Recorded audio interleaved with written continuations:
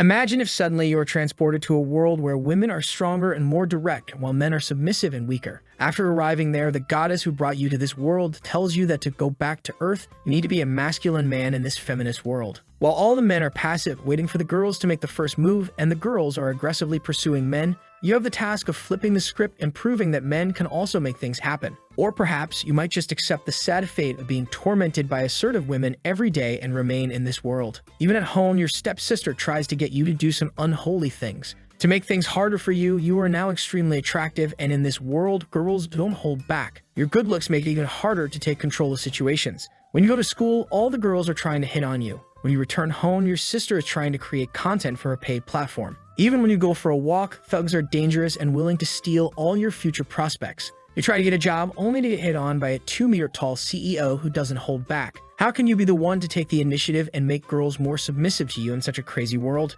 If you fail, you will assimilate into this world, unintentionally becoming more and more feminine. You need to rush to prove you're a Chad. The name of our protagonist is Zhang Hao, and let me tell you a little something about him. He's a straight shooter who goes out with his brothers to drink every day after work and hits on girls without hesitation. But right now, he feels like something is in the wrong genre here. What is this gender bender stuff? Is this some sort of dream? He asks himself. He explains that he was going home after a stressful day of work when suddenly, the mood became red. Everyone in the city vanished, and the next thing he knew, he woke up as this young pretty boy with all his memories intact. Suddenly, someone shouts at his door. It's his dad saying, How, why aren't you awake yet? Our protagonist is confused. Dad? His dad tells him to get up, saying, I was told that you and Long Long made some sort of appointment to go shopping today. Your dad is going out to get some groceries. Did you forget? We're having dinner with Aunt John. You're a boy, and you need to take better care of yourself. Go learn how to put on some makeup with your friend, because I'm sure he could teach you. Now get up and dress. Our boy is lost, thinking, what am I? My friend will teach you makeup.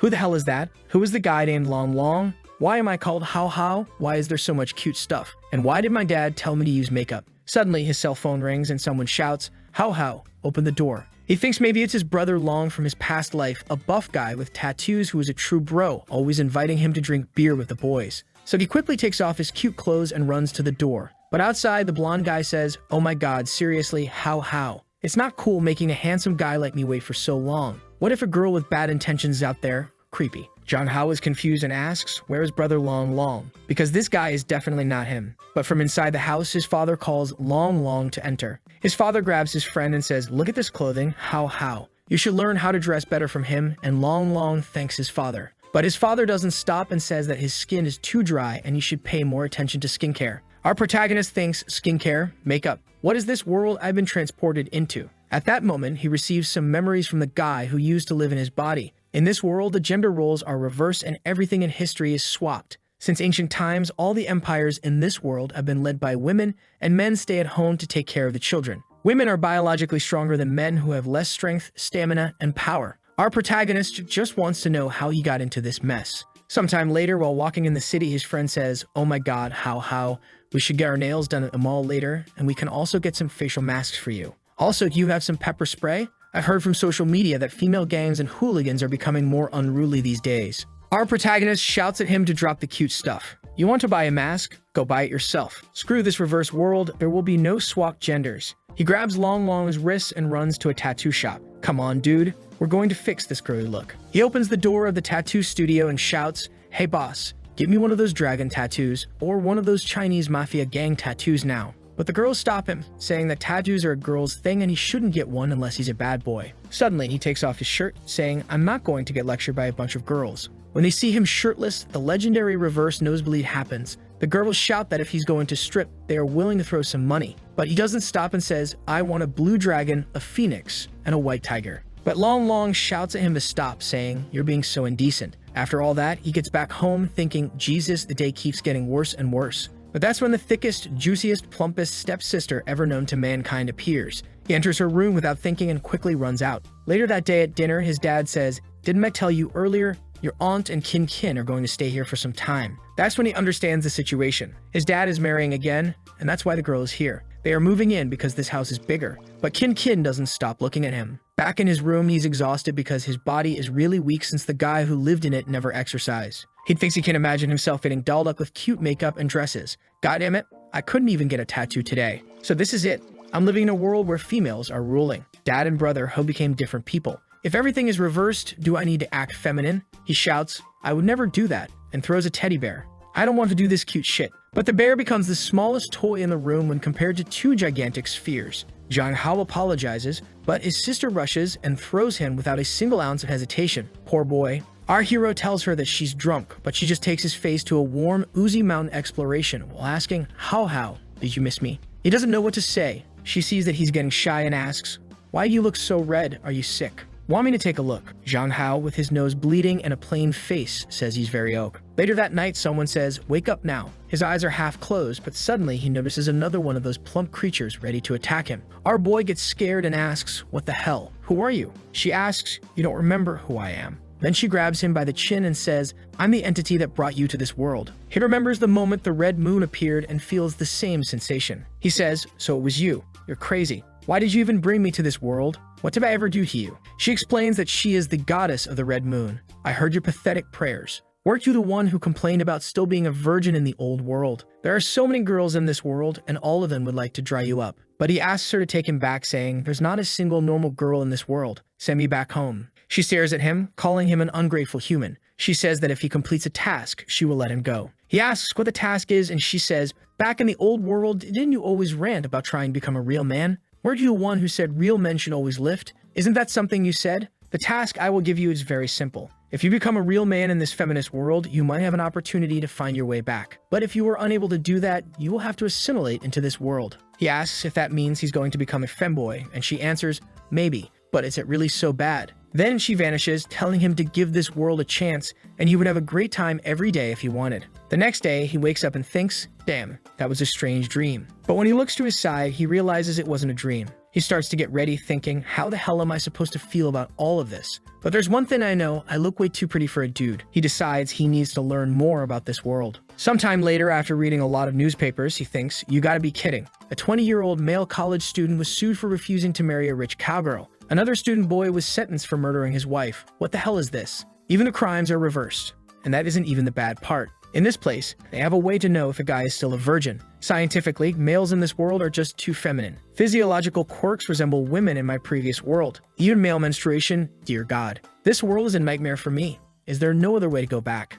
Put aside the blood moon god scene. I could technically go back if I can understand what happened the night I came here and try to make it happen again so I can go back. But then he thinks, Wait a minute, hold up. How am I gonna do this? I'm just a broke-ass high school student and I don't know anyone. Screw it. I'll have to leave this theory for later. A voice interrupts, You're awake. She blinks at him. Your other sister made you some breakfast. Would you like some? Oh, alright, breakfast sounds cool. Damn. Suddenly, he's like, Okay, not gonna lie, Blue Moon Goddess, this world isn't that bad. The next chapter starts with him getting ready for school. I gotta say, my face is kinda handsome. Chill out, dude. But it's still too feminine for my own taste. Today will be the day I go to school since coming to this world. Going back to school again.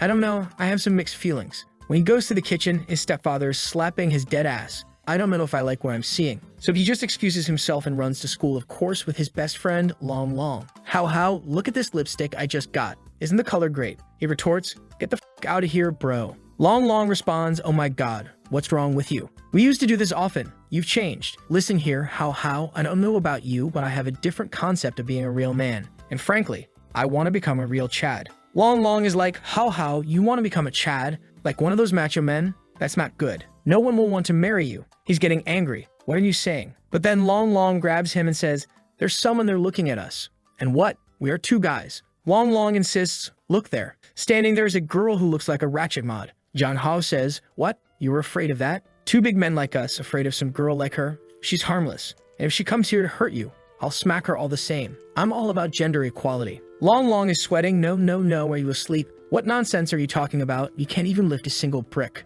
John Hao responds, What are you saying? I used to go to the gym every night. I used to join the MMA club. He grabs Long Long and runs to the school. Long Long protests, Oh my god, I hate running. I'll have to redo my makeup. John Hao thinks, Why am I running? And why is this body so weak? But then they arrive at Elysium Business School. Even here, everything is different from their old world. Girls are definitely stronger here. To think that gender roles have changed so drastically, not to mention that his current family is wealthy enough to send him to a private school like this. Then he gets to his classroom where a boy is asking a girl, Can you open this bottle for me? She replies, Okay, cutie, I'll do that for you. Piece of cake. He's like, What? The guy can't even open a bottle? He grabs it. Let me try that. I refuse to believe I can't even open this bottle of water. He tries to open the bottle. Oh, wait.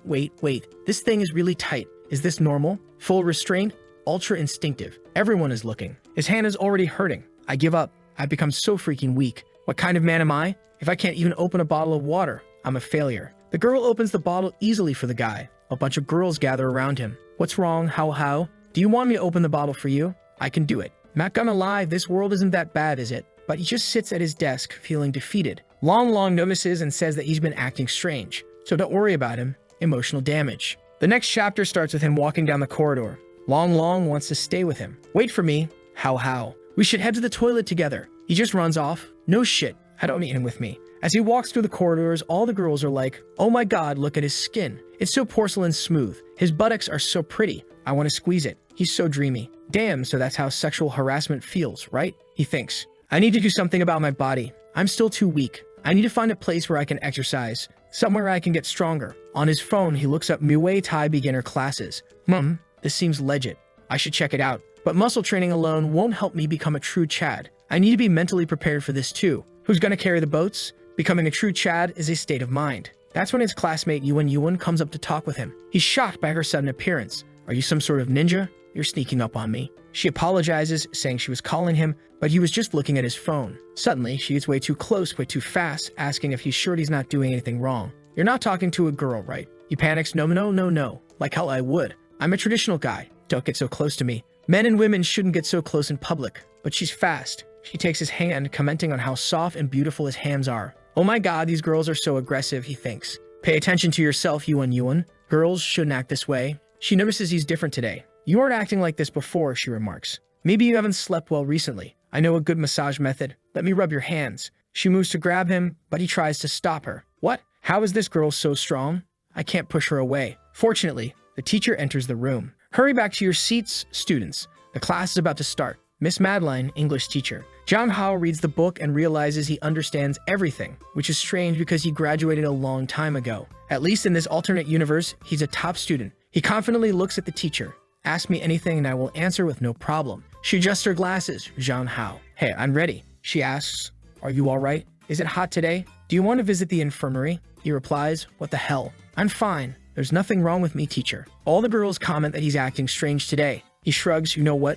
Screw it. I'll just do whatever I want. Next, he's walking with Long, who asks, what's wrong? You look so tired. How? He responds, you have no idea how I feel. Of course I'm tired. I'm very mentally tired. Then a girl holding 3 basketballs comes up to him. How? I just scored a 3-point shot. Didn't I look kinda cool? He's like, what the hell? As they walk down some stairs, a guy throws himself on the floor. How? Why did you push me? Trying to frame him. God damn it, he thinks. Getting attention from girls is one thing, but them grabbing my booty is another. This shitty reverse world is bullshit. I just want to go back to the old Earth. That's when another girl comes up to him. How? I've liked you since I met you. Will you go out with me? He's frustrated, thinking, God damn it. That's why I hate this world. Why is a girl confessing to me? Sorry, right now I'm not looking for a relationship. My mental health is deteriorating. He walks away and Long jealously remarks, oh my god, you received 20 confessions just today. I want to be a popular boy like you. He's just like, cut it out. Let's eat something. In the cafeteria line, he's thinking, what should I order? He looks at the other guy's plates, which are barely filled with food. He asks Long,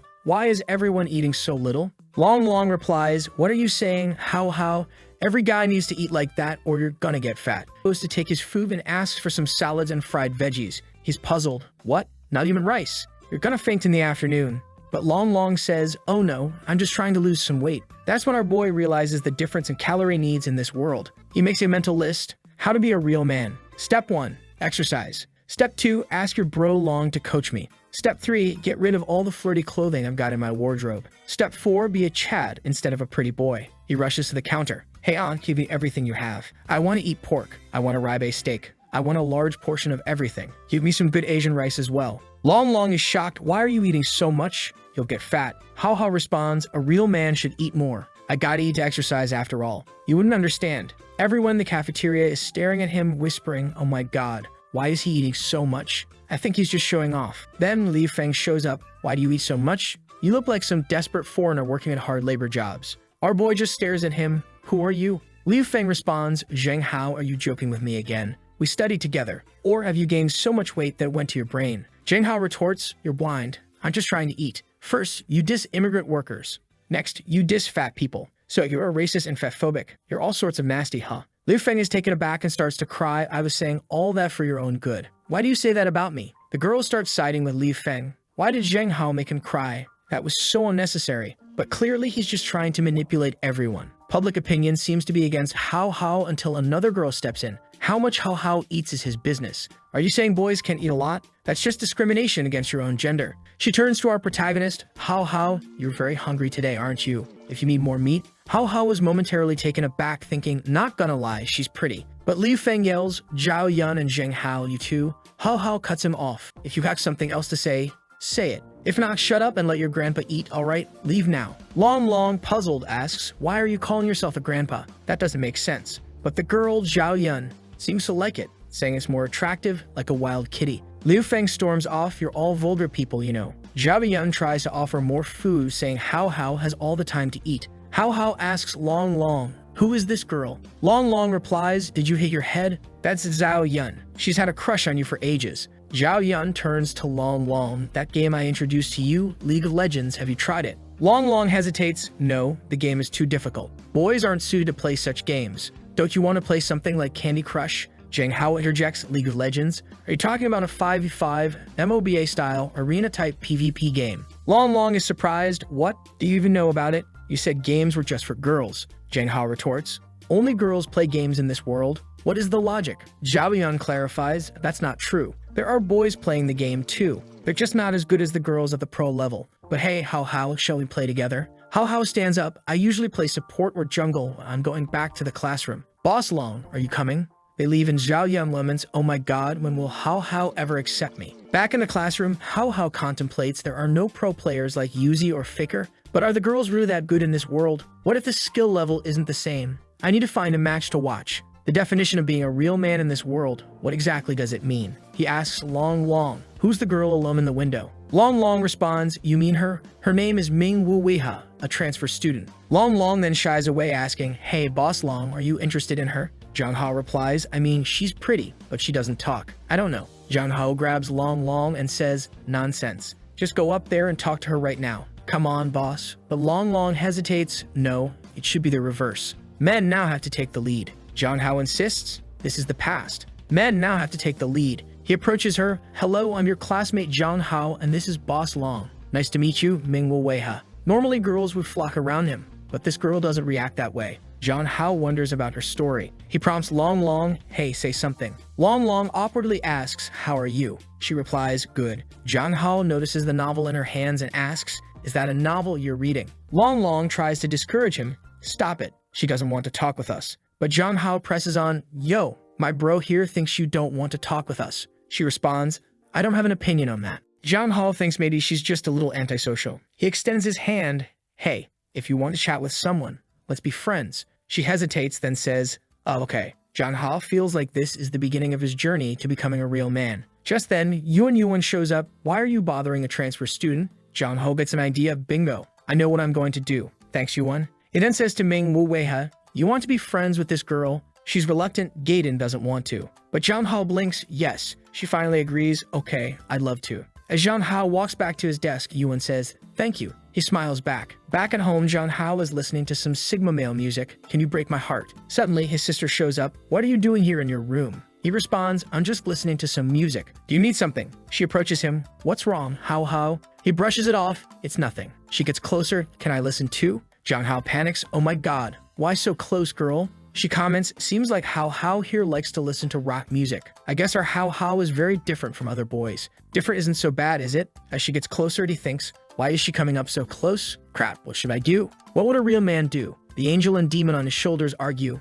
Endure it, Hao Hao. The path of the Sigma male is to resist temptation. The demon counters, forget Sigma, bro. A real alpha male should be the top G. If the girl delivers herself, you have to devour. In a moment of panic, he takes her by the shoulders and throws her onto the bed. She looks at him surprised. Damn, Hao. What's wrong? Do you need a hug? He's sweating, trying to regain control. Hey, I can't hold back. Suddenly, a strange memory flashes in his mind. You're mine. Wherever you go, I'll find you. He's shocked and steps back. What was that? What's up with the memory? His sister, concerned, grabs him by the shoulders. Are you sick, Hao? You're looking a little pale. He brushes it off, saying he just needs some sleep. Do you think I would look better with a shorter hairstyle? He, confused, responds, you look good in anything. He thinks, is it just me, or is my goddess and my sister a little weird? Screw it. I've got a siscon for sure. Gotta get rid of this beta male status ASAP. Determined to change his image, Jong Ho goes to a salon. The attendant greets him. Are you here for a haircut? You look so beautiful already. I'll make the best hairdresser for you. He insists, I'm fine. I just need a haircut.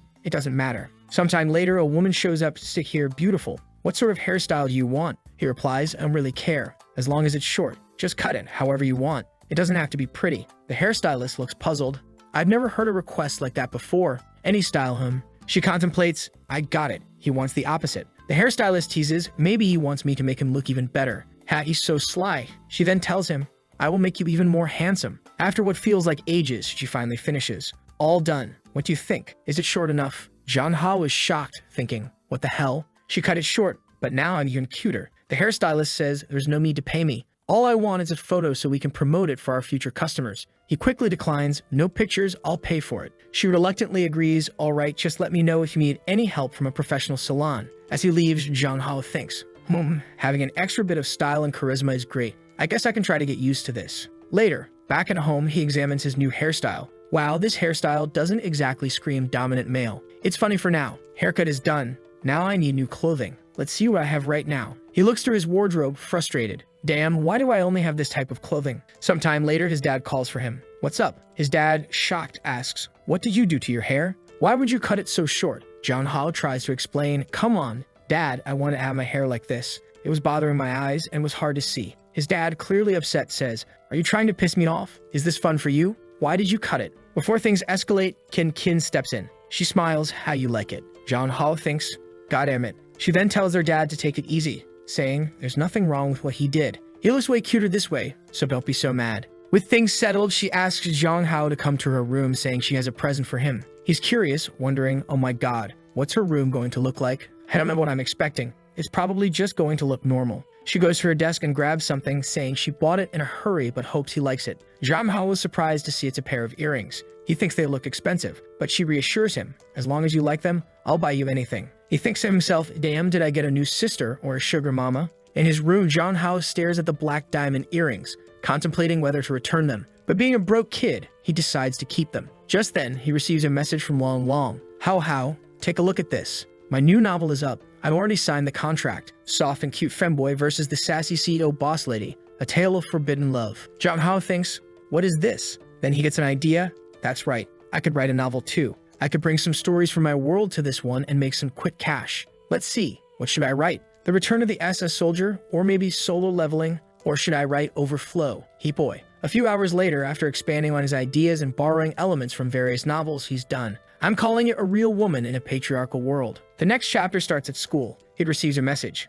Congratulations. Your novel has passed the signing application for the web novel. Please contact the editor in charge. Jong Ho is thrilled. Finally, I'm going to start earning some money. Writing a story every day is hard, but it's better than having no money in this world. Feeling celebratory, he decides, I'm going to buy some ice cream. As he heads to the store, he thinks the shop seems familiar. He recalls some memories. When I first met her, I thought she was my senior. Her body was really petite, but somehow that small body seemed so large that day. He reminisces about a girl named Ah Mei, the daughter of Uncle Jin from the grocery store next to his house. She was cute and lovely. After the day she protected him, he visited the shop frequently. He remembers gathering the courage to confess to her, saying, Miss May, I really like you. But she responded with, oh sorry, I like men with muscles. Jong Ho reflects, God damn it. Brother, that was the sign you should have started hitting the gym. Since that day, I've been obsessed with exercising and training my own body. One day, I will become someone like Chris Bumstead, and I will protect her, Jong Ho vowed to himself. But back to the present, he's now a different person, good-looking and confident.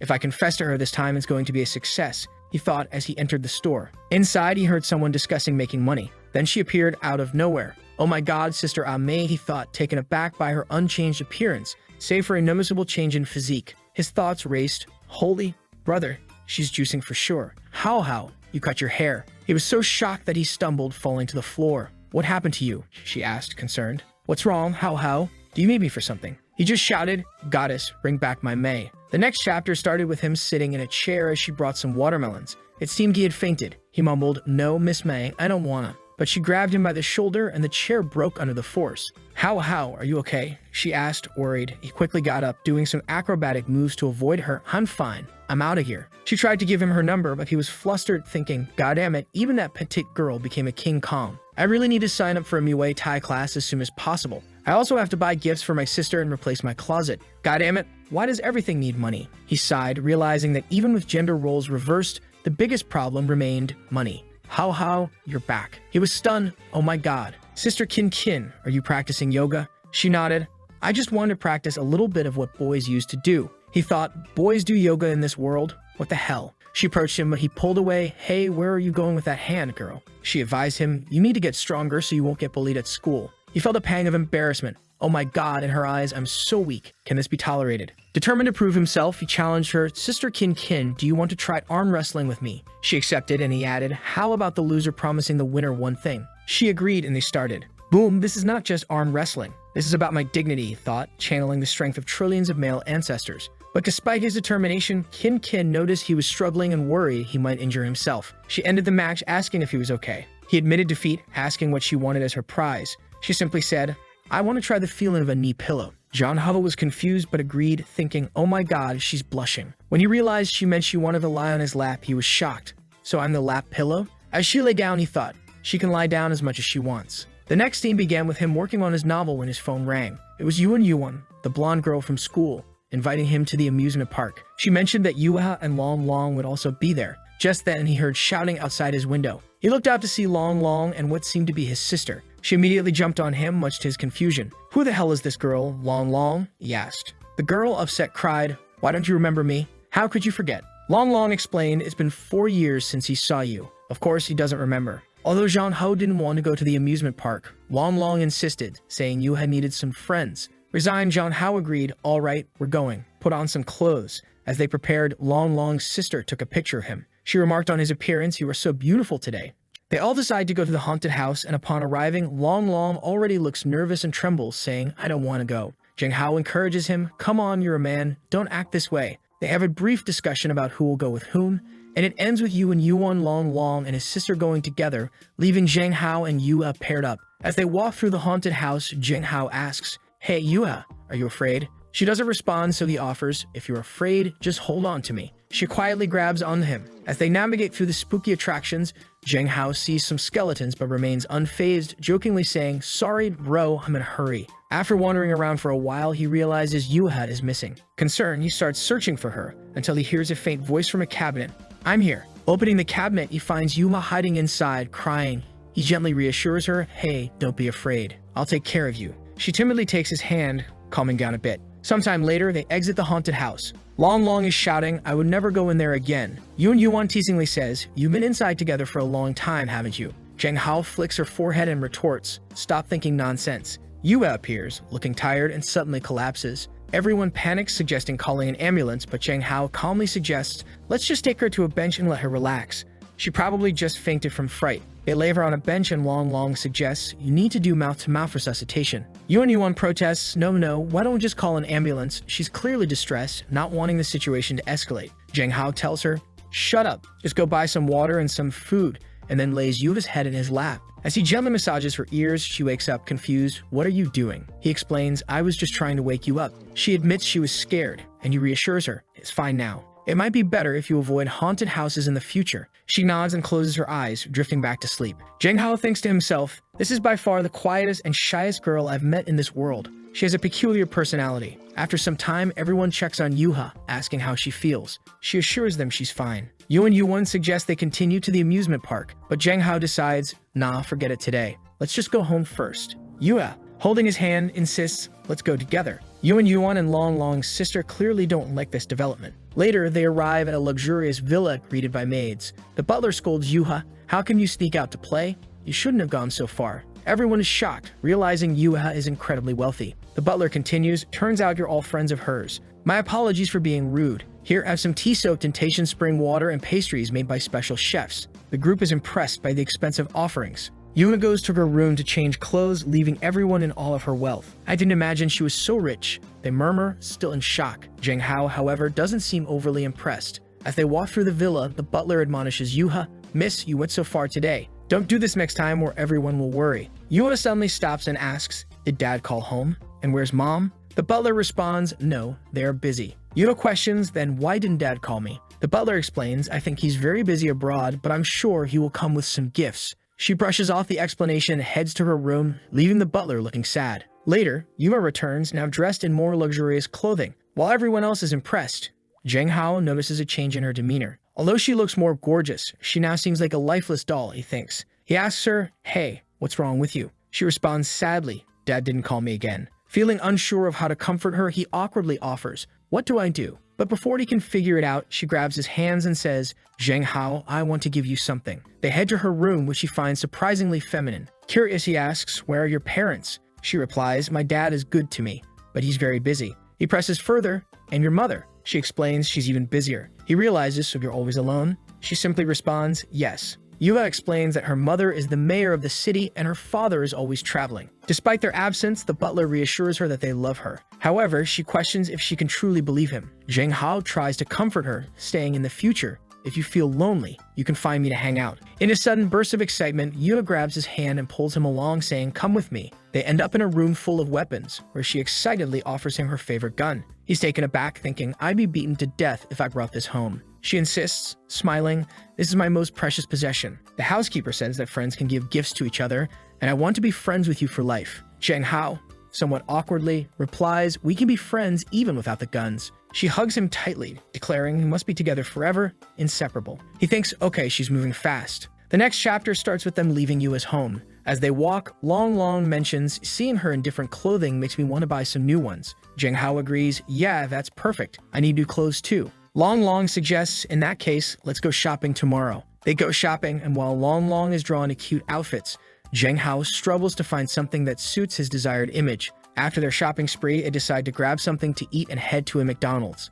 There, they notice a girl staring at them. Zheng Hao feels uneasy, thinking, why does it feel like someone's always watching me? Meanwhile, a girl in the corner posts on social media, a little handsome boy at McDonald's, I really want to marry and take him home. She adds a heart-shaped eye emoji and sends the post. Long notices Zheng Hao wearing a hat and asks, why are you suddenly wearing a hat? Zheng Hao replies, I'm too handsome and need to keep a low profile. Long jokes, you really need to be careful or you'll end up becoming an internet celebrity. Zheng Hao laughs it off, thinking it's an exaggeration. However, the situation quickly escalates. Zheng Hao becomes a top 5 trending topic on social media. Girls are gushing over his looks, saying this peerless beauty doesn't really exist. Doesn't he look better than those celebrities? Let's find out everything about this beautiful boy. One girl seeing the post recognizes him and remembers a post from Long's sister about their day at the amusement park. Caption, the day I went to the amusement park with a god. Back at home, Zheng Hao is exhausted from all the attention. Long calls him and he answers, annoyed, why are you calling me again? Long explains, someone posted a photo of you at McDonald's and now it's being reposted everywhere. Confused, Zheng Hao says, that doesn't make sense.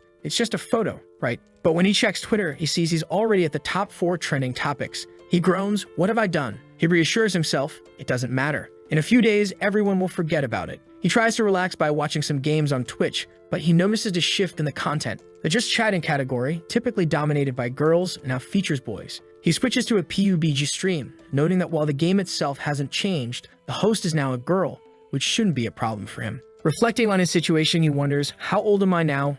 Can minors stream live games? Just then, his sister comes home. She notices the fuss and says, I didn't know my little brother is now an internet celebrity. Feeling awkward, he responds, oh, now you know about this too. She asks if he went out with Long today, but before he can answer, she suddenly jumps on him, worried. Didn't you get harassed by some weird people? He reassures her, no, don't worry. I can protect myself. She scolds him, you are too naive. The women in this world are much scarier than you think. If you're ever harassed, you must tell your sister. And next time you go out, you need to tell me. He agrees, but then he notices that her phone background is a picture of him and Long. Surprised, he wonders, who took this photo? The next chapter opens with girls looking for Zheng Hao. He's trying to hide, bewildered by the situation. Long calls him, advising, you shouldn't come to school today. There are a bunch of girls in front of the school because you're trending. Zheng Hao sighs, goddammit, I can't go to school. He asks his sister to talk to the school on his behalf, planning to stream some games instead. He decides to play League of Legends, admiring his in-game skills. Look at this Yasuo, he comments, enjoying the game. He achieves a quadra kill, then a pentakill, feeling confident. It looks like I haven't lost my gaming skills in this world. After playing for a while, he prepares to broadcast his gameplay later that night. After eating, He excuses himself and heads to his room, ready to embrace his new role as a streamer. But his sister notices something unusual as he gets ready to stream. Yo, okay, it's my first time, so I'm a little nervous.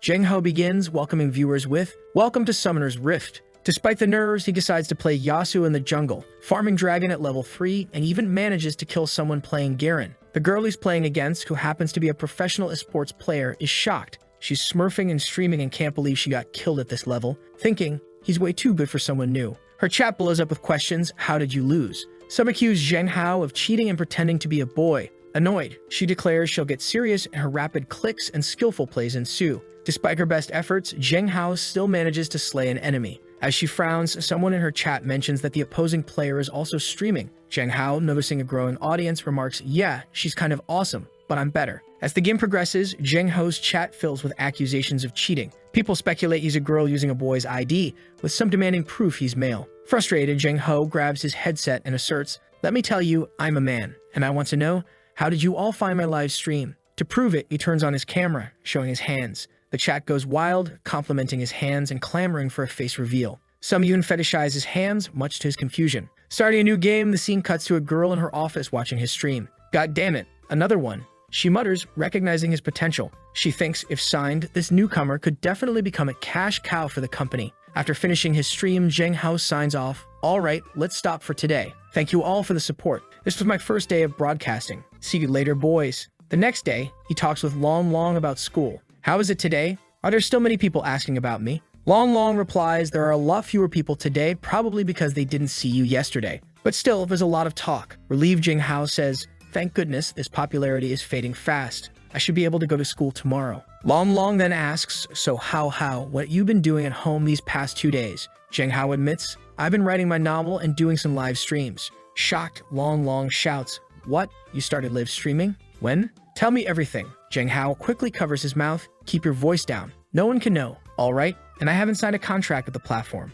Just then, his phone rings with a notification, "Dear user, you have opened a live broadcast on the Douyu Live Broadcast platform, and your popularity has reached the threshold to sign a contract." Long Long is ecstatic, "Yo, this is a good thing, brother. Hurry up and sign it. With your good looks, you're definitely going to become very popular and make a ton of money." But Zheng Hao hesitates, "No, I'm just a student. This live broadcast might affect me too much, and all the fame isn't going to be good." Long Long suggests you can just wear a mask when you broadcast. All you have to do is do some dances and people will give you gifts. Zheng Hao retorts, "I do game live broadcasting. It doesn't matter if I don't show my face." As they leave, Zheng Hao notices someone following them. Trying to lose the tail, he tells Long Long, "Yo, I have to go to the supermarket to buy something, so I can't go with you, okay?" Long Long leaves and Zheng Hao confronts the followers, saying, "You don't need to follow me. Come on out." A pink-haired girl appears, looking somewhat savage. She exclaims, "I'm so lucky. The internet celebrity is right in the territory I manage. Handsome guy's sister will take care of you, okay?" She even sticks her tongue out teasingly. Confused, Zheng Hao asks, "Big sister, who are you?" A girl behind her shouts, "Don't you know our sister Liu? She runs everything around these streets." Zheng Hao looks at the girl and says, "Oh, so Ms. Liu, I don't know you and I'm not interested. Also, I need to go home and take a shit." The girl shouts again, but this time she gets punched in the face by her own gang member. She then looks at Zheng Hao and says she likes his personality, admitting that she doesn't want to offend him. She just wants him as her boyfriend. He doesn't look too happy with this idea. He knows that it's probably the dream of a lot of guys in this world to be taken care of by a rich woman. Looking at her, he sees that she's really tall and not bad looking. For a moment, he feels interested, but then he remembers what the Red Moon goddess told him. He needs to become a real man. He can't just rely on being taken care of. So he responds, "I'm not interested, so excuse me, I'm in a hurry." As he tries to walk past her, she pulls out a knife and threatens, "It would be so sad if your face got ruined." Zheng Hao responds, "Let's try it." She seems even more intrigued by his defiance. He quickly punches her in the face and elbows her in the chest, causing her to fall to her knees. She's not enjoying this as much as she thought she would, and a kick comes her way, but she manages to defend against it. Realizing the situation is escalating, she tries to punch him, but he dodges and holds the knife defensively. However, she dodges as well. Zheng Hao has already dialed the police. He says, "I'd already called them. I advise you not to do this again." Ms. Liu smirks and says, "Okay, a little handsome. All right, I won't do this anymore." One of her underlings asks, "You're going to let him go just like that?" She responds, "You need to be patient with the beauties. What do you think, handsome boy?" Zheng Hao replies, "Stop here and don't follow me." She's clearly getting more excited, but Zheng Hao realizes this situation was recorded. In the same office as before, Mr. Wei finds out about Zheng Hao's growing popularity. "Why do I have to worry about this? This is a job for the scouts," she says. However, her assistant explains it was the chairman who told me to show you. Intrigued, Mr. Wee looks at Zhang Hao's photo and comments. He just looks like a high school student, but he does have some personality. With his look, maybe he can be at the top of the company. They decide to investigate further. Back at school, Zhang Hao plays basketball, but he's sneezing frequently. Long Long suggests he rest, but Zhang Hao insists he's fine and just wants to shoot some hoops. He easily makes a three-point shot, proving that boys can play basketball too. The girls cheered him on, and once again, someone records him. It turns out to be someone paid by the pink-haired girl from the alley. Although the person hides, Zhang Hao finds it strange. After school, while heading home, Zhang Hao notices someone taking pictures of him. He looks towards a bush, and Long Long asks what's wrong. Zhang Hao dismisses it, saying it feels like someone has been watching him all day. Remembering the background photo on his sister's phone, he wonders if it might be someone related to her. After everyone leaves, Zhang Hao approaches a girl hiding behind a tree and demands, "Hey, let me see your phone. You secretly took a photo of me, didn't you?" She admits to taking one picture, but Zhang Hao finds a video of him playing basketball. She apologizes, explaining she's just a subordinate of Liu's sister, who promised to pay 200 yuan for any picture of him. Zhang Hao, frustrated, asks himself why he hasn't given up yet. After deleting the media, he gives the phone back and the girl runs away. Zhang Hao realizes that Ms. Liu is a problem he needs to solve soon. The scene shifts to a plaza where Zhang Hao meets Long Long. As they walk through the mall, they discuss the contract Zhang Hao will sign with the streaming platform. Today, however, Zhang Hao is there to buy a gift. Long Long teases, "What? Do you like someone? Who are you picking this gift for? Please tell me, I'm so curious." Zhang Hao, embarrassed, replies, "It's just for my sister." Zhang Hao told Long Long that he had signed a contract with the Douyu livestream platform. He explains, "I won't show my face unless I want to. I will only livestream what I want and won't attend any offline events unless I choose to. The best part is that I don't need to sexualize myself." Long Long is impressed, asking, "How did you get such a good contract?" Zhang Hao admits he doesn't know. "I just asked, and they accepted." As they continue talking, they notice someone watching them. It's Liu Feng, the guy from school who criticized Zhang Hao for eating too much. It seems he's planning something bad. Later, as they go to the bathroom, Liu Feng and his cronies follow them. Liu Feng decides to stand guard outside while the others go inside to mess with Zhang Hao. As they leave the bathroom, one of Liu Feng's friends intentionally bumps into Zhang Hao. Zhang Hao steps aside and calmly asks, "What are you doing, boy?" Liu Feng's friend shouts, "Hey, don't you have eyes when you walk? You almost ran into my friend." Long Long retorts, "Are you blind? It was your friend who bumped into him." The guy grabs Long Long by the collar, demanding, "Who are you calling blind?" Zhang Hao intervenes, saying, "No problem with bumping into me, but don't put your hands on my friend." The guy yells, but Zhang Hao stays calm. "Get out of the way and let us go." Suddenly, the guy tries to spit on Zhang Hao, who dodges and exclaims, "Are you sick?" Enraged, Zhang Hao punches him. The guy's friend steps in to help, but Long Long stops him, engaging in a fierce fight. Damn, he's looking like Killua in this frame, Zhang Hao thinks as Long Long handles the situation with unexpected skill. After some punches, Long Long warns, "Next time, I'll break your legs." The guy, fuming, mutters, "You dared to hit me in the face. I'm going to call my girlfriend and ask her to bring someone." Later, outside the mall, someone shouts, "There he is, it's that guy." A girl, referred to as the Trambolona girl, approaches and asks, "Is that the bastard who bullied you?" The guy confirms, yes, it was him. The plan is to take pictures and post them on the school forum. They confront Zhang Hao, with the guy declaring, "Wife, he was the one who hit us." Zhang Hao responds defiantly, "How dare you weak chickens come to me again?" Long Long tries to explain, "It was all your fault, you tried to spit on us." Zhang Hao, getting impatient, says, "Go quickly, I'm in a hurry." But the Trambolona girl seems smitten with him, staring at his face. Her boyfriend, annoyed, shouts, "Wife, what are you in a daze for? Teach him a lesson." She responds, "No matter what, it's wrong to hit someone first. But I'm not unreasonable. If you apologize to my boyfriend, we'll forget about today's matter." The guy wants his girlfriend to attack Zhang Hao, but she hesitates, noting the crowd. Frustrated, he accuses her of falling for Zhang Hao. "You fall in love with him? Right. I saw the way you were staring at him." Zhang Hao remains calm. "Please just go.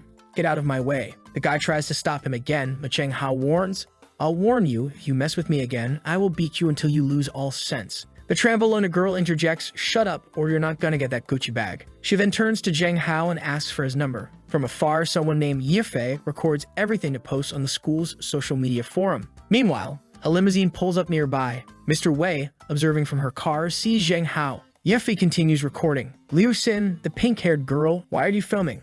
Yefei tries to hide, but Liu Xin grabs his phone. "Oh, so you're looking for trouble? Dare to take a photo of my man." She grabs his neck, and Yefei seems oddly pleased, almost enjoying it. Liu Xin then says, "Come with me to see your brother-in-law." The Trembolon girl, seeing Liu Xin, becomes nervous. Why is Liu Xin here? Liu Xin approaches Zheng Hao and says it's only been 2 days, but do you know how much I missed you? He ignores her and turns away. She then addresses the guy on the ground. She caught him taking pictures of you. Zheng Hao looks back, asking, what do you want? Liu Xin, seemingly preparing for a fight, instead grabs a bouquet of roses and walks over to Zheng Hao. She pleads, please go on a date with me. I really like you, Zheng Hao. As long as you're my boyfriend, you can do whatever you want. He's thinking, why don't we just fight? Could she at least follow the script? He says, I'm not interested in you. It's impossible to deal with you. If you have nothing else to do, just get out of my way. Brother, she's not going to stop. She says she's too anxious and asks him to please accept the flowers. He's staring at the flowers, thinking, the first time I saw her, she showed me a knife and now she's bringing flowers. Sister, take the flowers away. I'll tell you again I cannot be your boyfriend, so please leave. She tells everyone to leave the place. She approaches Long Long and says, come here, you were Zheng Hao's friend, right? He doesn't like it. She whispers in his ear, you better take care of your friend. If my people go crazy on him, I can't stop them. She actually used my friend to threaten me. Oh no, he's going to fall into her hands. Why don't we take a step back? Just tell me what you want. She grabs his cheeks and says, since the male god said so, of course I can take a step back. How about you go to a bar with me for a drink tonight? He says, okay, just tell me the time and address. She tells him the address and says she'll be waiting for him. He guarantees that he'll be there. Sometime later, Long Long tells him, how, that woman just now looked like a gangster. She doesn't seem safe and you're going to a bar with her. Isn't it better to call the police? Zheng Hao explains that unfortunately, they can't do that. They don't have any criminal evidence, so she would just be released and then come back to bother them. He says, tonight, I'll go see your attitude first. Don't worry, I have practiced Kung Fu. They can't do anything to me. Long Long grabs him, no brother, you must not die. Relax, dude. It's just a bar, not an execution. At that moment, a woman wearing glasses shows up and asks Zheng Hao to come with her. He's annoyed. Again, this is so inconvenient. Then a group of what should be intimidating girls shows up, and he reluctantly agrees, all right, lead the way. He tells Long Long to go home and to call him if he needs anything. The scene shifts to Zheng Hao walking into an office. Seeing the woman, he thinks her aura is too strong. Her name is Wai Nan, president of Feng Hong Media Group. She looks at him, gets up, and walks closer. Good qualifications. There's no one like you in the market. Now look, sign this contract. I can make you famous. He grabs the contract, glances at it, and says, sorry, you may have got the name wrong. I don't intend to be a star, and I don't want you to make me popular. I'm in a hurry to go home for dinner, so I'm leaving. The secretary grabs his shoulder. You're just a high school student. Don't be so ignorant. With a swift movement, he grabs her wrist and says, I said I don't wanna, and throws her to the floor. Wei Nan seems interested and moves towards him. He dodges her first attack and goes to punch her face, but she blocks it. Oh damn, he's hand-locked. She says, a high school boy who can also work hard. This is a bonus. He responds, thank you, but I don't want to accept your kindness. She tells him there's no rush and that in this world, there's nothing she cannot do. She'll give him some time to think about it and instructs the secretary to send him back, saying, I was thinking this woman is not going to be easy to deal with. The next chapter starts with him at home preparing to see the girl at the club. He takes a recording pen, a pocket knife, and pepper spray. He sends a message to Long Long. If I don't call you by 8:30, call the police. Tonight, I need to find a way to draw a line with Liu Xin. We then see him walking in the rain, heading to the bar she told him to come to. When he enters, someone welcomes him and says, Zheng Hao, our boss has been waiting for a long time. He just says, lead the way. In one of the rooms in the bar, the girl is sitting on a couch. When they enter, he says, I promised you that I would be here today, but I don't want to do anything to you as a person. Why don't we just go back to the beginning of our relationship? You don't know me, I don't know you. It's good for everyone. But she responds that it's going to be difficult to do and moves closer. He insists, you know it's impossible. If you do this again, I'm going to call the police. She taunts, call the police, but I'm just chasing a boy. Is there something wrong? A girl behind him interjects, Sister Liu, stop talking nonsense with him. Let's just take some photos and videos of him. If he tries to resist, we'll post everything on the internet. He looks at her, bewildered. What do you mean by that? While they think he's scared, he's actually relieved because his voice recorder is on. Sister Liu asks, what did my little girl say to make sense? The girl pulls out a knife. He remarks, oh, you even brought that. Is it because if I refuse, you're going to kill me? Sorry, but I... Then he quickly uses his spray, rushes to her, grabs the knife, and holds her as a hostage. Sister Liu is impressed. You're brave enough. He warns, don't even think about sending anyone over unless you want to see blood in the streets. It also won't do you any good to call the police. He heads to the door, releases the girl, and walks away. The girl, undeterred, thinks, Zheng Hao, I have all the time to play with you. But then she receives a message, Sister Liu, Zheng Hao asked me to send this picture of you. He said that he recorded all the conversations in the box just now. If you don't want him to send these things to the police, don't provoke him anymore. Enraged, she shouts, no wonder you dared to be so rude just now, you little bitch. Meanwhile, someone observes Zheng Hao running away and informs Mr. Wei that he's fine. The next chapter starts at school. Zheng Hao reflects on what he did yesterday, hoping the threat will keep the crazy girl away. He overhears two girls talking about Sister Liu, mentioning that someone from the Feng Hong group has just taken over her place. He wonders, Feng Hong group, what's happening? Why do these names sound familiar? Then he remembers, wait, isn't that the company of Mr. Wei? Curious about the relationship between Mr. Wei and Liu Xin, he ponders the connection. Later, he finally returns home to find his sister preparing dinner. What a delicious-looking meal, he thinks, noticing that they are alone in the house. He asks, where is Dad and Aunt? They're not home? Are you alone, Sister King? She explains that they had to work overtime and won't be home tonight. His imagination starts running wild, wait, we're alone at home tonight. She flicks his forehead. How, what are you in a daze for? He quickly responds, nothing, sister, let's just eat. He mentally chastises himself, Jesus Christ, it's your sister, brother. I should not think those things even though there's no blood relationship. After dinner, she tells him to leave everything. She'll clean up. She suggests he go upstairs and start streaming. He offers, are you sure you don't want any help? She grabs his hands and says, I will never let your beautiful hands be stained with oil. He reluctantly agrees, okay, all right. Back in his room, he starts streaming again. He announces today is going to be 2 hours and I'm going to be playing some ranked games. 2 hours later, his sister comes into his room and asks, are you tired of live streaming? She pats the bed and says, come here, I'll give you a massage. Brothers, we must stay strong, he thinks as he shyly approaches her, saying, it's fine, you just did some housework, you should take a break. She pulls him towards her, happy that it seems he cares a lot about her. He assures her, of course I care about you, we are family. However, it seems she doesn't like the word family and recalls a memory of him as a child saying, Sister King, don't be afraid.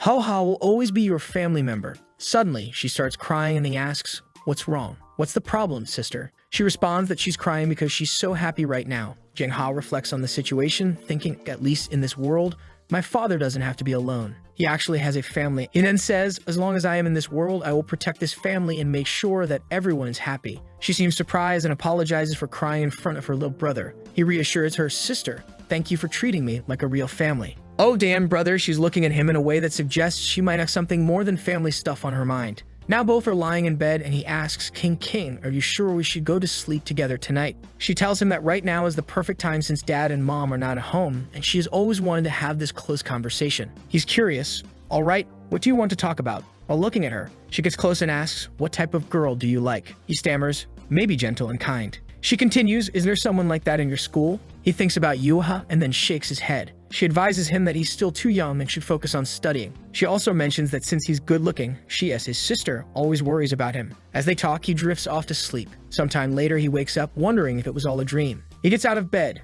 goes to her room, but can't seem to find her. As he looks at her bookshelf, he finds something interesting, a story about a sister who likes to do something with her brother. He's shocked. What the hell is this? Could it be that his sister has some thoughts about this? She even cried when he told her that they were family yesterday. Suddenly, he got a headache and recalled some memories. A girl with glasses seemed to be bullying some other guys and taunting him. In the next chapter, we start with him doing a live stream. However, he finishes early and everyone in the chat is asking, do you have some problem? What's going on? He ignores the chat, feeling distracted and unable to focus today. His mind is elsewhere, particularly on the memory of the girl with glasses, which makes him feel sad. Additionally, his viewers aren't increasing and he realizes he needs to come up with ways to grow his stream because he needs the money. He receives a message from the streaming platform informing him that his popularity isn't growing and offering some suggestions. He accepts and gets a follow-up message the next day. Dear streamer, here are some plans to increase your popularity. These plans were tailored for him by a girl, and he suspects they might involve something distasteful. The suggestions include Option 1, hot dance with small buttocks. God damn it,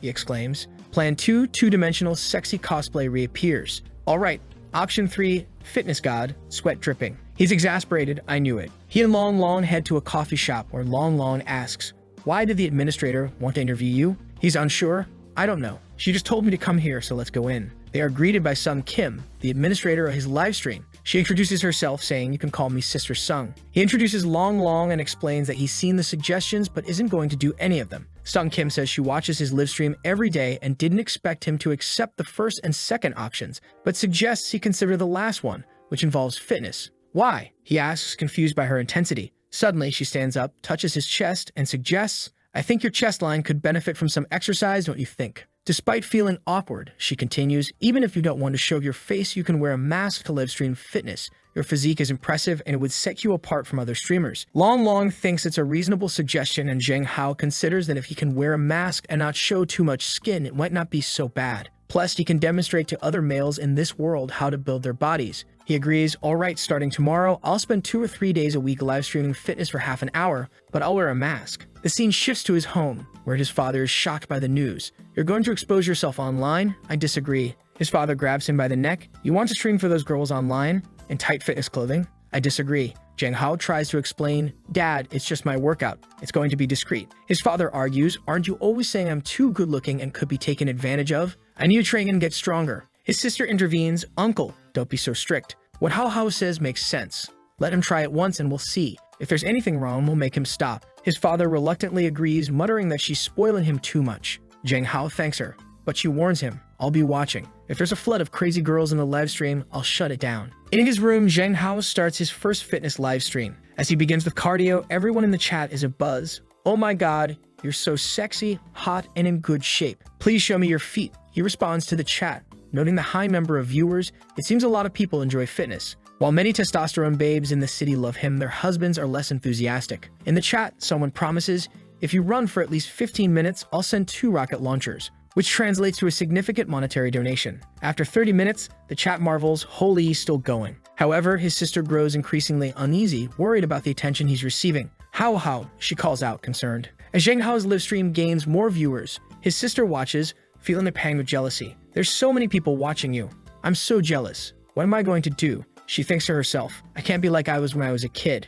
Otherwise, he'll get further and further away from me. After finishing his run, Jang Hao announces, that's it for today. I'm going to take a shower. His sister approaches him, concerned, hey, this was way too much. Why don't you stream less in the future? It's distressing me. But he reassures her, saying this amount's okay for him. Suddenly, she slaps his cheek. He is taken aback. No, this must be an illusion. Some sort of genjutsu trick. As night falls, his sister comes into his room staring at him. How, if we hadn't been separated back then? She gets closer, and stops. A memory floods Jang Ho's mind of a girl asking, is there no one to play with you? Then let's go together. The scene shifts to her fighting the several kids on the ground. He tells the girl she's too scary, but she grabs his collar and says, we promise to be together forever. Don't be afraid. Come home with me. Jang Hao wakes up with a headache, dismissing it as unimportant. I have to go to school, he mutters. Just then, he hears a woman's voice and looks beside him. What? My sister Kim Kin is in my bed. She wakes up cheerfully. Good morning, How. He awkwardly replies, good morning. Why are you sleeping in my bed? She explains, I came to check if you were asleep and ended up sleeping beside you. He brushes it off. Oh, okay. I'm going to take a shower. See you. She stops him. There's no rush. I'll buy a new car to take you to school. On the way to school, Jang Hao thinks about the Muay Thai club. Yuva surprises him from behind, saying she'd been practicing for a long time. He asks, you know how to fight? When did you learn it? She explains that she's been training since childhood because her grandmother was a soldier. This inspires him and he asks, why don't you teach me some fighting skills? She agrees and they head to a warehouse behind the playground. As they prepare to spar, Jang Hao is taken aback by her speed. Are you ready? She asks, and before he can respond, she's already in his face. He hesitates and she suddenly hugs him, declaring, you've lost? How? Surrender. Then she demands a reward, startling him as she starts to lick his ear. He reacts, confused by the mixture of shyness and assertiveness she displays. This is tempting, he thinks, unable to control his body's reaction. Embarrassed, he asks her, why did you do this all of a sudden? Did someone teach you? She innocently replies, no, I just watched some videos Yuan once sent me. Alarmed, he asks to see the videos. She hands him her phone, explaining, videos show that this is how men and women should communicate. Jang Hao was horrified, thinking, what the hell is this? Why is there FBI content on her phone? She looks confused, asking, did I do anything wrong? He sighs, no, it's just that this isn't the way men and women should communicate, at least not with everyone. Don't listen to Yuan about these things in the future, alright? Just ask me first. She then asks, can we communicate like this? He awkwardly responds, just don't kiss me casually in the future, and don't do that to others, alright? Let's just go back to the classroom. As they walk back, she asks, is it only boyfriend and girlfriend who can do those things? Can it be that? He hesitates. Do you know what that means? She innocently responds, no. Jang Hao responds, we'll talk about it when you understand. Sometime later, as he's walking in school with Long, US suddenly appears. Can we communicate now? She asks persistently. He replies, no, later. She insists, can we communicate now? He repeats, no, not now. The same guy is watching him through the window, muttering, why? This guy is terrible. Just then, an officer lady approaches Jang Hao and says, I finally got you. It's the office lady from Mr. Wei. Jang Hao, confused, asks, come on, what's the matter? She apologizes for the last time and informs him that Mr. Wei wants to see him again. Jang Hao firmly states, I told her I have nothing to do with her.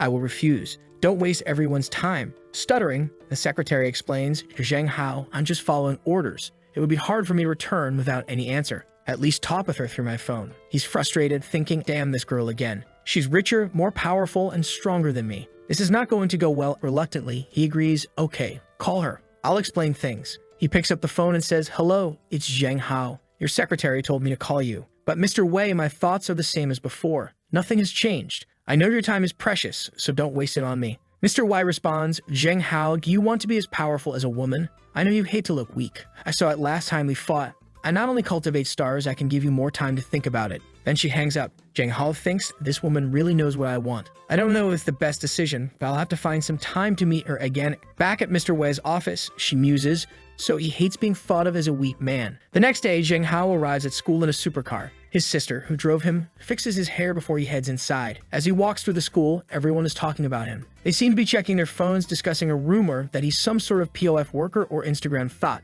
Long Long notices and asks, do you feel something is wrong? Zheng Hao sighs, yeah, I found out. It's been like this since yesterday. Everyone is clearly avoiding us, but we don't know what happened. A guy with green hair approaches and sarcastically asks for his homework. Are you so busy every night that you don't have time to write? I know you're just planning to live off your looks, right? So it doesn't matter if you don't go to college. Zheng Hao hands over his homework, retorting, jealous of my handsome face. Just say it, brother. The guy scoffs, are you crazy? You're being nurtured by so many girls every night. I don't want to be like that. Zheng Hao, puzzled, asks, nurtured? That's a new one. The green-haired guy smirks, yeah, everyone knows you've been entangled with girls several times at the school gate. Some girl even brought you here in a supercar. Everyone saw it. Long Long, frustrated, shouts, what are you talking about? You're just spreading rumors about Zheng Hao. But then he looks at his phone and sees the post, look, there's our boy with his sister. Long Long exclaims, brother Zheng, everyone's calling you out as the guy older girls can take a free ride with. Zheng Hao's face is a mix of shock and disbelief. What the hell? Just then, the teacher knocks on the door and says,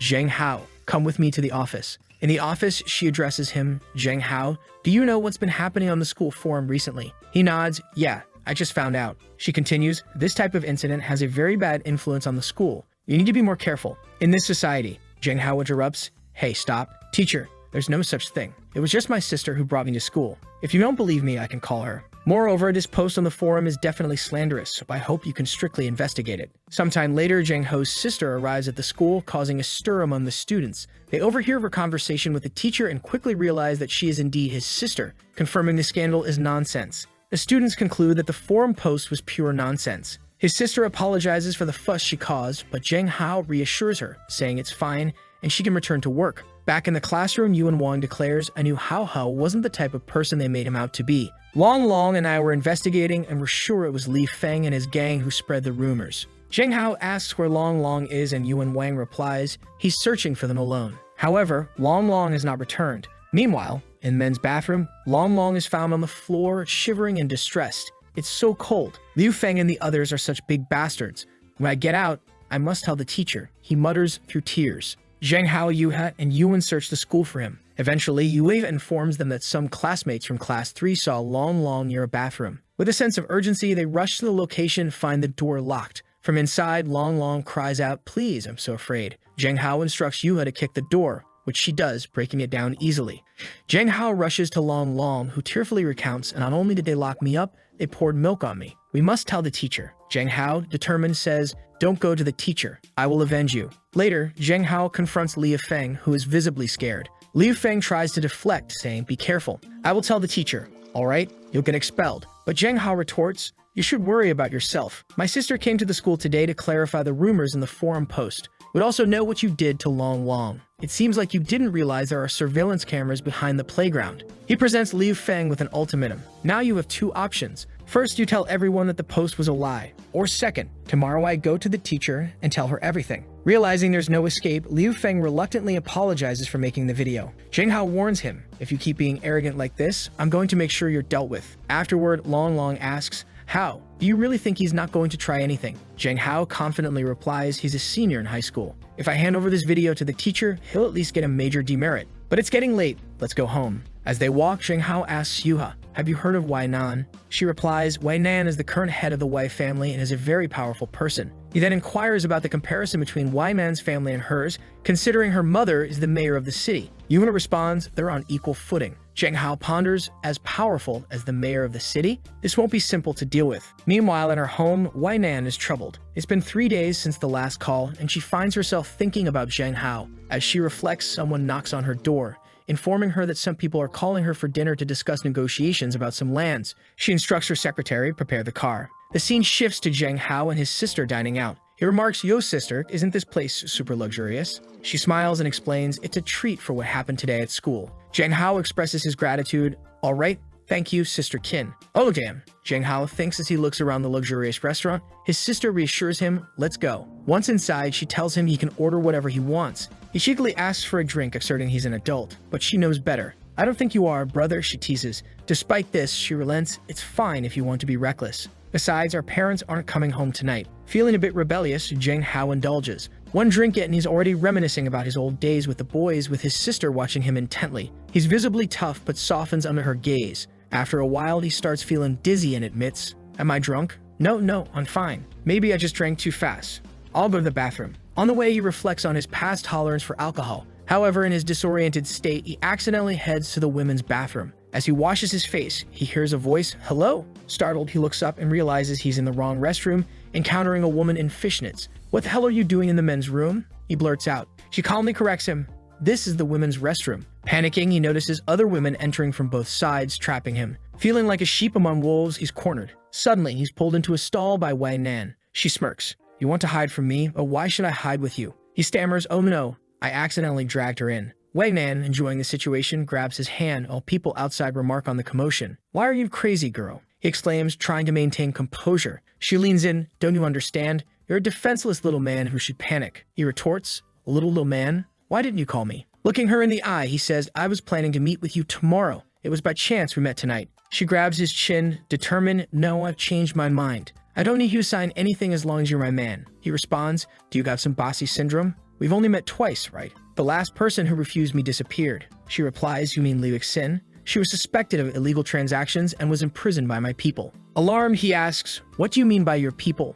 Are you above the law?" She coldly replies, "You love to worry about other things, don't you?" Desperate to escape, he tries to tickle her armpits. Seizing the opportunity, he escapes, thinking, to be honest, she felt pretty good. Outside the bathroom, he finds his sister, who asks, "Why were you in there so long? Are you uncomfortable?" He lies, "I'm fine, just a bit too drunk." She gently guides him, "Let's go home and rest." At home, Zheng Hao, drunk and exhausted, collapses on the bed. His sister tenderly brings him soup and juice, strokes his hair, and whispers, "He's so cute, just one kiss." She leans in, thinking, "We will be together sooner or later." She gets on top of him, caressing his hair and planting soft kisses on his neck. He stirs awake, confused. Is this a dream? Her face, filled with longing, suggests otherwise. Overwhelmed, he flips her over, battling the demons in his mind. The temptation of the moment battles with his moral compass. In a moment of restraint, he kisses her forehead and steps back. His sister, surprised, asks, How are you asleep?" Before anything else can happen, she notices a call on his phone from Zhao Yun, the girl from the cafeteria who had shown interest in him. She answers on his sister. "You're Zhao Yun?" "Right." Zhao Yun, surprised, responds, "Hello, sister. I'm Hao's friend." Zheng Hao's sister abruptly ends the call of Zhao Yun, cutting her off. "I know you've been chasing him for 2 years. I have something to tell you. Forget about falling in love in high school. I hope you give up on this and stop imposing on him. Goodbye," she says before hanging up. She looks at Zheng Hao, thinking, asterisk, "You belong to your sister alone, and it doesn't matter. I will definitely take my time and control myself, but eventually." The next day, Zheng Hao wakes up with a hangover and notices something unusual on his neck. He recalls the dinner and wonders if the strange dream he had about his sister wasn't just a dream. As he examines the marks in the mirror, his sister enters. "Hey, Hao, you're awake," she says. He stammers, unsure what to say, while internally panicking. Could it be that the dream last night with my sister wasn't a dream? She inspects his neck and comments, Hao, it seems you're allergic to alcohol." He asks, "Allergic to what?" She steps closer, saying, "Let me see if this is serious." "I'm a doctor." She confirms, "It's an alcohol allergy. It's not serious, but be careful." He hesitantly agrees, "Okay." She reassures him, "I'm a professional, relax. Now let's have breakfast." But inside, Zheng Hao remains skeptical. Alcohol allergy? Maybe. At school, Long notices Zheng Hao wearing a turtleneck and jokes, "Why are you wearing a turtleneck? Listening to too much Drake?" Zheng Hao deflects, "No, I'm just cold." Of course, he's hiding the marks. Suddenly, someone grabs Zheng Hao by the collar, demanding, "Your name is Zheng Hao, right?" Without hesitation, Zhang Hao uses a martial arts technique to throw the aggressor to the ground, dislocating his shoulder. The guy cries out, "Oh no, he's stronger than the average woman." Another student, Ling Zongzong, approaches and remarks, "No wonder you're the man that Zhao Yun loves. I'm Ling Zongzong. Nice to meet you." Zhang Hao, uninterested, brushes him off. Hello. I'm not in the mood, so take care. If you want Zhao Yun, go talk to her yourself." Ling Zongzong is left staring as Zhang Hao walks away. Later, Yue asks Zhang Hao if the guy was being aggressive towards him and offers to beat him up. Zhang Hao declines. It's better not to escalate things. "No need, classmate Yuha. Just keep teaching me how to fight. Besides that, I'm on a journey of self-improvement." Long, curious, asks, "Are you guys practicing boxing? What are you doing after school?" Zhang Hao invites him, "Come practice with us after school today. You need to at least protect yourself." Long protests, "No, I don't need to. I'm a little lady." They all laugh. The scene shifts to a pool where Wei Nan is relaxing. She picks up a towel and thinks, "That little man Zhang Hao really annoys me. But every time I close my eyes, I see him." She instructs her assistant, "After Zhang Hao finishes school, bring him to the villa for me." She seems determined. Back at the school warehouse, Zhang Hao announces that today's workout will focus on the core. "I want to have 8-pack abs as soon as possible," he declares. Yuan responds, "You mean like this?" She lifts her shirt to reveal her well-defined abs. Zhang Hao is shocked. "You have abs? That's crazy. You can't help but touch," saying, "You're so thin. I didn't expect this." Yuha blushes, clearly shy, but not resisting. Long, suspicious, pulls out a magnifier and quips, "There's something wrong with you too. You're touching her, and she's not resisting." Zhang Hao, curious, asks Yuha, "Why don't you reject this?" She simply responds, "If you want, I'll show it." Long finds the situation strange. "Everything you ask, she does." Zhang Hao, testing her boundaries, asks, "Hey, how much money do you have with you now? Give it to me." Long, surprised by the bluntness, comments, "That's a bit rough." But Yulia, without hesitation, reaches into her pockets and says, "I didn't bring too much money today. The rest is in my phone. The payment password is," quickly interjects, "No, that's not necessary." Zhang Hao steps closer to Yuha and asks, "Why do you do anything I say?" She replies, "We are friends and friends can't say no." He is taken aback, thinking that perhaps due to her family background, she has a skewed understanding of friendship. Remembering the things she mentioned at her home, he becomes serious and tells her, "Yuda, friendship isn't like this. In a relationship, you have to be equals. In the future, you need to make firm decisions about what you want to do and what you don't. If you don't want to do something, you should never feel obliged to do it." She seems confused but responds, okay. The training session ends early and Zhang Hao heads home, feeling positive about the session. However, he notices a suspicious figure in the alley and suddenly realizes the streets are eerily empty. A sense of dread washes over him, prompting him to change direction. Just then, a little girl approaches him offering rice candy. "Hey little brother, do you want some rice candy?" she asks. Suspicious, he inquires, "Why are you here all alone?" The girl responds, "I'm doing some social practice to spread happiness to strangers. My teacher asked me to give away this bag of candies. Otherwise, I won't get my little red flower." Zhang Hao, assuming she's an elementary school student, takes a candy and advises her, "All right, I'll eat it, but you should head home. It's getting late and it's not safe outside." As he eats the candy, he notices it smells strange like smoke. Suddenly, he starts feeling dizzy and loses consciousness. When he awakens, he's tied to a bed, his hands and feet bound. What is this? Where am I? What are they trying to do to me? And why are there so many mirrors? The little girl, now revealed as an adult, says, "Mr. Wei, he's awake." Zhang Hao recognizes her, exclaiming, "You kidnapped me. And why is an elementary school girl smoking?" She removes her disguise, revealing her true age. "Brother, I'm 30 years old. I just look young." Zhang Hao is even more shocked. That's even worse. Wei Nan instructs everyone to leave, alone with Zhang Hao. She approaches him, "Be quiet and don't bother me because I'm working." Bewildered, he retorts, "You tie me up and expect me not to disturb you. Do you have some kind of domineering syndrome?" She stops writing, walks closer, and confronts him. "Last time you dared to run away, and now you're insulting me again. Always disobeying, did you think I wouldn't do anything?" Zhang Hao, desperate, asks, "So why did you tie me up? Do you have no interest in me at all?" She remains silent, so he continues, "I've done my homework on you, Wei Nan. You're the president of the Feng Hong Group and currently the head of the Wei family. This family used to be involved in a lot of shady business. But under your leadership, you've cleaned up your act, making Feng Hong Group one of the biggest in the country. But there's a lot of blood in this history. People in this world even look up to you as a national goddess. Why would someone like you fall in love with me? Do you think I believe that?" Wei Nan listens intently as he goes on.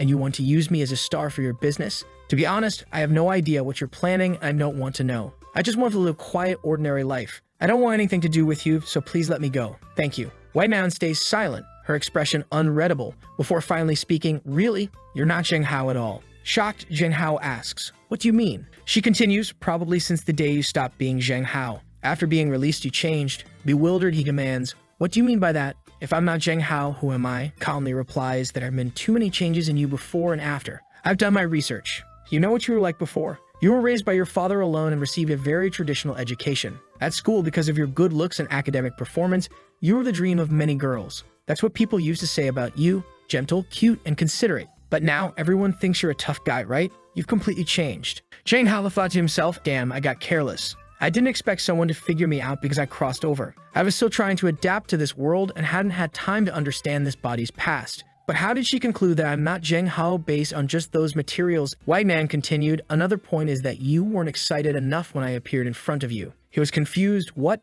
Just because you're famous? She clarified, no, because you were my fan. She showed him old posts on social media, and he saw, oh my god, why is there such a perfect woman as White Man in the world? And someone wants to exchange some photos of White Nan. Another post read, I need to study hard and become a man worthy of White Nan. Zheng Hao was stunned. Asterisky didn't know the guy in this body worshipped her once a day. She sat beside him, noting, but now it seems like you have no impression of being my fan these days. Don't even try to tell me you have split personality or amnesia. Humans are creatures that need to learn. I noticed that as a gaming streamer, you got into the top 100 in just a month. Your game account showed no prior experience. Also, you, who never fought before, can now face a head-on confrontation with a gangster leader. So I'm 100% sure this isn't split personality, it's a real change of soul. He responded, that's crazy. No normal person would think that way. But even if I changed my soul, what do you want to do? She just stared at him before dropping the bomb. My team is studying the blood moon. He recalled the girl and asked, why are you so sure? She replied, according to our previous research,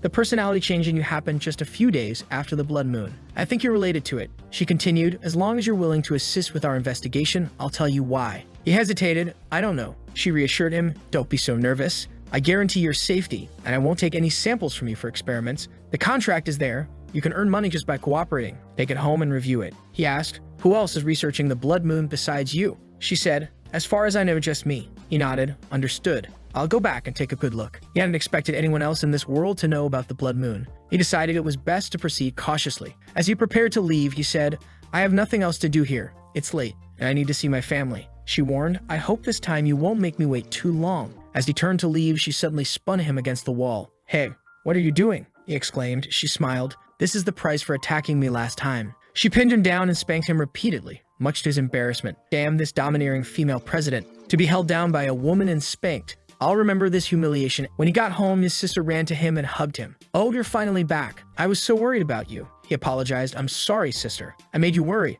Where are dad and auntie? She replied, they're already in their room. But where did you go? Why did you come back so late? He lied. I went shopping for a while and lost track of time. He then said he was going to shower because he was sweaty. But she stopped him, grabbing his wrist. Did Hao go shopping with a girl? Because I smell a little perfume, she questioned, clearly upset. He quickly denied it. No, I was alone. Does it smell like a woman? Internally, he thought, damn it, why is her scent so strong? Maybe there were too many people in the line I was in, and that's how it happened. She grabs him by the cheeks. You have to pay attention in the future. Be careful or others will take advantage of you. He's flustered. Oh, okay, thank you. Then she tells him, go take a shower quickly, okay? Change your clothes and I'll wash them for you. The scene shifts to President Wai Nan receiving her secretary. Wai Nan hands her a paper with Zhang Kin's picture and instructs, go investigate this girl further. The secretary looks at it. Zhang Kin? That's Zhang Hao's stepsister. Wai Nan nods, yes, look into all her past. I think the timing of her becoming his stepsister is too strange. Meanwhile, Zhang Hao's sister is burning his clothes, muttering, Hao Hao doesn't need something that smells like another woman. As Zhang Hao exits the shower, he notices her taking something out of the fridge. There are so many good things inside that big compartment. She asks, finish washing. What would Hao Hao like to drink? He replies, just some cold milk is fine, while thinking about her good figure. She invites him to her room so she can dry his hair. He wonders why in her room, but then he notices a message on her screen from a guy saying, Sister, I fell in love with you the first time I saw you. Can you give me a chance? I'm willing to give my first time to you. He's shocked. What the hell is this? He apologizes. Sorry, sister. I saw it by accident. She dismisses it. It's fine. Just tell him that I have a boyfriend. Annoyed, he says, Sister, you shouldn't bother with guys like this. He's not good if he's using these types of messages. She smiles, clearly having planned this, and hands him her phone. I'm so happy you care so much about your sister. I'm going to take a shower, so block this guy for me, okay? He agrees, all right, but as he starts to dig through her messages, he finds a group chat called Angel with him, exclusive to her and her friends. He's puzzled, why does my sister have a group like this with her friends? His mind begins to spiral. Back at school, he can't stop thinking about his sister. He recalls that last time he tried to make a move, she didn't seem to resist. That's when someone interrupts his thoughts. Hi. He looks up to see the pink-haired guy again. Zheng Hao, I heard you're also live streaming. Let's compete to see who gets more yachts. The guy challenges. Zheng Hao declines. I'm not interested, sorry. The guy presses. Why? You don't want to? Zheng Hao retorts. Unlike you, I'm not interested in making money by gathering attention from random girls. If you're excited about it, do it alone. The guy, angered, stammers. Zheng Hao cuts him off. Hey, if you have a stutter problem, go to the infirmary. The guy, fuming, retorts. Today, no matter what, you'll lose. Long Long jumps in. He's not afraid of you. He's way more popular. The pink-haired guy sneers. We'll see tonight. Later that night, Zheng Hao prepares to stream some games. He's not wearing a mask anymore. As he plays, he racks up victories, achieving double kills, quadra kills, and MVPs. The girls in the chat swoon. Oh my god, accept me on my knees. No matter how much I look at his face, he just looks like male perfection. I want to suck it up. Amid the praise, he suddenly receives 990 yachts. Of course, from Nan. He exclaims, oh, it's her. Zheng Hao thought, as always, she's fire. He then remembered the contract he hadn't signed yet, mainly because it stated he would have to move out of his family home. Even though the contract promised a lot of money, he couldn't accept that condition. But he understood the message Nan was sending with those 990 yachts. He decided he would return the money to her. Meanwhile, the guy who made the bet with him was also streaming and angrily ended his stream. Oh, my stomach is hurting. I have to end this here today. Clearly frustrated, he muttered, Zheng Hao, you're a bloody bee. You pretend to be innocent, but I know the type of guy you are. He then called someone. Hello, it's me, and I need your help with something. Don't worry about the money. Zheng Hao, I will ruin your reputation for sure. The next day, Zheng Hao was walking through the city, thinking about how Sister Qin wanted to buy some lilies. On the other side of the road, two people were talking. The girl said, Yo, Sister Mu, this is the Zheng Hao that guy wants to punish. The girl on the left responded, he's not bad looking, but why do I feel he's familiar? She then recognized him. This is the guy Mr. Wee likes. Quick, call her. The secretary approached Nan and reported, I have something important to report about Zheng Hao. Nan asked, what? The secretary explained. Someone under my staff informed me that a streamer asked one of my subordinates to take nude photos of Zheng Hao. Nan coldly replied, terminate the contract with the guy. The rest is up to you. Now go. Back at home, Zheng Hao was contemplating the value of the 990 yachts,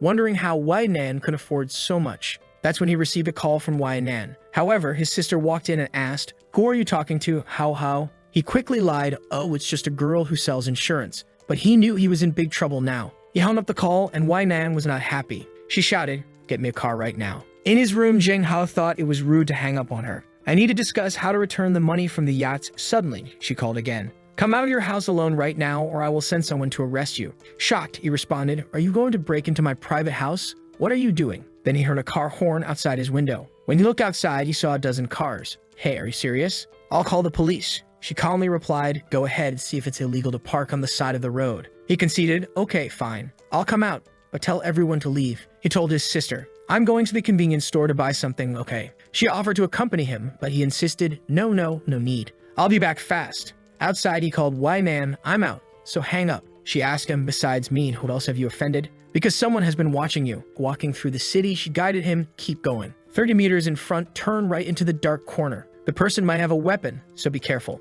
Nervously, he replied, do you think this is a good plan? If the person really has a weapon, this could be dangerous. She reassured him, don't be afraid. I'm close by. Just lure him, and I'll help you deal with him. As Zheng Hao waited in the alley, he thought, hurry up. Suddenly, a masked individual appeared. Hey, who are you? Zheng Hao asked. The masked person seemed unhinged, glaring at him before charging. Dodged the first punch, then another. The masked attacker taunted, damn like a rat. Zheng Hao realized the person was dangerous but not very fast. As the attacker went for another punch, Zheng Hao sidestepped and executed a leg sweep, causing the attacker to fall. He quickly got on top of the masked person, demanding, who are you? Why are you attacking me? The attacker, now revealed to be a woman, angrily replied, it's all because of you. Otherwise, how could I have ended up in such a situation? Zheng Hao, still reeling from the events, questioned, what are you saying? Take off the mask and speak. He tried to remove the mask, but she got in with an acrobatic elbow. The hell is this? He was disoriented and fell to the floor. The masked person stood over him, pulling out a weapon. Just as they were about to strike, a punch came out of nowhere.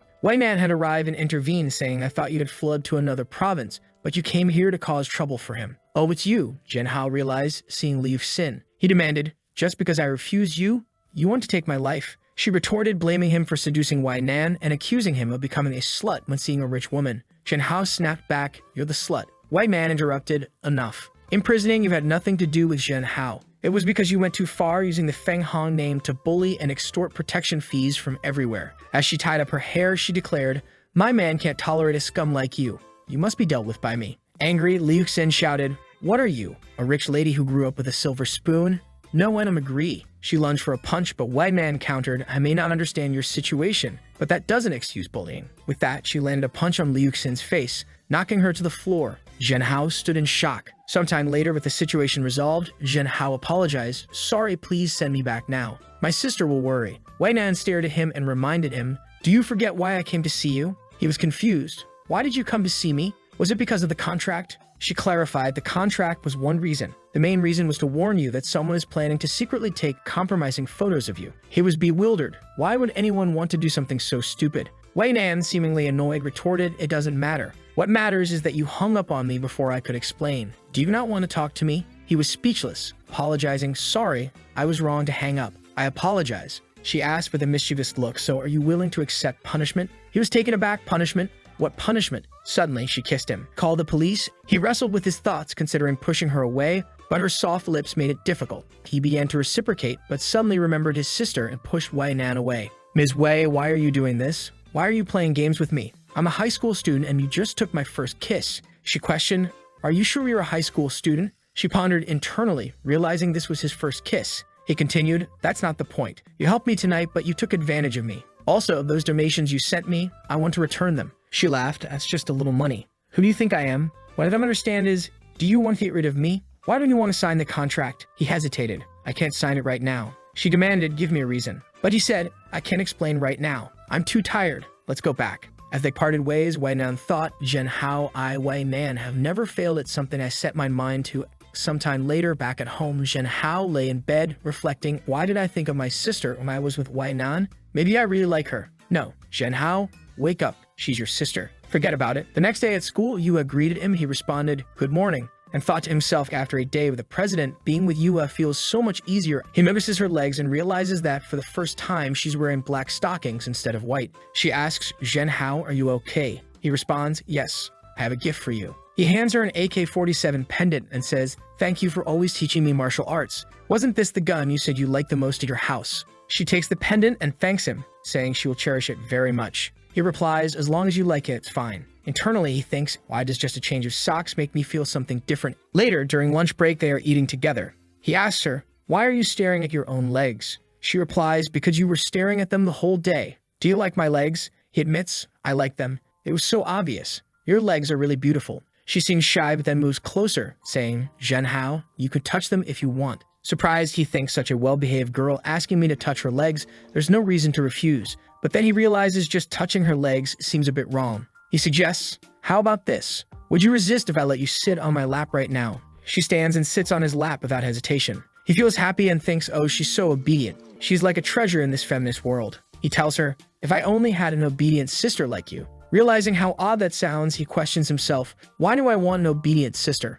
That's strange." He asks her, "Are you not disgusted at all?" She replies, "A little, but I also feel very comfortable. No one has hugged me like this before." He thinks she might just really crave love and affection, likely due to her family situation. Noticing the keychain he gave her hanging from her wrist like a bracelet, he asks, "Did you hang it up like a bracelet?" She tells him that it's the first time she's received a gift from a friend, so she wanted to keep it really close. He's shocked and asks, "The first gift? No one has ever given you a gift before?" She explains that her previous friends only asked her for money and never gave her gifts. He tells her, "Those aren't real friends. Don't bother with them in the future." He then asks, "But Yuan didn't ask you for money, did she?" She replies, "No, the only thing she does is give me strange books and movies. But since you told me not to listen to them, I didn't look around." He's thinking, "Yuan, do you really think the FBI isn't out there?" He then tells her to put the keychain in her bag and promises to buy her a bracelet instead. Back in class, he's relaxing at his desk when he notices something pixelated on the floor. Curious, he reaches for it, but someone else grabs it and shouts, "Zhen Hao, how could you bring this type of thing to school?" Confused, he asks, "What are you talking about?" The guy continues to shout, "This school is getting ruined by you." Everyone around is stunned, thinking, "Damn, did he actually bring that kind of thing to school?" Some girls, however, don't believe it, thinking Zhen Hao isn't that kind of person. Staying calm, Zhen Hao stands up and says, "Look at my drawer. There's a bunch of things other people have stuffed in. It's the same with that thing in your hands. Don't even think about putting all this on me. If you keep making trouble, I will put this thing in your mouth." The guy leaves and everyone gathers around Zhen Hao.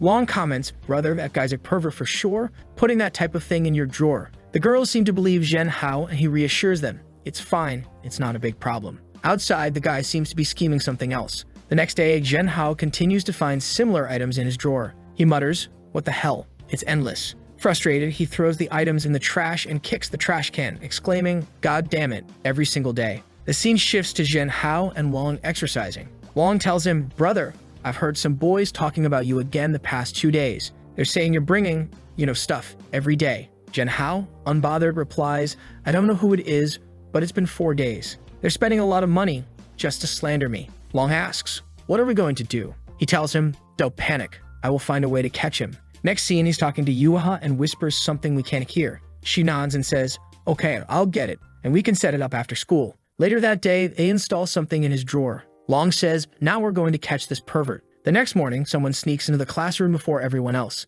As they approach Zhen Hao's drawer, a laser activates, beep beep, a picture is taken. Zhen Hao catches the culprit red-handed and mocks, "Yo, night and day, and you're still working hard, aren't you? But brother, this costs us a lot of money to prepare, so let's not waste it," and throws the evidence in his face. The guy grabs it and asks, "How did you find out?" Zhen Hao replies, "I didn't catch anything. I just installed an anti-theft system. Now let's see you at the office." But the guy shouts, "Don't let him go." Suddenly, other guys and even girls show up. He tells the girls, bring him to the toilet first. The girl rushes at Zhen Hao, but he dodges one of her punches and delivers another. Then someone comes in and tries to kick him, but he blocks it. Suddenly, Yua shows up looking angry. The guy shouts at her not to get involved.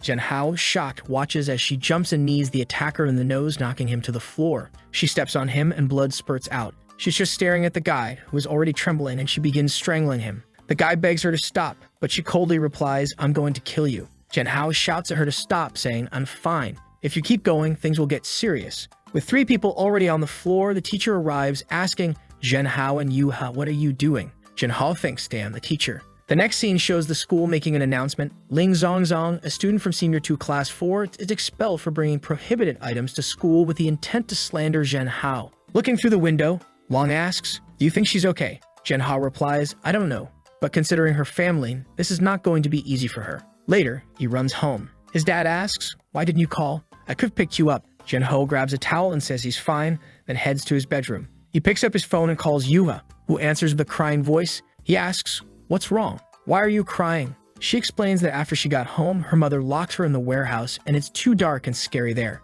Shocked, he asks, "Warehouse?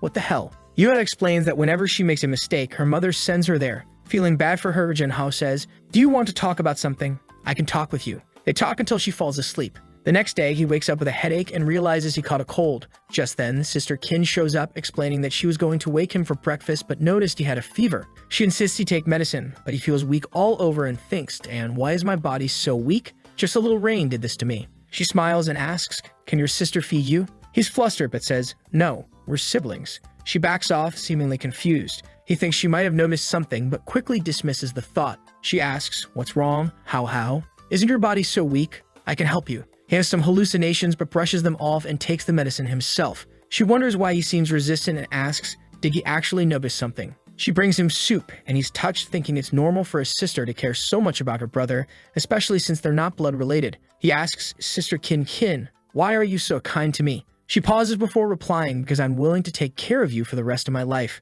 Zhen Hao is shy, thinking this sounds like a marriage proposal. What's she saying? He quickly takes the bowl from her and says he can eat by himself. Watching her, he thinks sister always seems so calm. Maybe I'm overthinking. Maybe she's just a caring sister-in-law.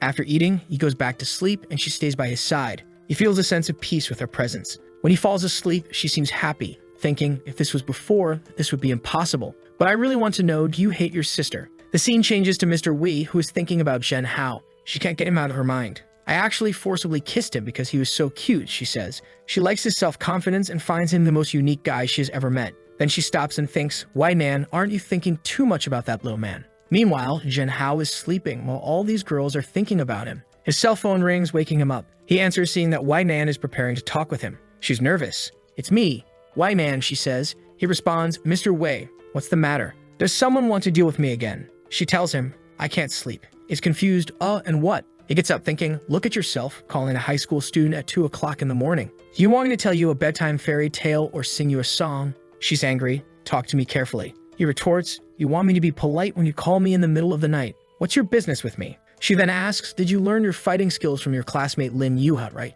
He says, "Are you investigating me again?" She smirks and tells him Lin Yuha is average. "Why did you come to me? I can give you professional training. You have a good base. If you work hard, you can become a good bodyguard." He's baffled. What the hell? First, she wants me to become a star, and now she's asking me to become a bodyguard. God damn it.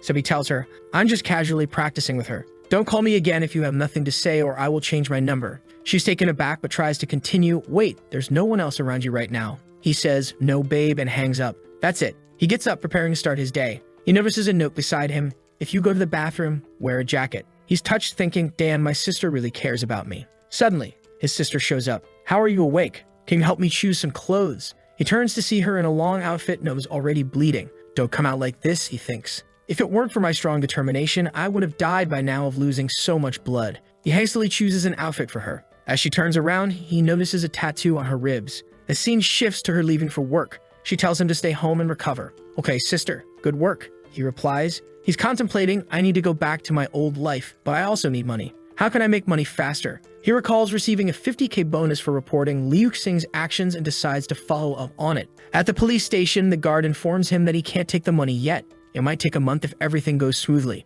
He insists, "I am an adult. Can't you just give me the cash directly?" She apologizes, explaining that the conditions were set by Mr. Wei and you should go to the Feng Hong group to find her. Meanwhile, Wei Nan receives a call informing her that Zhen Hao went to collect the money. She thinks, "You hung up on me last night, but now you're going to have to talk with me." Zhen Hao, visibly unhappy, finds himself back in front of her. "Jesus, I just finished talking with her last night and now I came here to ask for the money. This is embarrassing," he thinks. In the elevator, a guard notices him and comments, "Little brother, are you still a middle school student? And which school do you study at? You're so handsome." He responds awkwardly, wanting to get out of the situation as soon as possible. They arrive at the top floor and Zhen Hao says, "Oh, I'm going on." But the guard grabs his hand and says, "I really like you, little brother. You may not believe in love at first sight, and I didn't either, but that changed when I saw you. I feel like I could never love another man again." As she speaks, someone stares at her. "Can you give me a chance?" she pleads. Wei Nan, the company president, is there glaring at the guard. "Hi, President Wei," the guard says nervously.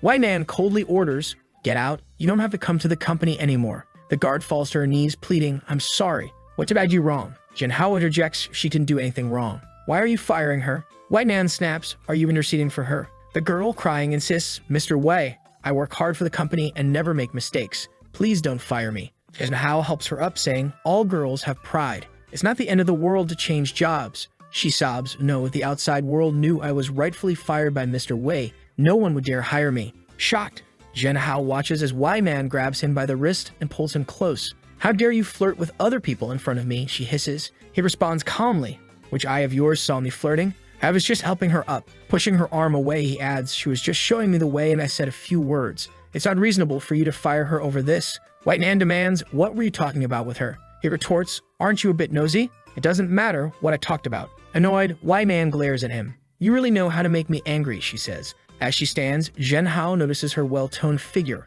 a result of regular exercise. "You can't help but stare," she smirks. "You can keep her if you want. Let's play a little game. I'll throw a cigarette upwards. I'll use my left hand and you'll use your right. If you catch it before I do," she stays. Zhen Hao, confident in his reflexes, accepts. Wei Nan is impressed by his confidence.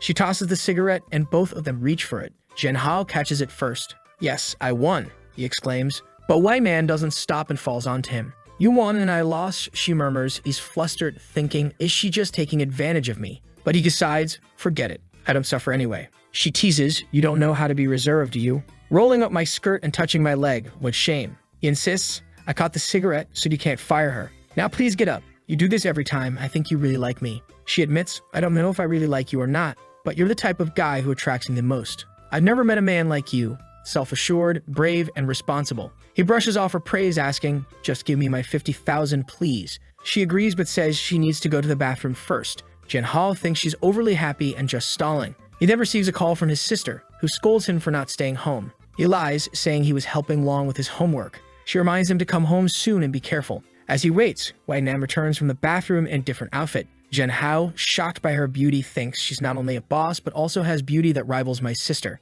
She notices him smoking and chides, "Kids shouldn't smoke." Annoyed by her controlling nature, he explains, "I just lit it to smell it," and asks, "Why did you change your clothes? Were you doing something in there?" White man confesses, I'm also a normal woman, so don't tempt me so casually in the future. I had to relax because I couldn't stand your temptation. Jen Hao, exasperated, thinks, this perverted president? Forget it. It doesn't matter. I'm here to get my 50K. But she coolly replies, I don't think I need to give you your 50K. The market price for a cigarette is 60K, so now you owe me 10K. He shouts at her, hey, why are you lying to me? But she tells him, if you don't believe me, you can check it out. He's like, impossible. A cigarette that costs 60K. You want? She's looking cute while laughing at his confusion. He tells her, are you kidding me? But she just says, the price is real, but letting you pay is fake. Here, you can have your 50K. He looks at the money and says, even though you have a bad temper, you are a trustworthy person, so thank you. He adds, damn, but my behavior just now was a bit inappropriate. From now on, we should see each other less or not at all. This way, your work efficiency can return to 100%. Goodbye. She smirks and mutters to herself, I will get you. Back at his home, his sister and her friend are looking at some of his old photos. Her friend remarks, you have way too many photos of your brother, don't you? She's thinking, of course I have. This is my treasure, and in the future, I will have even more. That's when he arrives at home. Sister King, didn't you say you'd come back later? Why are you here so early? Oh, she's startled, worried he might see the album. Her friend almost says, we were seeing some pho, but Kin pinches her and gives her a look. Kin Hao asks, what's going on? She quickly covers, nothing, we were just reading some literature, that's it. Her friend's like, yeah, we were reading literature. Jen Hao, curious, asks, is that so? What literature? Can I see it? But Sister Chin quickly pretends to be sleepy and jumps on him. He asks her if she's okay. She replies, I am, but hey, how didn't I tell you to rest at home? Why did you go out again? He tries to brush it off, saying, I was just too bored. She tells him, don't you know that you have a face that could bring disaster to the country and its people? He's like, okay, I'll protect myself, sister. Now, I'm going back to my room. After he leaves, her friend asks, what are you doing? Why can't your brother see this album? She just stares at her friend and says, it doesn't matter. If you try to get involved in this, we will not be friends anymore. Her friend quickly responds, all right, I'm not going to ask about it. Back in his room, Jen Hao thinks, why is it that every time I'm with Wai Nan, I feel so tired? But then, looking through his window, he notices someone staring at his house. Could it be that I'm entangled with someone again? Who is that man? Dad and aunt are not at home. Should I tell my sister? He goes back downstairs where his sister's friend is gone. He asks, why did she leave so soon? She brushes it off, saying she had something to do. That's when he tells her, I was upstairs, and I saw a man outside the house who seemed to be sneaking around. I don't know what he's doing, but you should be careful, he says. She pats his head and says she's happy that he's worried about her, but assures him there's no need to worry. She already knows who the man outside is. He questions, I don't think so. She explains that it was the guy who sent her some pictures. He remembers, oh, so it's that weirdo. She smiles and says, you don't need to worry, as she throws herself at him and grabs him by the chin. What's wrong with you, Hao? You're blushing. He stammers, and nothing. I just feel like I don't need to ask for a leave tomorrow. I'll go to school. She doesn't seem pleased. Why are you in such a hurry to go back to school? Do you have a girlfriend there? He quickly responds, no, of course not. I wouldn't fall in love so early. She pulls in closer. Don't lie to your sister. Having a good-looking brother like you is a happy trouble, and I really want to keep you by my side, okay? He asks, what did you say? She quickly covers, nothing. I'll drive you to school tomorrow. The next morning, she drops him off at school. Long tells him that since the incident, Yuva has been alone all the time, with everyone staying away from her. They decide to talk to her. Good morning, Yuva. They greet her. She seems happy, and Jen Hao apologizes for involving her in the incident. But she just asks him, are you afraid of me? He pats her head and says, how could I be afraid of you if you're so obedient? With that, she looks happy. All the girls in the class comment that they wouldn't mind being isolated if they could get attention from the male god. It's time for lunch break, and they're together in their room. She opens her bento box, revealing a variety of dishes. Seeing that he's only eating some bread, she offers, do you want to eat mine? He's pleasantly surprised and says, hey, that's really nice. He grabs something to eat and she stares at his hands. Jen Hao, your hand, can I touch it? She asks. He chokes a bit and asks, why suddenly? She explains that the girls in the class said that she's never kissed a boy or held a boy's hand and that she's wasting her good looks. They also said she's too naive and would never have the chance in her life. He reassures her, that's fine. There's no need to rush. It'll happen eventually. But she looks down and says, my grandma told me that I should never let anyone belittle me. Then she asks, Jen Hao, can I kiss you? He's shocked. What? She looks at him expectantly and asks again, can I? He thinks for a moment and says, if a kiss can make you feel less bitter about what they say, I don't mind. He's thinking, you're so good. If it's just a kiss, I won't refuse it. She tells him, I'm going to kiss you, as she moves closer. He gently grabs her by the neck and says, for the first time, I'll do it. If you're shy, you can close your eyes. She blushes and they share a kiss. She thinks her heart is beating so fast, while Jen Hao reflects that this moment is perfect. Someone knocks on the door, startling them both, but she quickly reassures him, saying that the door is locked so they're safe. The people outside are probably wondering why the room is locked all the time, questioning what's going on inside. Feeling a bit embarrassed, he turns to her and says, "Well, now you've kissed a boy. Haha. No one will tease you about never having kissed anyone in the future. Haha." But then she grabs his hand and places it over her heart, saying, "Jean Hao, what's happening? My heart is beating too fast.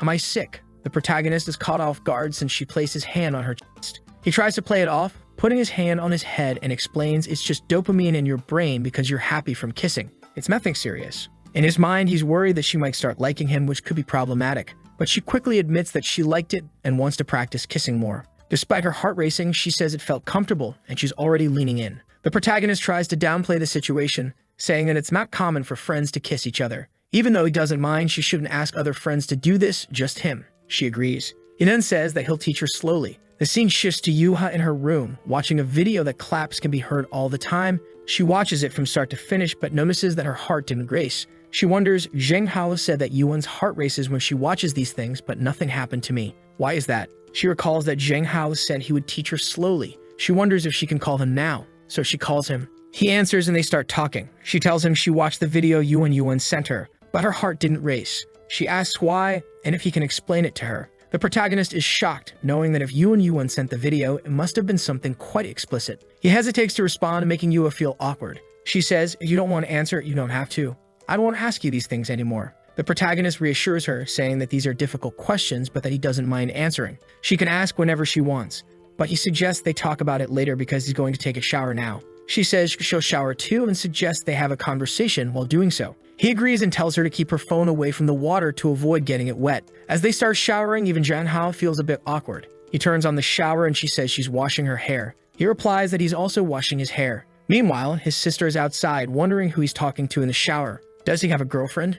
Should I do something? She sits on the bed, grabs her phone, and starts chatting with Long Long, asking if Zhang Hao is being pursued by many women. Long Long responds, he's very handsome, so obviously he is. She then asks if he has a girlfriend. Long Long says no, and she can relax. She gets up thinking, perfect, if he doesn't have a girlfriend yet, I still have a chance. She decides to make her move and lies down on his bed. Meanwhile, the protagonist is having a peculiar conversation. He says he's going to lie down and later find some information on how to improve their exercises and send it to her for careful study. He heads to his room thinking it's better for her to learn things properly rather than from nonsense. When he arrives in his room, he sees a lump under the blanket. He pulls it back and finds his sister, the nicest person on the planet, saying, I was waiting for you to get out of the shower so we could watch a movie together, but I ended up falling asleep. He replies, sorry, I took too long in the shower. Meanwhile, on his phone, there were some peculiar things open. His sister in his bed and him seeing those things. My God, what's happening? He says he'll talk to Yuva later and sends a message saying he'll get in touch. She then asks, what movie do you want to watch? He responds that he likes watching horror movies because they scare him and he can cling to someone. However, she says she's sweaty and will take a shower first, asking him to wait for her in the living room. You can already imagine how she'll come out of that shower. I don't need to continue to know she'll come out strong. The protagonist starts thinking that in his world, when watching a horror movie, girls would cling to the guys, but here it's reversed. So in his theory, he should cling to her, and he's already imagining the joy. Then she comes out of the shower in just a nightgown. The protagonist is stunned and asks, oh, my sister, what are you doing here? She ignores the question and asks if he chose a movie. He's thinking, my God, doesn't she realize she needs to choose her clothes better at home? I better start watching a movie soon before I can't resist this temptation. She looks at him and asks, why are you blushing, boy? He brushes it off as usual, saying, no, nothing. It's just really hot in here. Let's watch the movie. She thinks it's better to take things slowly. When he gets scared, he'll probably jump on me. The movie is about a girl coming out of a well, but in this case, it's a guy coming out of the well. The protagonist thinks that with reversed genders, it's not scary. However, she's scared and starts clinging to him. He asks, are you scared, little sister? She replies, oh, sorry, how? You won't think I'm useless and scared of things, right? And in her thoughts, she reveals that she really is scared. She didn't expect to be this frightened. However, he hugs her and says that being scared of ghosts is normal. She thinks, how nice of my how to be so active. Now she's happy because she thought it would go wrong, but it turned out the opposite. The plan was for him to jump on her, but she ended up jumping on him and everything worked out. The protagonist reveals in his thoughts that even though his heart races when she gets close, he doesn't have any improper thoughts. Then he imagines his father coming in and saying that if he does anything, he'll get beaten up. His sister asks what he's thinking about, and he says it's nothing. He mentions that it's getting late, so it's time for them to go back to resting. She grabs his hand and says, let's go upstairs. John Hao thinks it's the first time he's seen her acting so feminine, so he's feeling like a Chad. They go up the stairs, he goes to his room and she asks, how can I sleep with you tonight? The protagonist, all innocent, thinks, oh poor thing. She was watching a scary movie and got scared. That's why she wants to sleep. But then he imagines that the problem with letting her sleep here is that he won't be able to sleep with her next to him, so it'll be difficult. But she gives a little pout and asks, do you want me to sleep with you? John Hao responds, I don't mind, you can sleep. She lies down next to him and says he's brave because he wasn't scared while she was terrified. He says she doesn't need to explain because they're family, and she can be herself. She doesn't need to hide how she feels around him. She gets all shy and hugs him, lying close to his neck, and John Hao is petrified. The day passes, morning comes, and she gets up all happy, saying that sleeping next to him was a blessing. She's never slept so well. She looks at John Hao, who has wide eyes, looking like he didn't sleep a wink. She asks what happened. Little brother, he couldn't sleep. What happened? He's just remembering how she kept putting her head on his chest, and he couldn't concentrate to sleep, waking up every time. She thinks it was because of the horror movies that he had nightmares and says they won't watch those things anymore. John Hao is pretending and thinking that his body is completely exhausted, drained from the night. As he's getting ready and brushing his teeth, Long sends some messages, and it seems like he made some stickers of John Hao saying things like, the baby is angry, don't eat, the male god is angry. Long is saying he's going to post these emojis online, and they're going to go viral. John Hao tells him to stop taking pictures of him. He goes downstairs and asks what his sister is doing there. She says she received an emoji from him. Long sent it to everyone. John Hao says that it's garbage that Long made and she shouldn't use it. However, obviously, this crazy sister loved it. As soon as they get to school, the girls are all looking at him, thinking he's the guy from the emojis. They approach him saying, I got your emoji pack. It's so cool. Could you sign here and autograph my backpack? He runs off, opens a door, and shouts, Long, you bastard. Come here, you jerk. Long replies, do you want more emojis? Relax, come here and pick some. John Hao responds, are you crazy? Delete those damn stickers or you're getting beaten up. In the midst of this conversation, Yuba asks, John Hao, are you upset? He says no, that it's all just a joke. Then he notices that she cut her hair a bit and asks if she trimmed it. She jokes saying she didn't cut it, just washed it. Then she admits she cut her bangs to look cuter for him. John Hao chuckles, thinking that it's much easier to deal with her than with his sister or Wei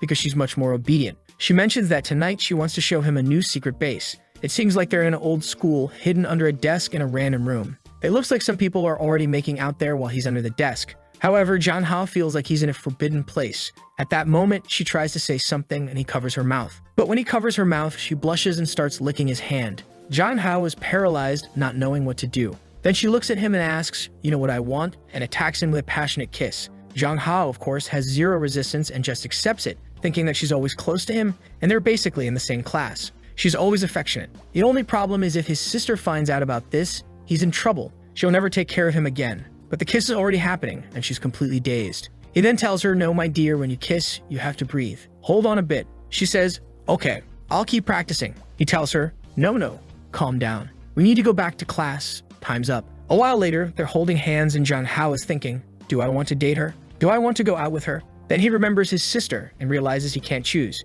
Interestingly, he didn't even think about why. And in the next panel, who's there? Wei herself in her office, talking to her secretary. The secretary is saying that they should capitalize more on John Hao's image because just from taking some photos of him at the mall, he became super famous. However, Wei warns, I don't want his photos circulating on the internet. He's going to be my man. But the emojis are everywhere, and the secretary alerts her. It's too late. The emoji pack of him is selling like water in the desert. Wei is furious. She pulls out her phone to find the emoji pack, seeing several photos of him circulating on the internet and gets furious, wanting to know who did this. She looks at a pile of documents on the table thinking, damn it, I have to take care of my business, but I can't stop thinking about John Hao. She says that the more he resists, the less she'll be able to help him. She bites her finger, remembering the kiss, and leaves, saying that everyone should forget about him because he will be her man. On the way home, as he's about to enter, a car is parked outside. Who is it? It's her again. John Hao walks over and says, I've already told you we won't see each other anymore. Erase me from your life, don't talk to me. Didn't we agree not to talk?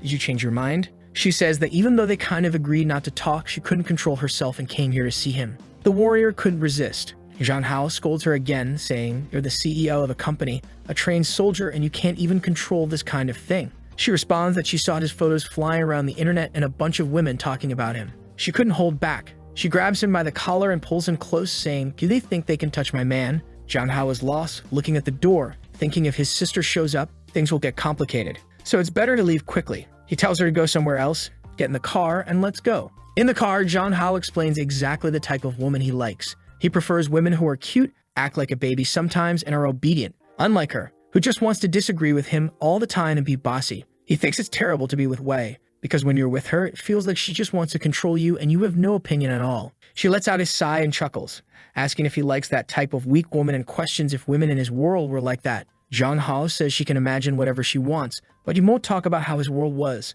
However, she needs to know that she is not his type. Then she asks, "How can all these incompetent women compare to me? I have money, status, fame. None of that is a problem for me. If you were my man, you could stay at home and I'd give you everything you want. What's the problem?" Jong Hao thinks that it does sound quite tempting, but he responds that he understands how she feels. But if she finds another good-looking guy, she'll forget about him soon. So they just need to give it some time and everything will pass. Then she grabs his chin, leans in, and says that, "Yuha, do you think she's like that? You just don't know the kind of woman she is." Jong Hao snaps, telling her not to involve Yuha. However, he accidentally used a pet name for Yuha, which Wei noticed and got a bit angry because it showed their intimacy. Jong Hao notices Wei's anger and gets upset that she's upset, saying, "What's the problem with using a different name for her? If you want, I'll call you by a different name too." She feels a bit embarrassed and turns away, saying that's enough of that. However, Jong Hao notices that she got shy just because he said that. He explains that it's just a way friends communicate, and she doesn't need to overthink it. And if she wants, they can even be friends. Just don't follow me around everywhere.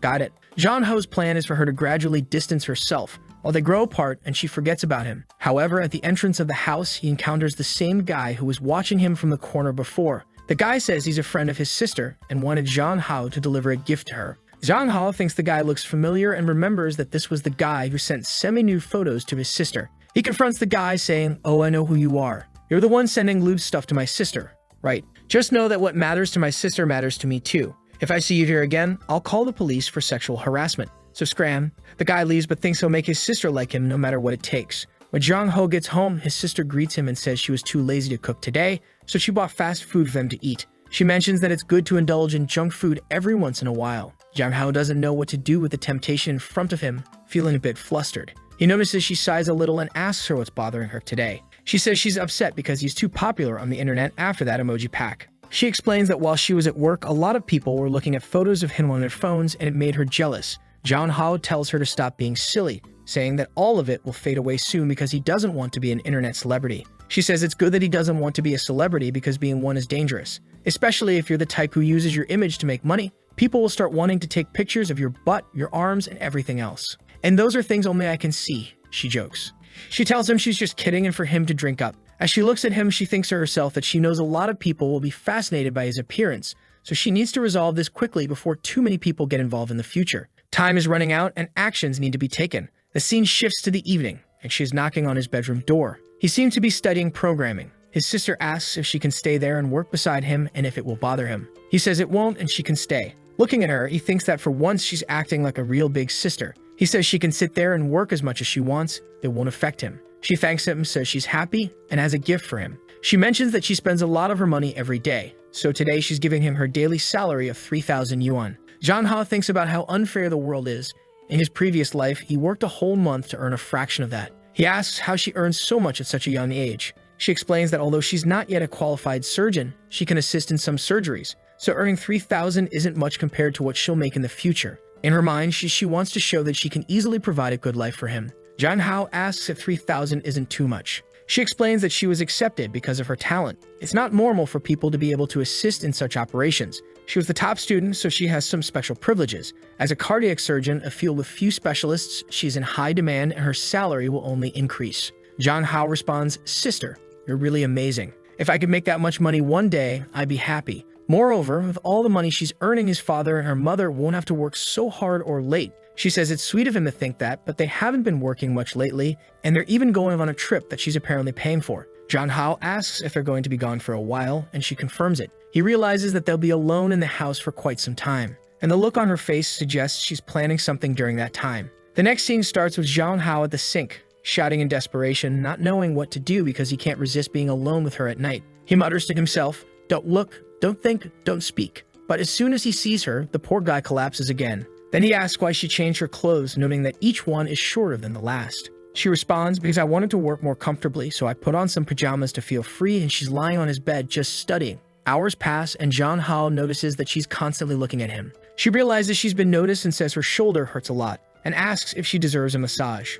Of course, the poor guy is all flustered, not knowing what to say, but the scene shifts to him helping her relax. She then comments that this weekend they'll be alone, so they could take some time to have fun. Jong Hao realizes they've never really gone out together, so he agrees. She says, I'll think about it carefully because it's my first date with my brother. He's confused by the word date, thinking it's just two siblings going out, but he lets it slide. Time passes and it's 11 p.m. He tells her it's time for bed. She says she'll go to her room first. A miracle that she's not going to sleep in his bed. They say goodnight and she leaves thinking that she can't do anything more intimate yet. And our boy lets out a sigh. In his mind, he's thinking, I can't wait to spend the weekend with her. At that moment, his phone rings. He answers, and who is it? Wei Nan, and he immediately says, oh Wei, you can't keep insisting like this. If you want to find a man, I'll introduce you to someone else. But she responds, I hate men. Not just anyone can be my boyfriend. I only want you, so talk to me now. Then he asks, if you hate men, why are you still following me? What do you mean? She says that ever since she was young, she always saw a bunch of perverted men following her, especially because of the fame and money she has. She saw her mother go out with many of these guys, so she hates delicate men. However, the protagonist is different. She explains that when she was young, she worked every day until she joined the army, so it's not her fault that she doesn't know how to take care of him. She even wants to learn. However, all she knows so far is how to work, run a business, make money, and fight in wars. But she wants to do her best for him. She just doesn't know how, but she'll give him everything he wants. She says that she could literally take him to space in the future because the Feng Hong group is studying rockets. Jong Hao replies, I'm not interested in going to the stars. He continues, anyway, I'm going to sleep now, so we should go to sleep too. I'm hanging up, and he hangs up. Wow, the guy just shut her down after she poured her heart out. That's cold man. But as he hangs up, he thinks about how she's the kind of person who studied every day and barely had a childhood, which is why she's a bit manic. He feels a bit sorry for her. As he closes his eyes to sleep, he has another flashback of his sister, saying, no, you can't look at anyone else, and clinging to him. The night passes and the protagonist wakes up at school. Ever since the emoji craze started, he hasn't been able to go home alone because his sister has been picking him up every day, worried about his newfound fame. In the morning, Yua greets him and he asks why she's so late. She says it's because she was thinking about kissing him and suddenly she goes to kiss him. He says, whoa, girl, keep it down, okay? That's a secret. You can't just say that to everyone. She gets closer, touches his finger and says, Jong Hao, let's kiss. He replies, calm down, and tries to explain that kissing is something more intimate and should be done at school or with just anyone. She responds, okay, then let's kiss at my house today after school. Jong Hao suggests, how about we just focus on classes first, then we can talk about it later. But he notices she looks sad for not getting a kiss and feels sorry for her. He thinks that his body's reactions are different in this world. Once he starts, there's no going back. He can't take the risk. During the break, he calls over his friend Long. As they leave, the girls are all over him saying, oh my god, it's the emoji guy, sign my bag, emoji guy. He's wondering what's going on and why things are getting worse every day. Long shows him a video titled The God Who Appears Once Every 70,000 Years. Jong Hao is furious. One girl even tries to grab his butt, but Yua is there and quickly twists the girl's wrist. The girls, knowing Yuha can fight, are shocked. Jong Hao tells Yuha to calm down and let the girl go. Just then, the principal shows up and tells everyone to leave, and they all scatter. Meanwhile, the two guys who always cause trouble for Jong Hao are talking. The green-haired one says to the other, man, when you were famous, everyone followed you. Now Jong Hao is stealing all your fans. The purple streak replies, I don't get what they see in him. What's he got besides looks? Can he sing, dance, rap? No, right? The only thing he's got is his appearance. He's useless. Then they hear some girls talking about a fancy car parked outside, and the guy wonders what's going on. In front of the school, there's a lineup of luxury cars. And who is it? Obviously, it's Wei Nan. Jong Hao sees the scene, and Long exclaims, wow, look at that. A line of luxury cars, what's happening? It's so impressive. Jong Hao dismisses it, saying it's nothing special. Let's just grab something to eat and get out of here. He's still confused about why he's become so famous. At that moment, his phone rings, and who is it? The legendary Wei. He says, girl, do you have to follow me even to school? She replies, come here, I'm taking you to dinner. He responds, oh, is that you in the car? I'm not going. I'm eating with my classmates. But she replies, I knew you'd say that, so I came prepared. She gets out of the car and orders a feast to be served. The staff literally sets up a table for a whole feast. But as soon as Jong Hao sees this, he calls her in a panic, telling her to stop and that he'll eat with her. Yuga asks what's going on, and he makes an excuse and runs off, leaving her looking a bit sad. Wei, noticing Yuga's sadness, gives a sly smile. This girl is something else. Jong Hao talks to Wei and tells her that he doesn't want anyone to find out what's happening between them. If anyone does, he'll never speak to her again. She feels hurt by his words, but thinks he's cute when he doesn't know what to do. She orders the staff to pack everything back into the car and leave. The scene changes to her waiting for him at the corner, wearing a hat. He comes up and asks, so you want to go out to eat? She says yes, and he agrees, but only if he gets to choose the place. She agrees, so he takes her to the most rundown place possible, hoping to make her dislike him. He says, "I love this place. It's my favorite. But I know you're a rich tyrant, so you probably won't like it." She really doesn't like it. He thinks, yes, hate me, hate me. They go into the shabby restaurant and she's shocked by how rundown it is. She pulls out her card and tells the owner not to let anyone else eat there while she's around. John Hao quickly intervenes, saying, "You may be rich, but if you do that, where will poor people eat? If you're just going to flaunt your wealth, let's leave right now." She thinks, "Man, you're really difficult." John Hao orders a big bowl of instant noodles with a fried egg. She looks at the menu and wonders if something this cheap is even edible. John Hao, a bit embarrassed, says, "I've eaten this my whole life. If it were poisoned, I'd be dead by now." The restaurant owner glares at her and tells her to order quickly because she's holding up the line. John Hao places his order, and Wei insists the staff wear gloves and use only fresh ingredients for her. The owner gets upset but quickly changes her tune when Wei flashes some cash, promising to use all the proper attire and ingredients. John Hao watches and thinks this is getting a bit mean, but then Wei grabs him and says, "Stop looking at her. Only look at me." He thinks, "Wow, you're even jealous of the restaurant aunt." But she cuts him off, asking if he really eats here. He confirms, saying, "Yes, this is where poor people eat." She can understand it because she's always surrounded by wealthy people and doesn't realize how her actions are inappropriate. He makes it clear that he doesn't have a Cinderella complex. He doesn't want to be pampered or supported by her. If that's what she wants, she can just leave. The scene shifts and a restaurant lady comes out dressed like a top chef, complete with a mask, hat, and vest. She's almost like a surgeon. The food she brings is impressive. Wei looks at the meal and says, "This is actually edible. I had worse in the army, especially considering that I love you." John Hao thinks, this girl is crazy. Wei doesn't want him to eat it, saying it's not clean or nutritious. John Hao is puzzled by her madness, but her words show that she's trying to care for him in her way. Out of nowhere, she asks, "Why do you kiss so well? Who taught you that?" He dodges the question, saying it's not the right time to talk about such things and claims he learned it all from watching TV. Wei warns him, "You better not let me find out you have any kind of relationship with another woman. If not, I promise I'll do something about it." John Hao is taken aback. The scene shifts to John Hao talking with Long in the room. Long is asking what he thinks about a particular lipstick and whether it will look good. John Hao, uninterested, says, "I don't know, man. I just want to go home." Long insists, saying he wants to see his sister's reaction when she sees it. John Hao brushes it off, and they head to his sister's room where she's drawing something. Long enters and says, "Sister, are you drawing again?" Scared, she replies, "Brother, what are you doing here?" The scene cuts to John Hao holding her book. It turns out she was drawing John Hao being surrounded by several girls. John Hao starts to scold her, but she quickly defends herself, saying, No, it wasn't me. I was forced to do it by my friends." She starts crying, begging him to believe her, claiming she can't even read properly yet. However, John Hao opens a file on her PC, revealing 500 gigabytes of study material, showing she clearly can read. She gets angry, asking, "How did you find this? How did you discover everything I was doing so quickly?" John Hao cuts her off, saying he has to teach her a lesson since she's the sister of his best friend. He confiscates everything, stating that at her age, she should be focusing on her studies and not drawing such things. He adds that if she follows his rules, he'll grant her a wish. At that moment, John Hao's sister calls, asking what he's doing. He replies that he's leaving Long Long's house. She offers to pick him up, concerned for his safety. At her office, a colleague asks who she's talking to. She suddenly turns and leaves. Her friend at the office suggests they go to a bar this weekend to hang out and meet some good-looking guys. However, she declines, saying she already has a very handsome guy she's going out with on Saturday. The friend, curious, asks who it is, but she says she'll reveal it once she has the results. Her friend then pulls something out of her pocket and says she's giving her a baby, though the exact item is censored. She looks at it, and her friend advises her to take precautions. Meanwhile, a guy who's been following her, possibly a colleague, overhears everything. He's clearly upset and has learned where they'll be shopping, planning to confront them. She arrives home and hears a voice in the room. Why is he doing a live stream at this hour? She wonders. John Hao is furious during the stream because people have discovered that he's the once in 70,000 years guy, and he didn't want his personal image tied to the game. He wanted to keep it strictly a gaming stream. To make matters worse, even players in the game have been stream sniping him, recognizing him and asking him to remove his mask. He can't even play in peace anymore. Suddenly, his sister shuts off the PC. "Stop playing," she orders. The scene changes to the school, but honestly, if someone shut off my PC like that, I wouldn't be happy either. There'd have to be some compensation for that. They recall what happened the previous night. As soon as she turned off his PC, she grabbed his arm, pleading, "Stop live streaming. They've already recognized you. Everyone will know who you are and where you live."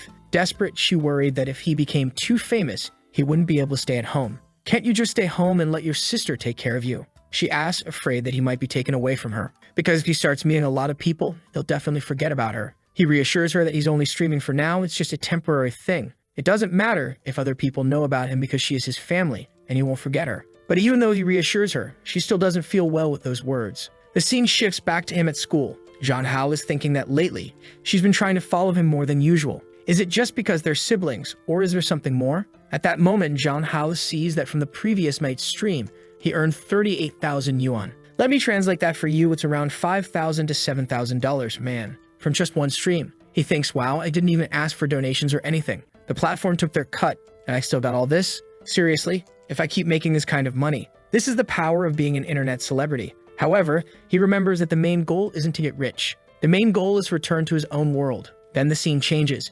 Jeonhao arrives at school and finds a crowd of fans there, accompanied by Long Long, all welcoming him. Now the protagonist has a fan club at school. The girls are all saying they'll always support him. The guys who dislike him are discussing, damn, Jeonhao was already a celebrity at school. Now he's an internet celebrity, and it's ruined everything. However, as always, they claim that the only thing that matters about him is his looks because he doesn't do anything special. It's obvious the guy has a malicious plan. While Jeonhao is changing in the bathroom, the guy is secretly taking photos with his phone. Long Long walks in and comments, wow, Jeonhao, your abs are already defined. Meanwhile, the guy keeps snapping pictures. However, he accidentally drops his phone and Jeonhao notices, asking, man, what are you doing here? The guy checks his phone screen to see if it's broken and realizes he's been caught. Jeonhao confronts him, dude, what are you doing here? Are you taking pictures of me? The guy denies it, but Jeonhao takes the phone, obviously finds the pictures, and starts undressing, taunting the guy, go ahead and take as many pictures as you want, while handing back the phone. The guy thinks, wow, this guy is really crazy. Jeonhao uses this strategy because he can't afford to be scared of people taking pictures of him. If they find out he's sensitive about it, the situation will only get worse. It's better to boldly face it. The scene shifts to Jeonhao following the guy on the street, thinking he needs to find a way to get this guy to leave him alone and stop taking pictures of him. The guy is looking at his phone thinking, that jerk Jeonhao caught me, but I won't give up. Just then, someone grabs him and pulls him into an alley. Jeonhao turns the corner to see who it is and realizes it's Wainan's goons. So he understands that she's the one orchestrating this. One of the goons tells the guy to say that nothing happened and disappear. Jeonhao realizes that Wainan probably has someone watching him at school, knowing what happened and that this green-haired guy was taking pictures of him. So he calls her, asking what she's going to do with the guy. She responds, oh, so you know it was me who did this. Jeonhao says, well, your goon pulled the guy right in front of me. How could I not see? Wainan replies that since the guy wanted to provoke Jeonhao, he has to face the consequences. But Jeonhao tells her not to worry about this kind of thing. He'll handle it himself. Even more so at school. However, Wei says she doesn't care what he thinks she should do.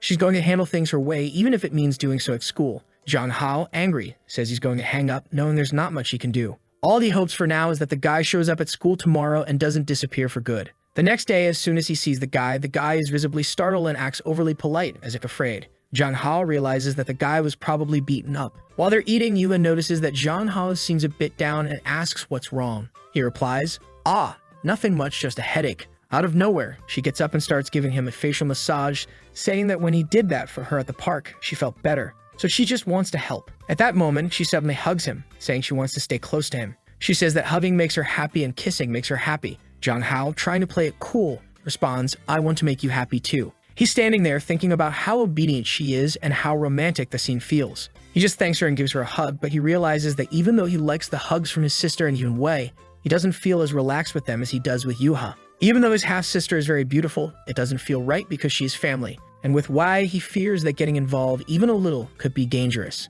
Considering all this, it's only with Yuha that he feels a sense of calm and peace. Suddenly, she starts kissing his neck and asks for a kiss, even beginning to take off her shirt. Wow, she's really going for it. He tells her to calm down and not be so forward. But the truth is, he also wants it. He just doesn't want anyone at school to see. He asks her what kind of movies she's been watching. She says she hasn't watched anything. However, he still thinks that she probably watched something to make her act like this, like a crazy person. He then tells her that these kinds of things are only for couples to do. Only really after you understand what love is and you're actually like dating. She then asks him, so what is love? He gives a generic response saying that love is when you love someone. Wow, a perfect 10-tense answer, well done. He knows she won't understand anything, so he tries to give a half-hearted explanation, saying it's when you feel relaxed around someone. He asks if that's how she feels around him. Because if they ever start dating, he doesn't want it to be just for physical things, but for love. After giving her all this advice, he says it's time to go back to class. She didn't say anything the entire time. Out of nowhere, Wong calls him, telling him to be careful.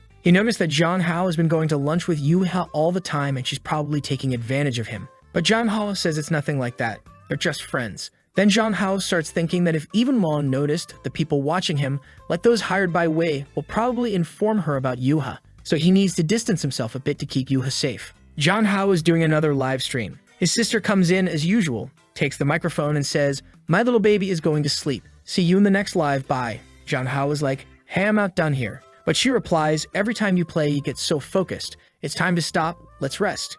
Come to bed and lie on your sister's lap, and I'll give you a massage." John Hao lies on the bed, thinking, my sister is so nice, always taking care of me, not knowing her true intentions. She's just trying to convince him to stop streaming, saying that many of his viewers probably have bad intentions. She suggests he should stream less.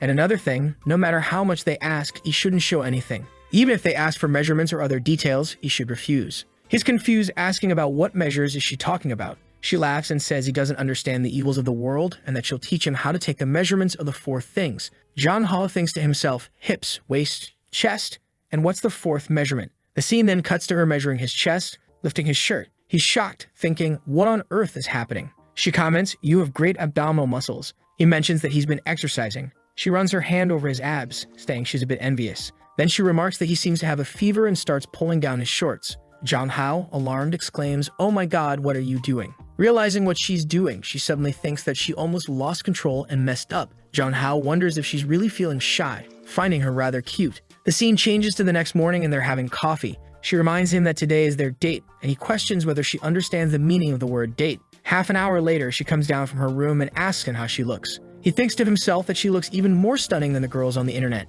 Not doing a great job of playing the brother role, he just tells her that she looks beautiful and that he'll go change so they can leave. As they walk around the mall, John Hao notices the guy who's always lurking around their house is there too. She comments that it seems like he's found them again and that they were followed. John Hao asks, "Is it that guy in the hat, sis? I'll go deal with him." She stops him, saying, No, don't do anything. He works with me in the same lab. If you cause trouble, it can make things difficult at work, and I might lose my job. She wants to handle it more indirectly and asks him for a favor. He asks what the favor is, and she requests that they pretend to be a couple to make the guy back off completely. John Hao agrees, saying he'll do it for her since she doesn't mind. She feels a bit embarrassed but happy and thanks him. The fun begins as they go to a claw machine with stuffed animals. She mentions that she's heard all guys love receiving stuffed animals, so she wants to win some for him. They enjoy some ice cream and cat ear headbands, just having fun at the mall. Then she suggests they go somewhere else, and John Hao, noticing the guy is still following them, suggests they hold hands to make it look more convincing. The guy has been following them all day like a maniac and isn't leaving. John Hao asks her, does he still not believe we're together? She replies, I guess not. Suddenly she says, oh my god, he's coming toward us. She kisses John Hao, catching him off guard, while the guy behind them is shocked, thinking they kissed in public. John Hao's sister is mentally praising the guy for not disappointing her. She had anticipated the situation and deliberately gave away their location earlier, setting up this whole scene to justify the kiss. She's playing a fourth-dimensional chess game. She apologizes for kissing him without asking and asks if it scared him. He assures her it's okay and asks where the guy went. She tells him it looks like he ran away. She's thinking, this isn't a dream, I kissed him, and he wasn't even mad. He's just a little shy. Does he like my physical affection? Again, she apologizes, explaining that she didn't know how to handle the stressful situation and couldn't control herself. John Hao reassures her that it's okay. He's not mad. However, he points out that kissing in public is problematic. She tells him not to worry about it, explaining that even though they are theoretically siblings, they aren't related by blood. Therefore, there's nothing wrong with it, and since they have such a good relationship, kissing isn't a big deal. And she continues, hey, how are you going to tell me you didn't enjoy kissing me? John Hao is taken aback and wonders why she's asking him that. As a man, he obviously enjoyed it to some extent. However, he knows that if he admits to enjoying it, their relationship could take a step in a direction he's not sure if he wants to go. Moreover, if things escalate, it could ruin the family they have now, driving their parents crazy. He tells her that even though they kiss, it was just a casual thing because they're family. They have to keep things appropriate. She gets excited, realizing that he didn't dislike it, which likely means he does have feelings for her. If he didn't like it, he would have acted differently. She then gives him a look, clearly planning something mischievous with this new understanding. She says, that's fine, but today we're not related. Today we're a couple. We agreed to be a couple for the whole day, and maybe that stalker is still following us.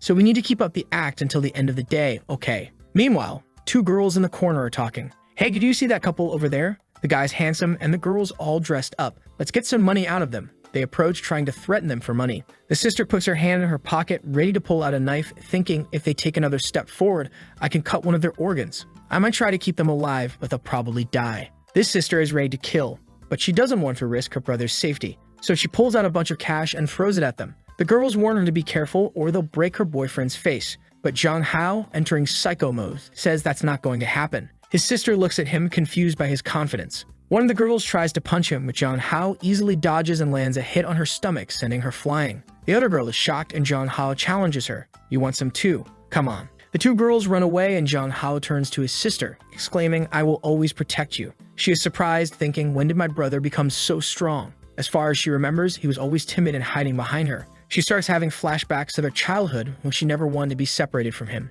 Even when he stopped talking to her, she kept watching over him to protect him. Since she became part of his family, he used to tell her everything, but lately he seems less dependent on her and less willing to share. Jong Hao notices her deep in thought and asks what's wrong. She brushes it off, saying it's nothing, and suggests he go take a bath. While he's in the shower, she gets on his computer to check for any information that might explain what's going on. She quickly finds the novel he's been writing. Meanwhile, Jong Hao is enjoying a relaxing shower. She reads the novel, which describes a world opposite to their own. When he enters his room, she's no longer there, but she suddenly appears, offering him a glass of milk. And my friend, what a glass of milk it is. She then asks him, what kind of story are you writing? Won't you tell your sister? He downplays it, saying he just writes casually and that it's nothing special. Thinking it's better not to let his sister know about these things for now, he realizes she already suspects he's hiding something. She says, are you writing something you don't want me to read? That can't happen. You've been acting so strange lately, practicing Muay Thai, and you even wanted to defend your sister with a punch today. Compared to the how I knew, you're very different now.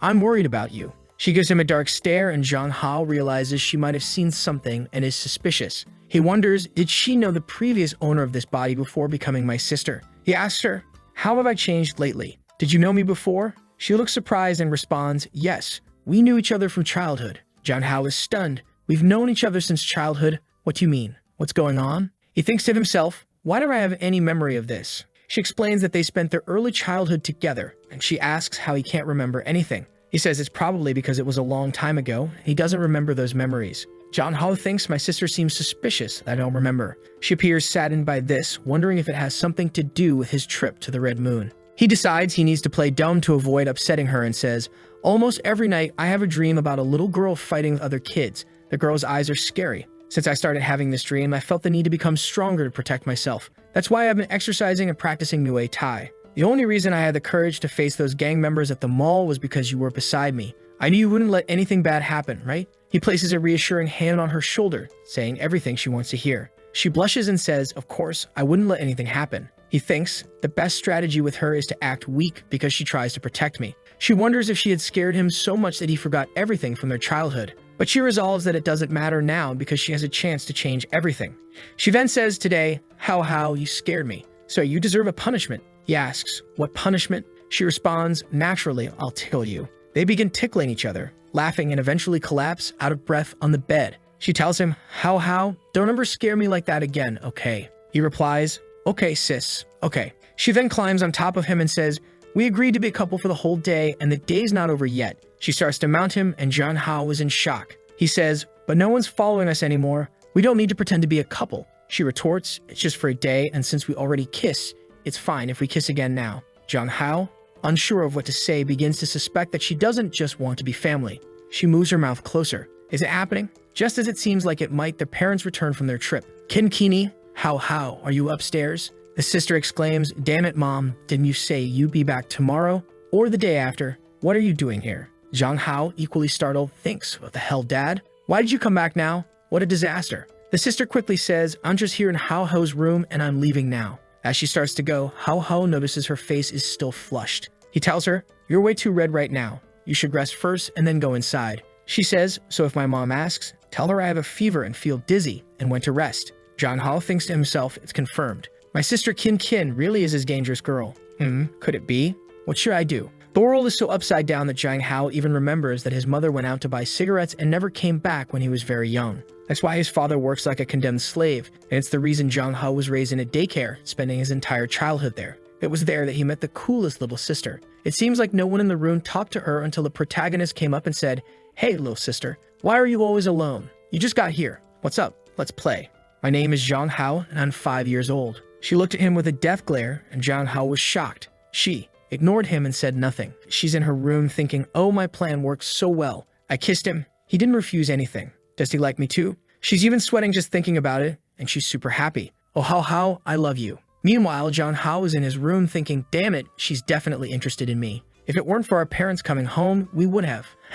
He admits to himself that she's nice, really nice. She treats him very well, always takes care of him, is smart, earns good money, cooks, cleans the house. Wow, she really does everything. It's like you just need to exist, an NPC almost. Besides, he confesses, I have a crush on her. Every time I see her, my heart races. My God, what do I do? It's always been my dream to date a beautiful girl. But then, his expression changes as he wonders, but what would my dad think of this? Could I somehow, manipulate the situation in my favor in the future? At dinner, Kim's mom asks, Kim, did you take care of your brother while we were away? They exchange a knowing glance and Kim smiles, saying, of course I did, but he's grown a lot too, so he took care of me as well. John Hao, confused, thinks, what does she mean by that? He quickly says, I finished eating. I'm going to a friend's house. Don't wait up for me, I won't be back early. Kim's mom responds, wow, you have a lot of friends. That's amazing. Do you want your sister to take you to this friend's house? John Hao hesitates and then says, no need. You all can stay here.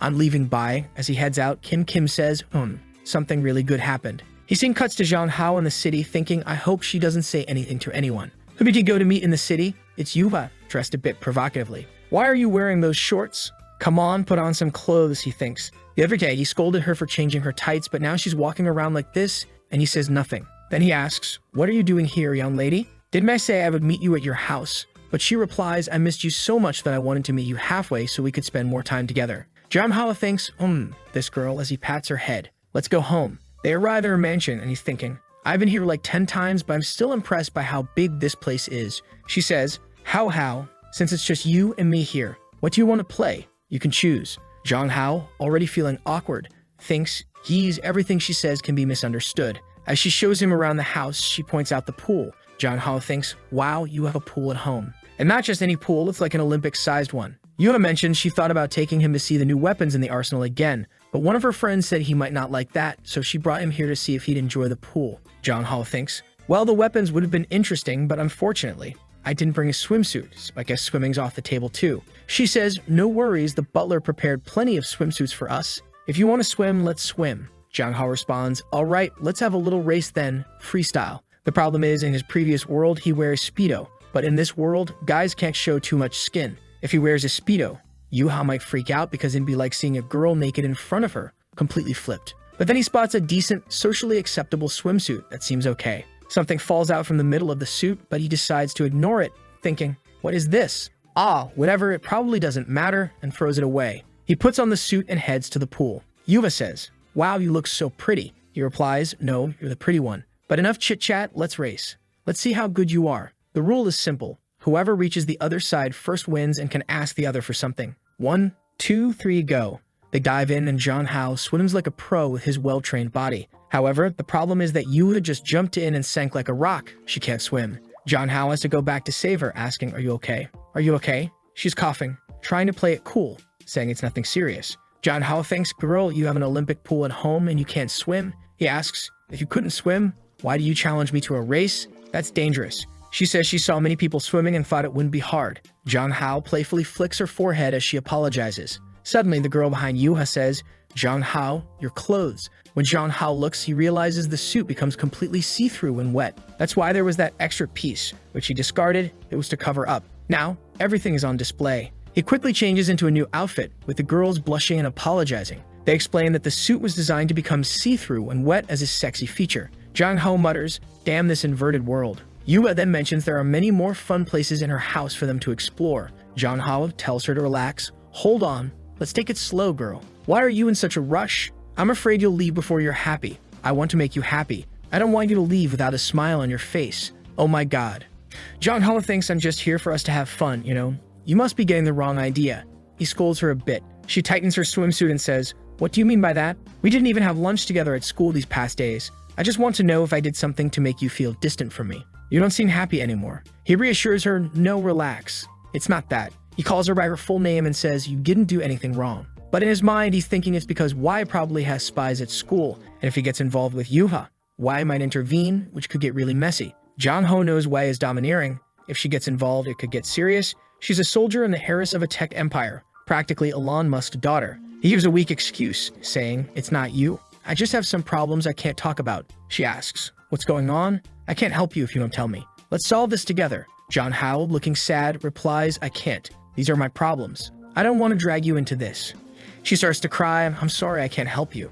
I don't know what to say, but I won't leave you behind. Don't shut me out, please. If we stick together, we can handle it. John Hao interrupts her, saying, it's no use. I can't keep stringing you along. Yua, thank you for caring about me, and I'm sorry I can't see you much. Believe me, once I sort this out, we can hang out like we used to. She begins to cry, saying, I don't want to be apart. I want to be with you forever. They both fall silent. He apologizes, and she says she'll head back to her room first. John Hao is left speechless. As John Hao sits there, sighing and thinking about the mess he's in, her butler approaches and says, John Hao, did my lady upset you? I'm sorry.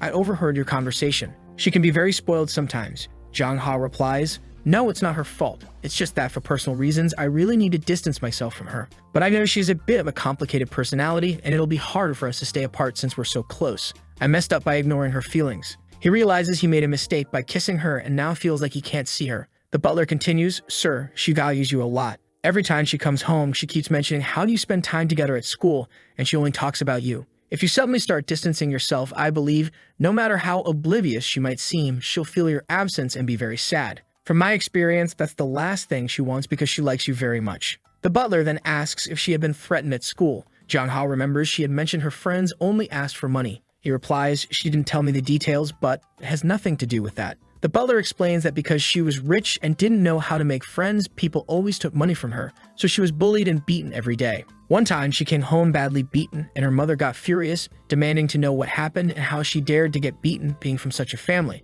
Her mother then went to the school and humiliated the family of the boy who hit her, making them cry, kneel, and lick the floor and her boots. But because of this, no one wanted to be her friend anymore. Everyone was afraid, and she became even more isolated. And now that you, John Hao, have found her, she's afraid of losing you again and being left alone. The butler apologizes, saying he may have said too much and is sorry for getting involved in their relationship. The protagonist responds, it's not her fault.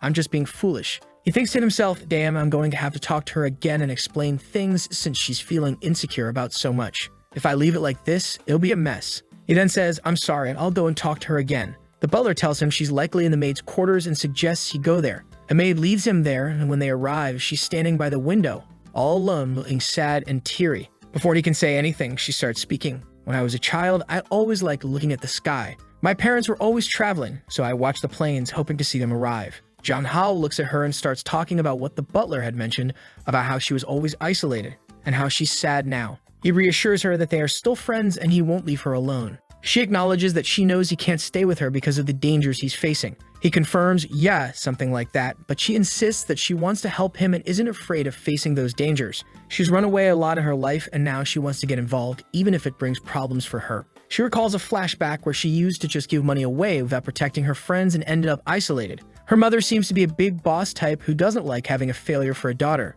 She tells John Hao, you're my best friend. I don't care if I get arrested or face risks, I will defend you. John Hao is surprised by her determination. He puts his hand on her arm and says that loyalty won't help in this situation. It's going to be hard for her to assist him. He explains that at school they need to avoid each other as much as possible, and that he'll even keep his distance from other friends to not put anyone at risk. But as a compromise, he promises to visit her house frequently so she won't feel alone. She then asks, even if I call you every day, you won't get tired of me. He responds, no, come on, it's normal for friends to hang out every day. How can I get tired of that? You still have to show me the game room and so many other things. A house this big must have a lot to explore. As he talks, she starts to cheer up, throws herself into his arms, thanks him, and talks about how everything changed for the better since he came into her life. Clinging to his arm, she says he's the person she cares about most. But then the scene changes to a war-torn setting, with broken buildings and fire. Someone is lying on the ground, bleeding from the head. Bloody, stabbed, exploded, our boss, Wei Nan. It looks like she was quite a tough soldier. It's a gruesome scene, all bloodied. But then it turns out it was just a dream and she wakes up in bed, feeling relieved. Her secretary enters and asks, are you awake? She asks what time it is. The secretary says, it's 11 o'clock. You've been sleeping a lot lately. Are you not sleeping well? Do you want to call a doctor for a checkup? Wei Nan declines and asks how the blood moon research is going. The secretary says there's been no progress. Wei Nan says, all right then, I'll be to work. She gets dressed, ready to start her day. However, in the bathroom, she begins to question what this kid John Hao is doing. She looks in the mirror, pondering about their relationship. She wants to be friends with him for the rest of her life and never separate. John Hao, meanwhile, is thinking, are we going to be friends for the rest of our lives or something more? John Hao, come on, she just said friends. You're the one getting all worked up. And then she completely breaks down my defenses against her because she gave a little smile, looked down, called him, and leaned in for a kiss. Jong Hao holds back and says, "Hold on, have you forgotten everything? Let's take it slow." She says she thought she could be honest, that she just felt like giving a little kiss, nothing more. Jong Hao responds, "It's not good to be seen doing this here at your house."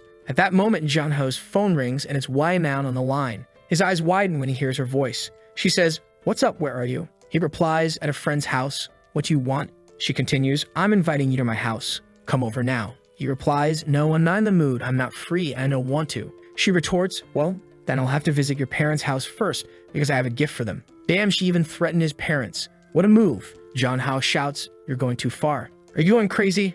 She insists, "Then come to my house. I'll be waiting at the door." At that moment, the butler opens the door and says, "There are a lot of people outside calling for you, saying they're here to take you home." When Jong Hao goes outside, all of Wai Nan's bodyguards are there along with her. The two girls face off and it's intense.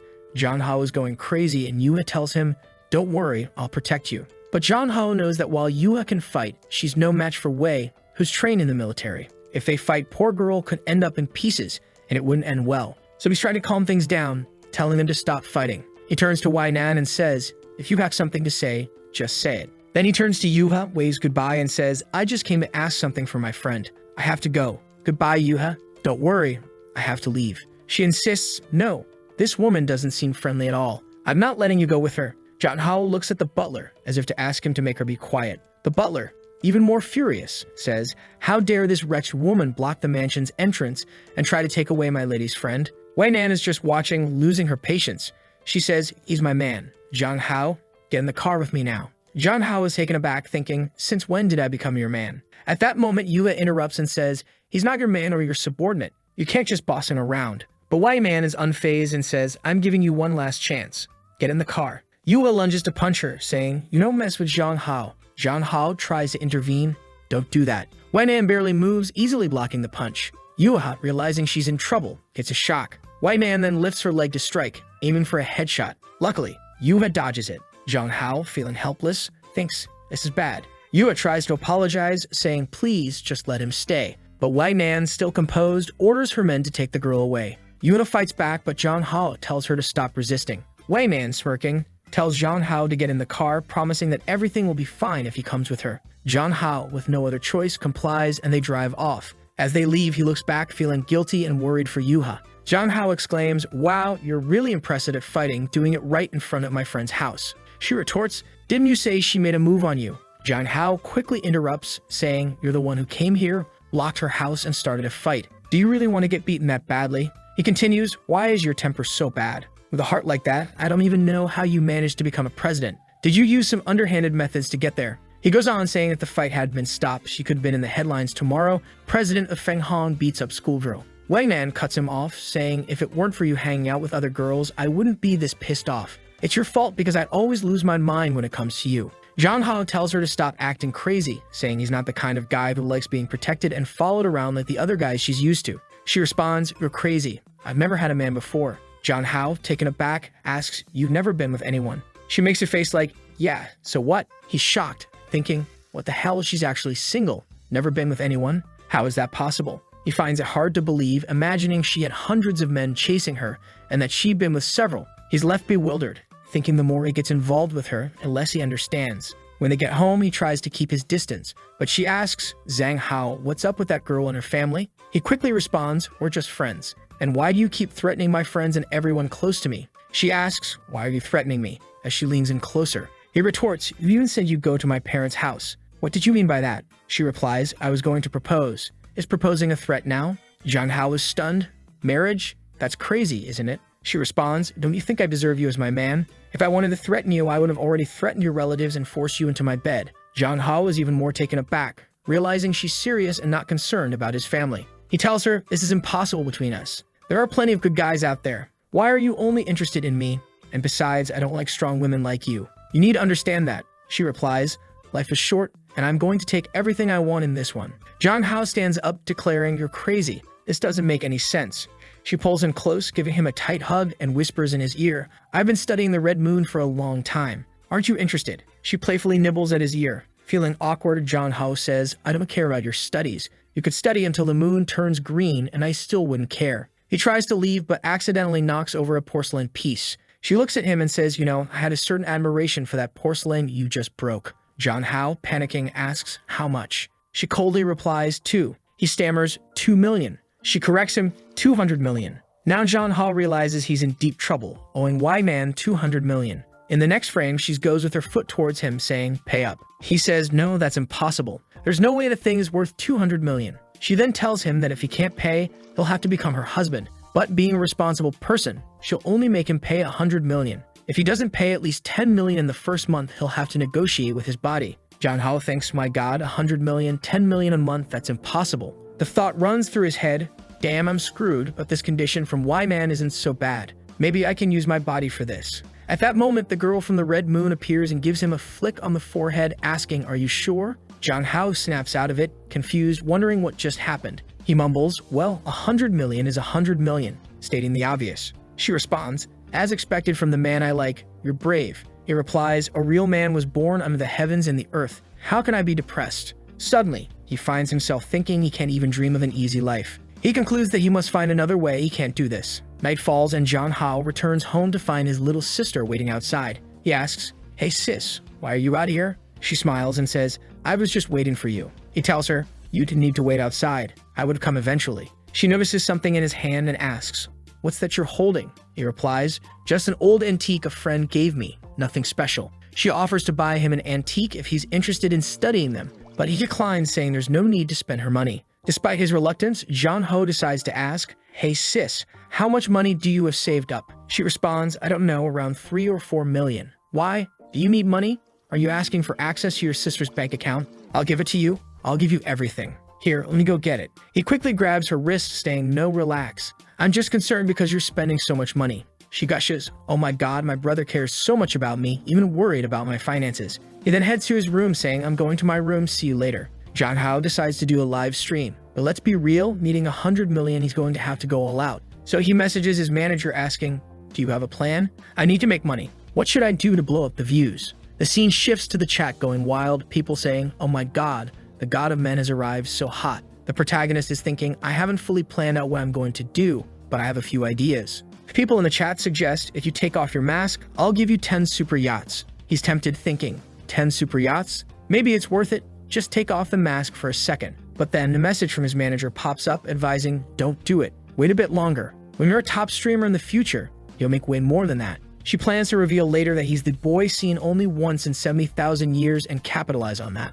John Hao tells the stream that he won't be taking off his mask just yet, but they can stay tuned as he might consider it. He mentions that he's tired of the current game and isn't in the mood for exercise, asking, what do you guys want to see? One person says they're tired of watching the same game he keeps playing and wants to see if he knows how to play a shooter game. Another person suggests he spread his legs and film it, and yet another suggests he do a singing stream because it's easy. The protagonist thinks to himself that there's no way he's wearing a short outfit and shaking his butt, not even for 100 million. So he decides to sing a little song instead, thinking that as long as he doesn't sound like a complete lunatic, he'll be fine. He's not a professional or anything, but he sang decently in his past life. He starts the stream singing a little song, and the chat lights up with comments about how wonderful his voice is. He starts receiving super yachts as gifts, and he begins to wonder how much they're worth. At one point, someone requests a specific song, but he refuses, saying he won't sing that one but can sing others. As he continues singing, the donations keep rolling in, and the chat is filled with adoring fans gushing over the delicious guy seen only once in 70,000 years.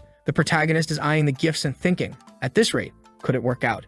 He then announces that whoever donates 3 yachts will get their wish granted. After wrapping up the stream and thanking everyone, he ponders that while he would like to stream more to earn money, he can't stay up too late, as his sister might scold him and his father might stop him from streaming altogether. He realizes that his singing streams bring in more money than gaming ones, making 50,000 in this session. He acknowledges that even if he streams all month and makes 50,000, it won't be enough. He needs to earn much more. Suddenly, his phone rings and Wainan is calling. He immediately thinks she's calling to ask for the money back, but she surprises him by saying she just wants to see him and asks him to send her a picture, calling him a silly fox. Annoyed and confused, he agrees but asks for 5 million to deduct from his debt in exchange for a photo. She negotiates down to 1 million, and he agrees, thinking a million less is a million less. He sends her a picture of him thinking, why is she being such a pain? The protagonist then considers asking Yuha for money, but realizes that even with the money from his streams, he still needs to make a lot more. He decides that he can't rely solely on his sister's funds. The scene shifts to the next day with the protagonist writing down his plans to make money,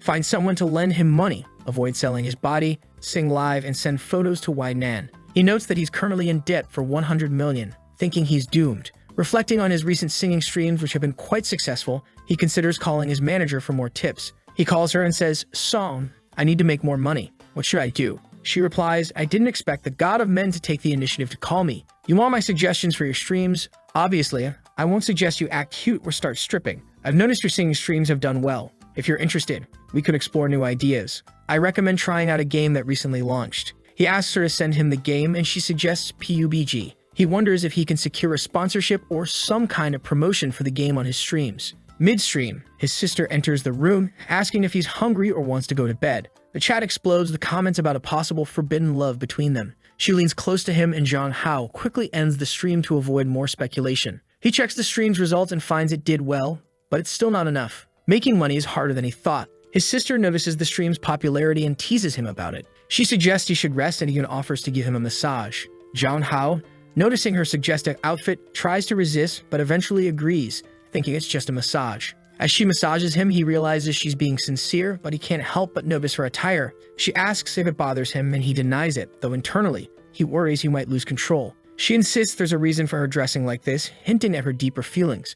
Zhang Hao, curious, asks what the reason is. She internally debates whether she can make him fall for her, believing it's the only way their relationship can work. Then she says that when the time comes, she'll explain everything to him. He just nods, okay, fine, whatever you're talking about, I'll just go along with it. She reveals that she has a new plan in motion, and once it works out, their relationship will deepen significantly. The scene shifts to the next day with the protagonist waking up at 6 in the morning. He's thinking about how her massage was so good that he slept peacefully. But as soon as he checks his phone, there's a message from Nan saying, "Just give up, you won't be able to pay. Just bow to me every time and be my obedient man." That wakes him up with a shock, ruining his relaxed morning. At school, which he had almost forgotten about, our protagonist is slumped over his desk, looking exhausted. Yua comes over and greets him with a good morning, to which he responds in kind. He asks her why her backpack is so huge, and she pulls out a bunch of treasures she stole from her house, saying she doesn't know their worth, but her grandmother said they're valuable. She even tries to give him a diamond ring. Zhang Hao tells her that if she stole these from her family, it's dangerous and he doesn't want anything to do with it.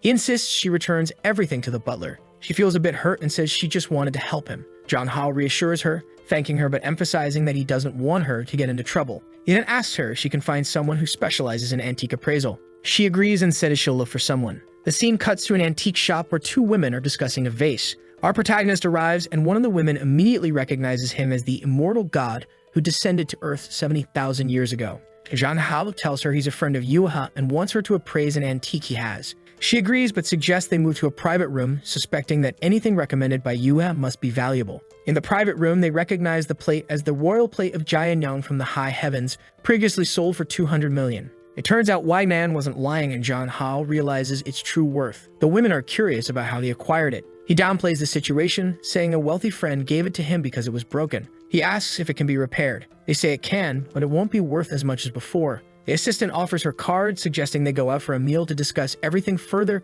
clearly interested in him. Zhang Hao decides to accept, knowing he'll need help selling the plate later. The scene shifts to him leaving with the antique shop assistant, but a guard seems to be watching them. The guard assumes they are a couple, which the assistant doesn't deny, and Zhang Hao is left thinking about her intentions. Inside the hall, other women are looking at them, thinking how lucky she is to have such a handsome guy by her side. She's beaming with pride, while Zhang Hao has no choice but to play along, holding her hand. However, it seems someone is following them. The assistant apologizes, explaining that pretending to be a couple got them a discount. Zhang Hao reassures her it's not a big deal and asks how much the repaired plate might sell for. She estimates a few $1,000,000. Just then, the person following them kicks the door open, threatening the antique shop assistant and demanding to share the handsome guy. The antique shop assistant stands up and asks what she wants. The intruder ignores her and offers Zhang Hao 3 times whatever she's paying him. At that moment, the assistant slaps the intruder, causing quite a stir. However, the gang leader girl didn't take kindly to the slap she received and ordered her people to beat up the antique dealer. One of them landed a punch right in her stomach, knocking her to her knees. The gang leader sneered, "You have the guts to hit me? Now you're going to die." Zhang Hao thinks to himself, "Wait, you can't kill her. I still need to sell my antiques."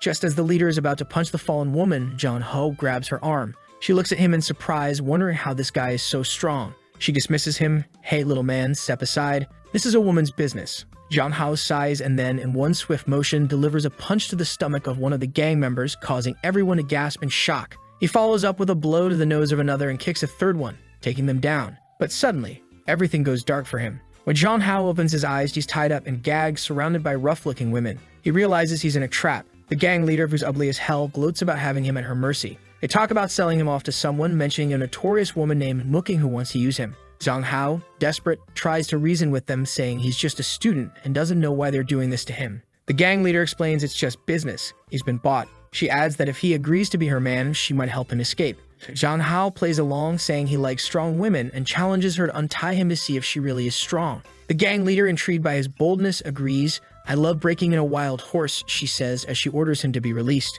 Meanwhile, Wei's secretary informs her that everything is set and they can proceed with the final stage of their plan. Wei signals to go ahead. Back in the warehouse, Zhang Hao is freed and prepares to fight. He notices some metal bars in the corner and thinks if he can reach them, he might stand a chance. The gang leader taunts him, ready to make him comfortable, and lunges at him. Zhang Hao dodges and heads for the bars, impressing the gang with his courage. He quickly grabs a bar and hurls it at the gang leader, who dodges, but he follows up with a blow to her elbow, dislocating her arm. The gang leader, now enraged, admits she underestimated him, but warns she can't ruin his face since he's to be sold. Zhang Hao, unfazed, taunts her, "Let me go, or you'll regret it." She sneers, dismissing his threat, confident in her gang's numbers. The scene cuts to the antique shop assistant, now battered on the floor, muttering that messing with Zhang Hao is dangerous because anyone carrying an antique worth 200 million must be connected to powerful people. However, the gang dismisses this, thinking he's just a thief. But then the gang realizes something's wrong. They look towards Zhang Hao and see a shocking sight. He's fighting off and beating up everyone. Zhang Hao manages to deliver a swift punch, followed by a hit to the chin, knocking the gang members to the ground. The leader of the gang is surprised but unfazed, ready to retaliate. Suddenly, someone arrives and Zhang Hao feels the tension rise. Wei appears, looking furious. "I can't believe you had the audacity to tie up my man." The gang leader, shocked, stammers, "He's your man. I didn't know. I'm sorry. I didn't mean to mess with you." Wei calmly explains that because the gang leader stole from her, all of her gang members now belong to Wei. She also demands that the gang leader drop out of the inheritance dispute, leaving everything to her useless brother. The gang leader, horrified, refuses, stating she'd rather die than let her brother inherit everything. As she pulls out a knife to attack Wei, one of Wei's bodyguards swiftly intervenes, pinning her to the ground. The antique shop woman, now revealed as the gang leader's sister, watches in horror as the bodyguard twists her sister's neck, ending the confrontation. Wei then walks towards Zhang Hao, remarking how impressed she is with his ability to handle the situation. Zhang Hao, realizing the extent of Wei's influence and power, accuses her of orchestrating everything to take control of the Mu family. Wei, clearly irritated, denies planning everything just for him and insists they start getting along better. Zhang Hao, still cautious, warns her not to come closer, brandishing a stick. Wei effortlessly breaks the stick with a punch and orders him to come with her. When he hesitates, Wei picks him up and carries him off, smacking him playfully on the butt. Zhang Hao, humiliated, finds himself in a helicopter looking down at the scene below, where the antique shop woman lays defeated. Concerned, Zhang Hao asks if Wei will get into trouble for killing the gang leader's sister. Wei dismisses his worries, explaining that it was self-defense as the sister attacked her first. Zhang Hao awkwardly gives a thumbs up, relieved she won't face consequences. Wei, pleased with his reaction, reassures him that anyone who messes with him will face severe consequences. As the helicopter soars, Wei begins to question Zhang Hao about the differences between her and the gang leader. She asks if he considers her as bad as the woman who tried to kidnap him. Zhang Hao hesitates, unsure how to respond. Wei, noticing his discomfort, leans in closer, teasingly biting his ear and asking if he holds double standards. Zhang Hao, flustered, struggles to find the right words. And while he's talking, she turns his face and plants a kiss on him. Fast forward to the next scene, Wei is already in the room, taking off her shoes, and Zhang Hao is asking, "What are you doing?" She tells him not to move, and as he tries to protest, she comes closer. Zhang Hao shouts for her to stop, but she moves in, clearly breathless and blushing, and then jumps on him. Wei tells him, "I've saved you so many times, when are you going to repay me?" Zhang Hao, trying to reason with her, says, "I even gave you a kiss. What more do you want?" She licks him and responds, "It's not enough," clearly indicating she's serious. Zhang Hao, flustered, doesn't know how to react. She grabs his neck and says, "I want you." When he tells her to stop, she retorts, "Then why is your hand there?" Zhang Hao, confused, realizes the situation is escalating beyond his control. Wei teases him, saying, "It seems your body is more honest than your mouth. It's time for you to date me officially. Whether physically or mentally, I will satisfy you." Zhang Hao, lost and unable to speak, looks overwhelmed. Cut to the next scene where Yuha learns from the antique store girls that Zhang Hao was taken by Wei Nan. Determined, she decides she must go and rescue him. Back with Zhang Hao and Wei, he tells her, "Okay, you want to date me? I'll consider it if you do one thing." Wei asks, "What?" He replies, "It's simple. Sit on my lap." Wei, puzzled, asks for clarification. "What do you mean? Sit on your lap?" Zhang Hao explains, "Sit on my lap and put your hands on my shoulders for 3 minutes. Don't resist anything I do." Wei, skeptical, asks why he wants this, and Zhang Hao challenges her. "You're saying you'll satisfy me and all that, but you can't do this little thing." Wei smirks, then gives him a somewhat menacing look. She raises her hand as if to slap him, but instead places it gently on his shoulder and sits on his lap. Zhang Hao, surprised by her compliance, didn't expect her to agree. Wei reassures him 3 minutes is nothing. But Zhang Hao realizes even with her on his lap, the feeling is completely different from with Yuha. Wei's dominance is palpable. Just then, the secretary bursts in, and the sight shocks her so much her glasses nearly fall off. Wei angrily asks, "Why did you come in without knocking?" Zhang Hao notes with amusement that they didn't complete the full 3 minutes. The secretary, now on her knees, apologizes profusely, explaining it was an urgent matter requiring immediate attention. Zhang Hao feels a twinge of pity, seeing that Wei has no private life and is constantly interrupted for issues. He reflects on someone from his past life who was similar. Wei dismisses the situation, asking the secretary what was so urgent. The secretary informs her that Yuha, the daughter of the Min family, is at the door wanting to see Zhang Hao. Both Wei and Zhang Hao are taken aback.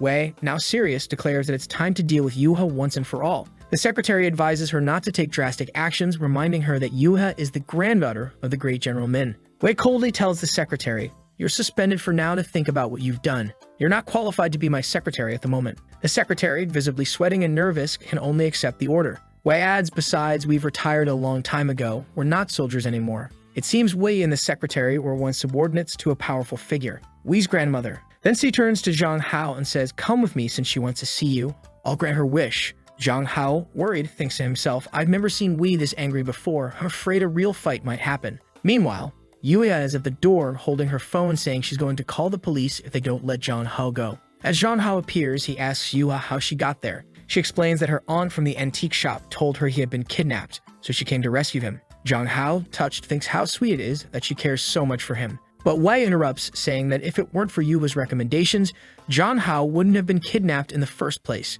She blames Yuha for all the trouble and warns her to stay away from him, stating that if he wants to learn boxing or anything else, it will be with her. Zhang Hao tells Yuha to ignore Wei and asks Wei to stop glaring at Yuha with a murderous look. However, Yuha starts to take off her coat and challenges Wei to a one-on-one fight, saying whoever wins gets Zhang Hao a deal. Wei, furious, agrees, "All right, let's finish the fight we started before." As the tension rises, Zhang Hao, tired of the drama, grabs his phone and walks away, saying, "If you two are going to fight like idiots, I'm out of here." He leaves and Yuha quickly follows him, running to catch up. But Wei isn't one to back down. She catches it up and insists on taking Zhang Hao home. Zhang Hao declines, saying that if he arrives home in her luxury car, people will start asking questions. He reminds her that she has a company to run and tells her to go handle her responsibilities because he has to make a lot of money for a certain crazy person. Yuya, seizing the moment, sticks her tongue out at Wei, clearly enjoying the victory. Wei, infuriated, orders her guards to stop a taxi and tells the driver, "I bought your taxi, it's mine now. Get out and deal with the bodyguards." She then turns to Zhang Hao and Yuya and says, "This little car is ready. I told you I'd take you home, and I will." Back at Zhang Hao's house, his sister, always the caring one, is waiting for him. She notices he looks preoccupied and asks, "Why are you home so early, my Hao Hao? You seem so distracted." Zhang Hao replied, "No, nothing happened. I'm just thinking about my streams and stuff." In reality, he was receiving threats from Wei on his phone and was panicking about how he was going to make the money. He remembered that when they left the taxi, Wei told him, "Forget about the money. Just fix the plate for me and return it." Confused, he asked, "Wait, don't you want the 100 million? She suddenly said, "Marry me, you disobedient and mischievous boy. I'm ready for you to destroy my family." Zhang Hao was taken aback, wondering, marriage? What? Meanwhile, Yuha, who had been listening to everything from the back of the car, exclaimed, "Let me out of this car, please, for the love of God." But Wei insisted, "Your family doesn't live here.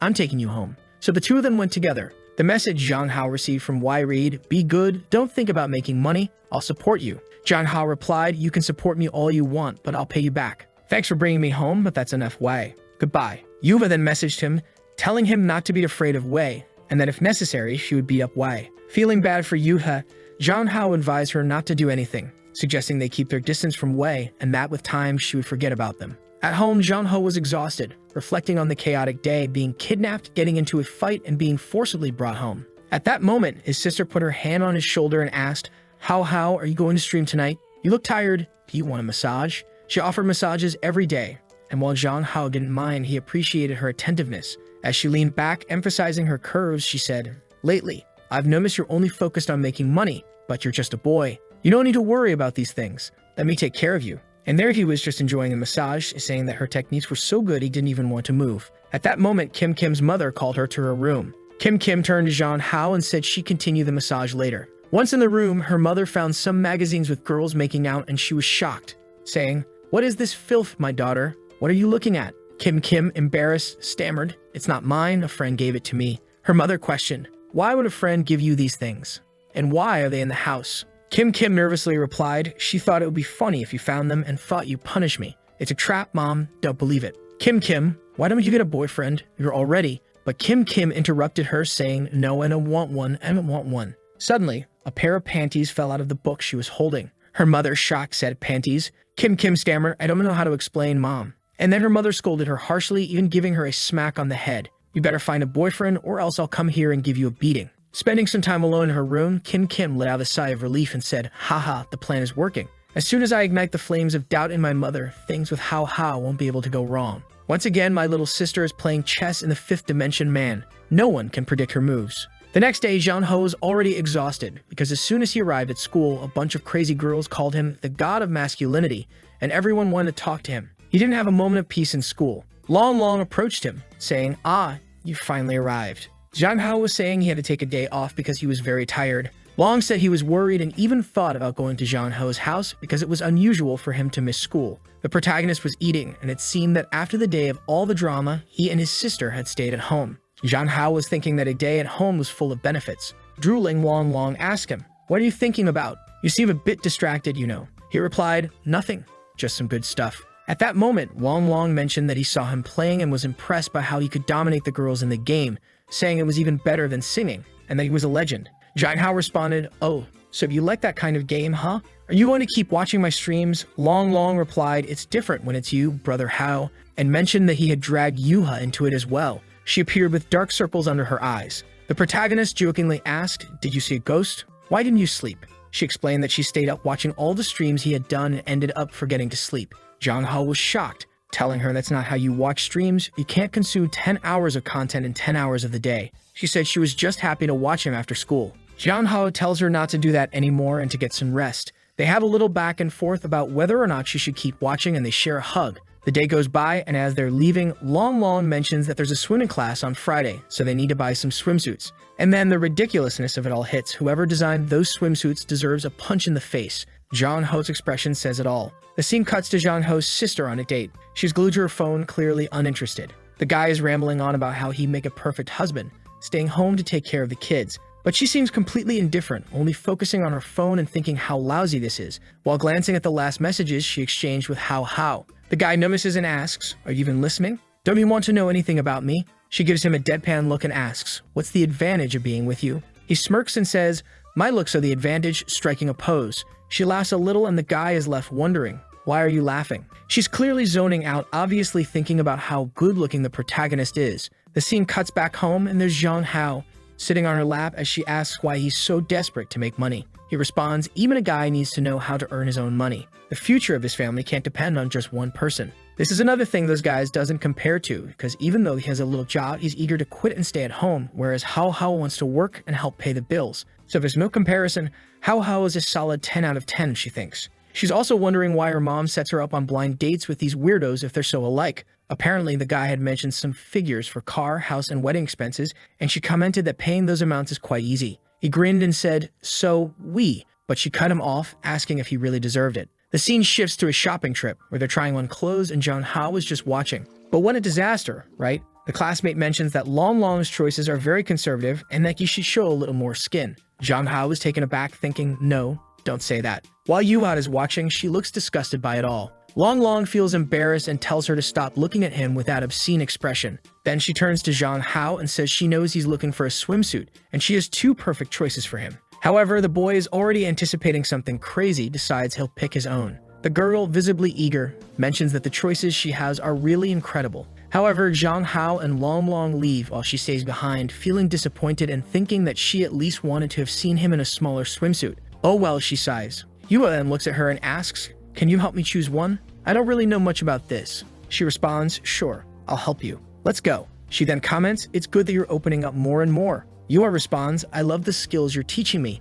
Having a friend is very useful." They share a hug and Yuan, her friend, asks Yuha, "Are you getting better at understanding your own thoughts?" Yua pauses, then suddenly blurts out, "I like Zhang Hao." Yuan is startled and says, "I understand, but I like him too." Both girls blush and look at each other a bit awkwardly. If Zhang Hao realizes that he left his friend in a room with these girls to buy swimsuits, it might cause trouble. He should probably go back. But it's too late. His friend comes out all ready for swimming, really prepared. Thankfully, the artist put a large white bubble to protect my wallet. Zhang Hao is stunned, thinking, "Is this for real? Can she wear this in class?"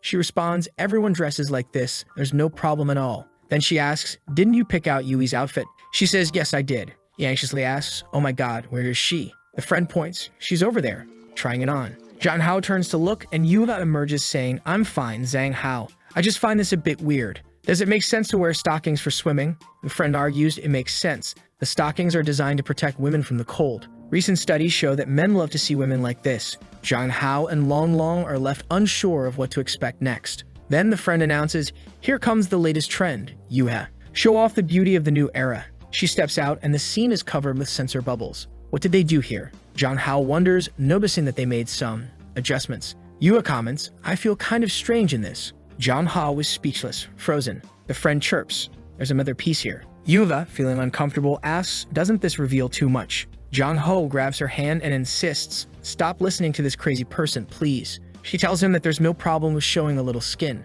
The scene shifts and we get a little flashback of their friend, the blonde girl, talking to Yuha. She says she's going to confess her feelings to Zhang Hao. She knows he probably doesn't like her, but she's going for it anyway, telling Yuha that she wants to finish school without any regrets and that she'll regret it if she doesn't at least try. This plan of hers shook Yuha a bit. In the next chapter, it starts with her confessing. She says she knows she's not pretty enough, but begs him to give her a chance because she's been in love with him forever. Zhang Hao thinks, "Oh damn, so she just called me here to confess." Then she continues, "Sorry, it's impossible for us. I don't like you. Damn, that was harsh. No consideration at all." Then she goes, "Wow, you didn't hesitate at all. You didn't say anything, not even a pause." Zhang Hao responds, "Sorry, it's just that I don't like you." He thinks it's easier to just give the decisive blow and cut her off cleanly, no turning back. She then asks if they can still be friends. The scene changes and the protagonist is back at school, thinking he's becoming a criminal with all the hearts he's breaking. He's getting a bit full of himself. Long Long shows up, saying he's been looking for Zhang Hao for a while.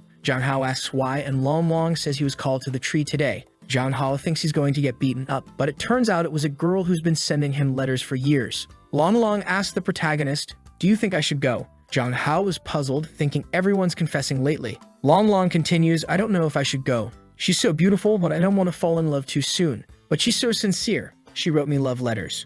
What do you think? Should I go or not?" Zhang Hao, frustrated, thinks, "Go if you want, don't go, whatever, who cares?" Long Long decides to go, and they head to the tree. There's a girl waiting there, and Zhang Hao tells Yuha to help him if the girl tries to hit him. The brave guy goes over, hinting that he's going to reject her. Yuha asks Zhang Hao what he thinks it feels like to like someone. He says, "I don't know. It's different for everyone." He then reveals that for him, if you try to forget someone and can't, you're probably into them. She agrees, saying it's the same for her. At that moment, the girl reveals herself to Long Long and kisses him. But Long Long responds with a slap, even wiping his mouth in disgust. Was that necessary? They rush over to Long Long, asking if he's okay and what happened. Long Long, clinging to Zhang Hao's arm, cries, "Hall, it was my first kiss." Zhang Hao looks at the girl, thinking she's not even ugly, and scolds Long Long for hitting her. The girl apologizes, falling to her knees, begging for forgiveness. It made me feel bad for her. The scene cuts to Zhang Hao and Long Long drinking some beers, with Zhang Hao telling him not to drink more because he's already acting crazy. Long Long insists he's not drunk, then starts ranting about how he's traumatized because he lost his first kiss. Zhang Hao watches, thinking Long Long is nuts. Meanwhile, Yuha notices Zhang Hao's face turning red and thinks both of them are getting drunk together. Zhang Hao checks his phone and realizes his face is really red. If he goes home like this and his sister sees him, he's in for a beating. Plus, they can't send Long Long home like this. He might end up in trouble. So Yuna suggests they spend the night at her place. Later that night at Yu's house, they arrive and the butler is surprised, asking what's going on. She instructs him to make some food and prepare a room for the two guys. The butler is taken aback, thinking, wow, she came home late and brought two guys. I underestimated her. The scene cuts to Jean Hao in the room explaining this situation to his sister, saying someone stole a kiss from Long Long. He drank and went crazy, and that's why they're taking care of him there. His sister gets annoyed, wondering who the girl stealing kisses is, and warns him to stay away from her. Jean Hao, of course, says he doesn't know her and that they'll go home tomorrow. But after hanging up, she worries about not seeing him for the whole day. Just then, Yua shows up at the door and asks if she can come in. Jean Hao says yes, and she brings in some snacks. Jean Hao asks if this is her secret room. She asks him why he left her in his secret room. She replies that everything here is hers, including him. In other words, she basically claimed him as her own. She continues, saying she wants to hide him from everyone because only she can talk to him every day, and she wants to be with him. Then she drops the big question, "Do you want to be my boyfriend?" Jean Hao is taken aback. He says that, to be honest, he does like her as the opposite sex, but right now, he can't control his heart because he still likes another girl. He calls himself trash, saying he's heartless. She looks at him and says, "No, you're not trash." He explains that she should know that indifferent men are bad and that, unfortunately, he knows it's not right, but he likes people he shouldn't. Despite this, it's hard to ignore his relationship with Yuha. She clings to him, saying she doesn't understand, but she's very sad. She wonders why he can't just like her. He silently apologizes to Yuha, feeling guilty. The scene then shifts to the next morning, where the protagonist wakes up next to her. They were coupled up, which is adorable, but he's startled to find his clothes have changed. He immediately asks her if she changed his clothes while he was sleeping. She reassures him that they just slept together, and it was actually the butler who changed his clothes. Relieved, he quickly gets up, worried that she might have undressed him. She tells him to hurry up and get ready for school. When they arrive at school, Long Long looks utterly defeated, suffering from a bad hangover. Long tells them that they should never drink again because they ended up spending the whole night at a girl's house just because of a few cans. He insists they shouldn't let that happen again. Yuva watches, noting that he doesn't seem to care about the situation. Suddenly, they hear the clacking of heels behind them. It's someone else. Oh no, if Wainan was trouble, this girl looks like she could be even worse for any competitors. She calls out Hao Hao. He turns and sees his sister, Kin Kin. He asks, "Why did you come here?" She replies that she was worried about him and was going to die from the concern. He tells her not to worry because he's not a child. Long abruptly says he's going back to class, looking a bit depressed, which Zhang Hao notices and wonders why he suddenly seems down. Kin Kin then asks Zhang Hao, "Who is this student next to you?" "I don't know her very well." He introduces Ming Yuha, and the sister politely responds, "Nice to meet you. I'm Zhang Hao's sister." She adds, "I've never heard him mention you before. Do you spend a lot of time together?" Ming Yuha, thrilled to be meeting someone from Zhang Hao's family, happily says, "Yes, we spend a lot of time together." Kin Kin, observing Ming Yuha closely, immediately thinks, "This girl is definitely in love with Zhang Hao." Then she steps forward, puts her hand on the protagonist's neck, pulls him close and says, "Tonight, we're going to your room." Whoa, that's intense. Meanwhile, she's glaring at Yuha, who looks devastated, not understanding what's happening. She whispers in the protagonist's ear, "Sweetie, let's have a nice little chat." The protagonist seems to perk up, smiling slightly, clearly getting a bit excited. But he whispers back to Yuha, asking why she's saying that so quietly. But his sister tells him, "This is something only the two of us should know. Now go to your class." The protagonist and Yuha head to class, while his sister stands there, thinking that she can't wait any longer. She knows she'll have to take action soon. In the classroom, both the protagonist and Yuha look exhausted. The protagonist says, "You both seemed fine when we arrived. What happened?" Out of nowhere, Long Long mentions that seeing the protagonist's sister made him think about how he was forced into a kiss yesterday. The protagonist wonders, is Long Long talking to my sister? Does he like her? What's going on? Turning to Yuha, he asks, "And you, why do you look so down?" She responds that she's dying of jealousy. He goes, "Oh." She explains that she knows it's his sister,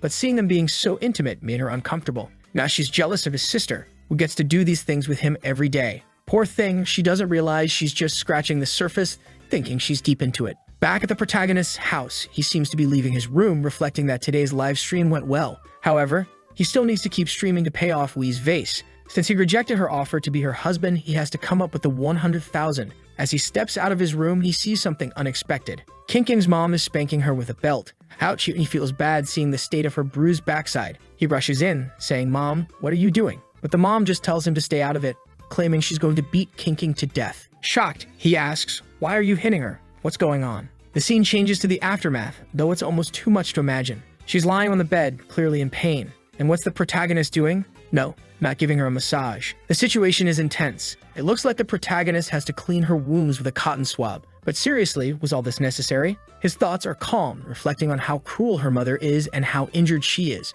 He asks what happened for her to get beaten like that. During the beating, her mother revealed the reason behind it. She was fighting with her daughter because she doesn't like men. At that moment, the protagonist thinks, there's no way Kin Kin could be like that, right? I mean, she even kissed me first. It's impossible. But then his sister speaks up. I'm sorry, how, but I really am. I hated boys since I was a child, and I tried to force myself to like them, but it just didn't work. That's why I kept pushing myself on you. The protagonist feels crushed, thinking, so that's why, huh? You really don't like me then. It was heartbreaking. She continues, I'm sorry, how, I just can't do this. But then she stands up and says she doesn't want to be that kind of woman.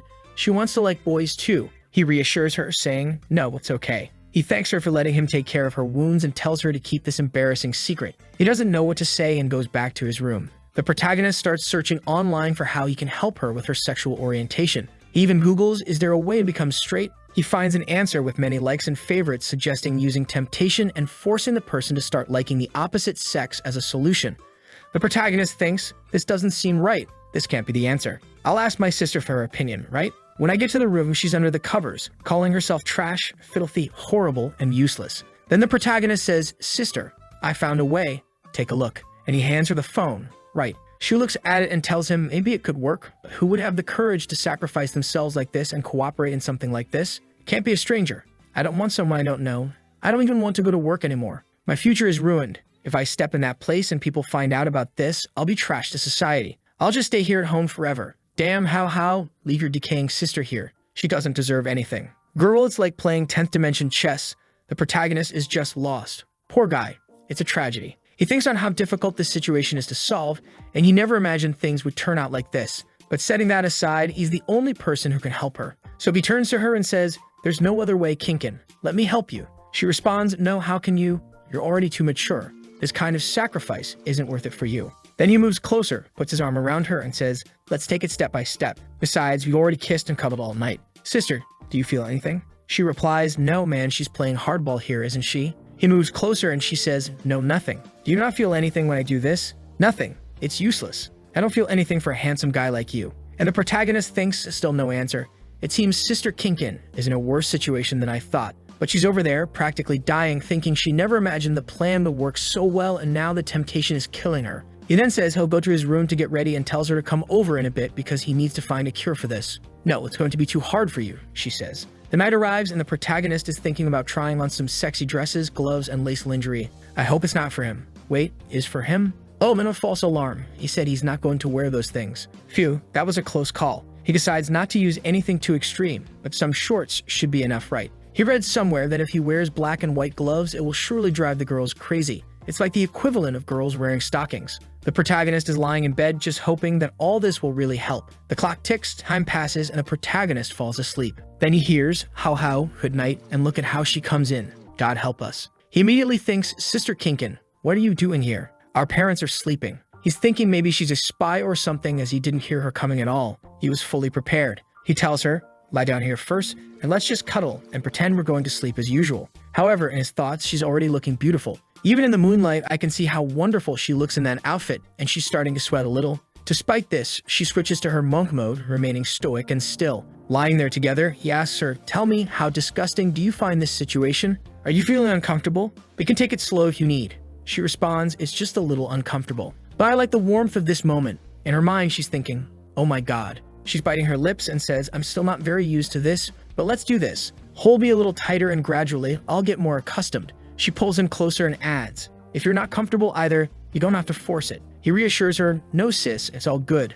Thinking to himself, what am I reading? He says, we have plenty of time so it's okay, while internally noting how strong his sister is even in a situation she doesn't want to be in and she's still considering his feelings. She's so kind. They touch noses and for a moment, it seems like a kiss might happen. But it was just a fleeting thought and she thinks to herself that she didn't expect everything to go so smoothly and for him to be so cooperative. The protagonist is already thinking that the scent is too good and he won't be able to hold out much longer. However, he doesn't want a small mistake to ruin the family. However, out of nowhere, he stops caring about the family and can't hold back any longer. He suggests, hey Kinkin, do you want to touch my arm with this glove? I heard girls like this. She starts to drool a bit, clearly liking it. He quickly says, no, it's fine. If you don't like it, sorry. But she replies, no, it's good. I'll try to get used to these things, while staring intently, thinking this is a once-in-a-lifetime opportunity she can't miss. She begins to touch his arm. She continues to run her hands over his arm, thinking that her entire life is now worth it.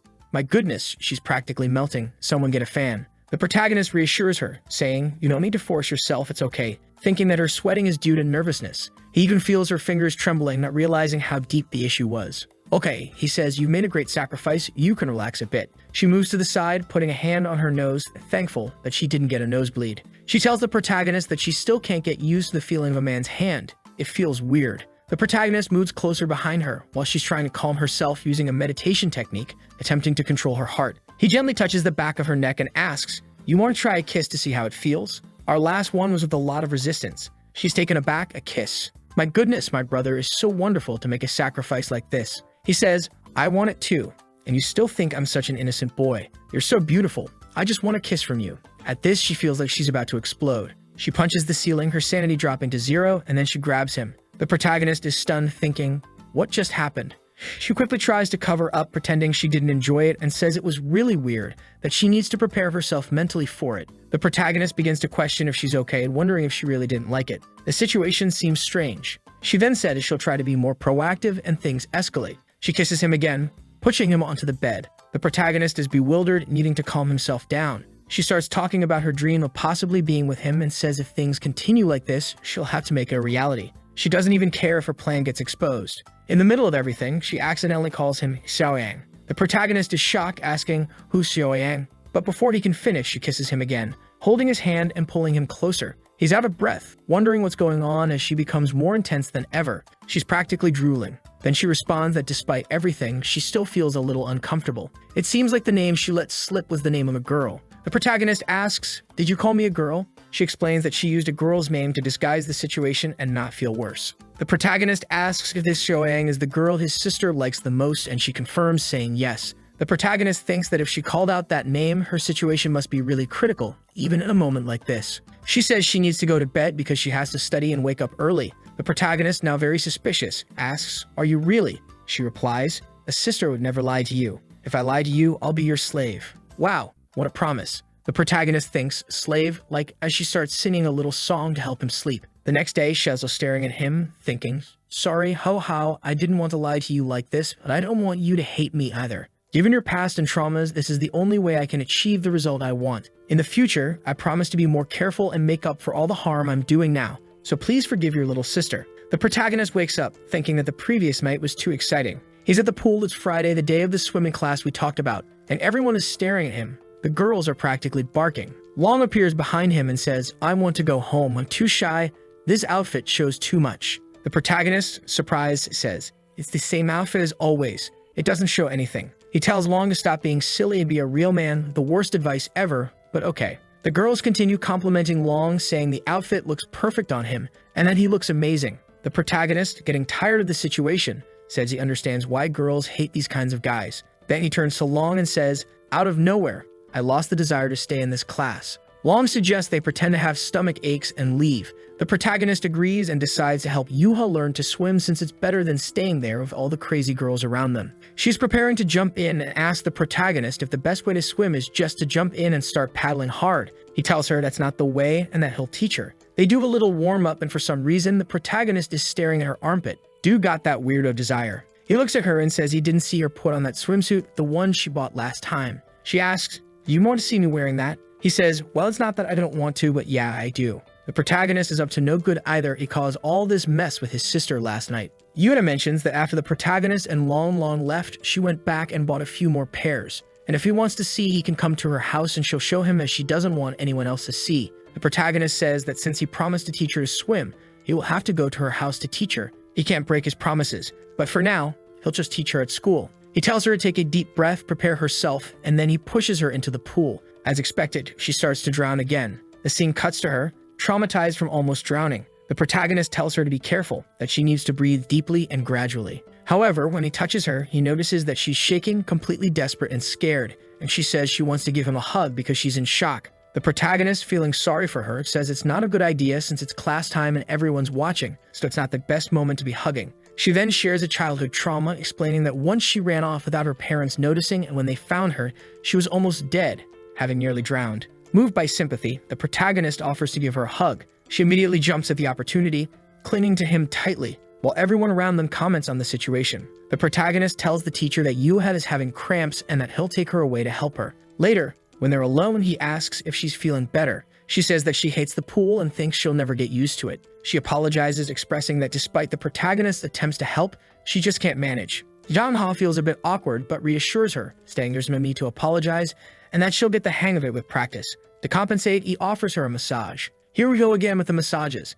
He starts with her calf and then moves to her shoulders, giving her a firm but soothing massage. She immediately comments on how comfortable and calming his hands are, but she hints that she wants more, asking him to go for other places. When he asks where, she points to her upper body. Realizing the implication, Jang Hao tells her to stop joking around, insisting that he's a serious masseur and won't engage in anything improper. However, she kicks his hand away angrily, saying she wanted a serious massage, not a joke. He firmly tells her to stop talking like that, especially in public, and to give him her leg again so he can continue the massage. She questions why she can't talk about these things, and he explains that such talk is perverse and is something only couples should do, and it should be kept private. No one in the class should know about it. Do you want to be known as a pervert? She looks desolate and confused, then starts crying. Completely distraught, she says she doesn't care and wants to be known as a pervert. The protagonist is shocked, thinking, where's my innocent Yue? What's happening? He tells her, you're only saying this because you don't understand how dangerous perverts are. You don't want to be an abominable person, do you? She replies that she doesn't care since he gave her that massage and she no longer wants to learn how to swim. The protagonist makes a deal. If she learns to swim, he'll do anything she asks within reason. She agrees eagerly, clearly ready for something more. Back in the office of our dear Wei, we haven't seen her for a while. It seems she couldn't finish her work because she was busy looking at photos of the protagonist. She thinks to herself how exhausted she is and how she can't focus because of that damn goblin. She glances at her phone thinking, why don't I just take one more look? She sees a picture she took in the helicopter and blushes. The scene shifts to someone pressing the elevator button and a man appears, asking if she's the general manager. Wei makes a face as if she's ready to scold her mother. Her mother says, do you think I'm the kind of mom who hits on her daughter's boyfriend? For heaven's sake, I'm just curious. With so many handsome men chasing after you, why did she choose this Jang Hao specifically? Wei responds that there's nothing special and that she wants to get back to work. Her mother leaves, telling her not to sleep at her desk. As her mother leaves, she thinks this is a real problem. It seems my daughter is in love, and that's a weakness that can exist. The scene shifts again, showing the protagonist observing Wanan's secretary, who had been expelled. He thinks, wait, isn't that the secretary who got kicked out? Let me go have a chat with her. He walks over, introduces himself, and asks if she has some free time. She's caught off guard, not expecting this. He gets straight to the point, mentioning that he noticed in their last argument that it seemed like they were both subordinates of Minwera's grandmother. So what's the deal? The secretary interprets this as him showing interest in Wei. He quickly clarifies that she's just a stalker and he has no interest in her. He just wants to know why she's so fixated on him. Didn't she hate men? The secretary explains that it's not that she hates men, but she despises weakness. And since our protagonist is a total Sigma Chad, she couldn't resist. It seems she developed this hatred because of her father. He always obeyed her mother, did everything she said, while the mother would go out drinking and seeing other men. In the end, he caught a disease and died alone in the hospital, and the mother didn't even visit him. He died as a lonely, forever alone guy. That's why she despises weakness and clingy men. The protagonist thinks that maybe the best way to make Wei hate him is by pretending to be weak. Could that be the plan? The secretary suggests that he should join her, because Wei would never treat him badly. Even after everyone left the army, she hired everyone who had been at the base with them and gave them much higher salaries. So it's guaranteed that if he joins her, his life will only get better. The protagonist says it's not possible because she wants to dominate too much, and he's the kind of person who doesn't like that. If they were together, one of them would always be mad. At that moment, someone appears and says, young man, I finally found you. The secretary is shocked and the protagonist is confused. It seems she's already closed the cafe and only the security guard is left, having sent everyone away. She's staring at the protagonist, saying, you look good, but how long have you two been dating? The protagonist tries to explain, saying she's overreacting and they're not even dating. She retorts, not dating? For heaven's sake, is it possible that my daughter still hasn't managed to win you over? This is a disgrace for the family. The protagonist asks why she's looking for him. She says it's inconvenient to talk here, suggesting they go inside. She's taking the protagonist to a private room. The secretary senses something bad might happen. She tries to rescue the protagonist, saying that we just call it Jang Hao, and she's just there to fetch him, so let's leave. But the woman beckons her closer with a finger, and when she hesitates, she gets a sharp elbow to the chin. The protagonist is utterly confused by the turn of events. The woman apologizes, saying it's been a while since she had to land a blow like that, so maybe it came out too strong. The protagonist stands there, stunned, wondering what's going on. Am I caught up in some mess again? The woman remarks, oh young man, you're quite calm. Any average student would be intimidated by now. The protagonist says that ever since he got involved with Wei, these situations have become common, so he's somewhat used to them. Now that he knows she's the mother, he's thinking, she's the gang leader, so I better not mess up. The mother then comments, it's obvious my daughter doesn't like delicate men. What I don't understand is why it seems like you don't like her. Don't you want to be my son-in-law? Don't you want to join the Wei family? The protagonist tries to deflect, saying he's just an ordinary citizen and doesn't deserve her daughter, claiming there's nothing special about him. He also says he needs to leave because his family is probably looking for him. She says, since you're in a hurry, I want to make a deal with you. The protagonist is surprised, asking, a deal with me? I'm just a high school student, I can't help you. She insists that only he can do it because, according to her observations, her daughter is obsessed with him. If he asks her for something, she probably won't refuse. The protagonist, still confused, listens as she tells him to invite Wei on a trip to a specific location. Once there, he is to set up a situation where her people can arrive and capture her daughter. Then she promises to give the protagonist a lot of money, enough for him to move to another country and live an easy life. And then he says, wait, you want me to help you take down Wei? Isn't she your daughter? How am I supposed to take her down? She responds, it's simple. I want my title as the head of the family back. There hasn't been a mother-daughter relationship between us for a long time. The scene shows a panel indicating that Wei had beaten her mother, taking control of the family. The protagonist, feeling awkward, says, with all due respect, isn't Wei already a head of the family? Since she took over, the family's status has become more significant and relevant in the entire city. So why do you want to fight her? It seems like she's doing a good job. The mother explains that the only thing she has left is money, and she wants to use it to do whatever she wants. I have no family, no one left, she says. So why not stir things up? She asks, what do you think? You don't even like her, do you? Let's take advantage of this situation. The protagonist is shocked, unsure of what to do. The scene shifts to the secretary, who is semi-conscious, looking around and thinking about how her training helped her withstand the blow. Otherwise, she might have been done for. She realizes she needs to alert Wei as soon as possible. She subtly taps her wristband, sending a silent signal. The scene cuts to Wei's phone, where she receives a message indicating that Madam had contacted John Hao in a private room. Wei is startled and orders the car to be prepared immediately. The scene shifts back to the protagonist and the mother. The protagonist says that even if she manages to defeat Wei, managing the family won't be easy, as many people support her. He suggests that despite the issues between them, they should try to talk things out. The mother dismisses this, saying, Wei is a cold-hearted person. It's better to have a dog than her. She's been against me ever since her father died. There's no way to talk to her. If I had known what kind of woman she would become, I wouldn't have given birth to her. The protagonist, knowing the truth about the father's death, thinks the mother is lying because he knows the father died because she neglected him and he was left alone in the hospital. Trying to deflect, he says, that's a lot to deal with. I understand why Wei resents you because of her father, but all you need to do is show a little more care for the family, and everything will get back on track. The mother retorts, oh, are you trying to convince me to give up on this?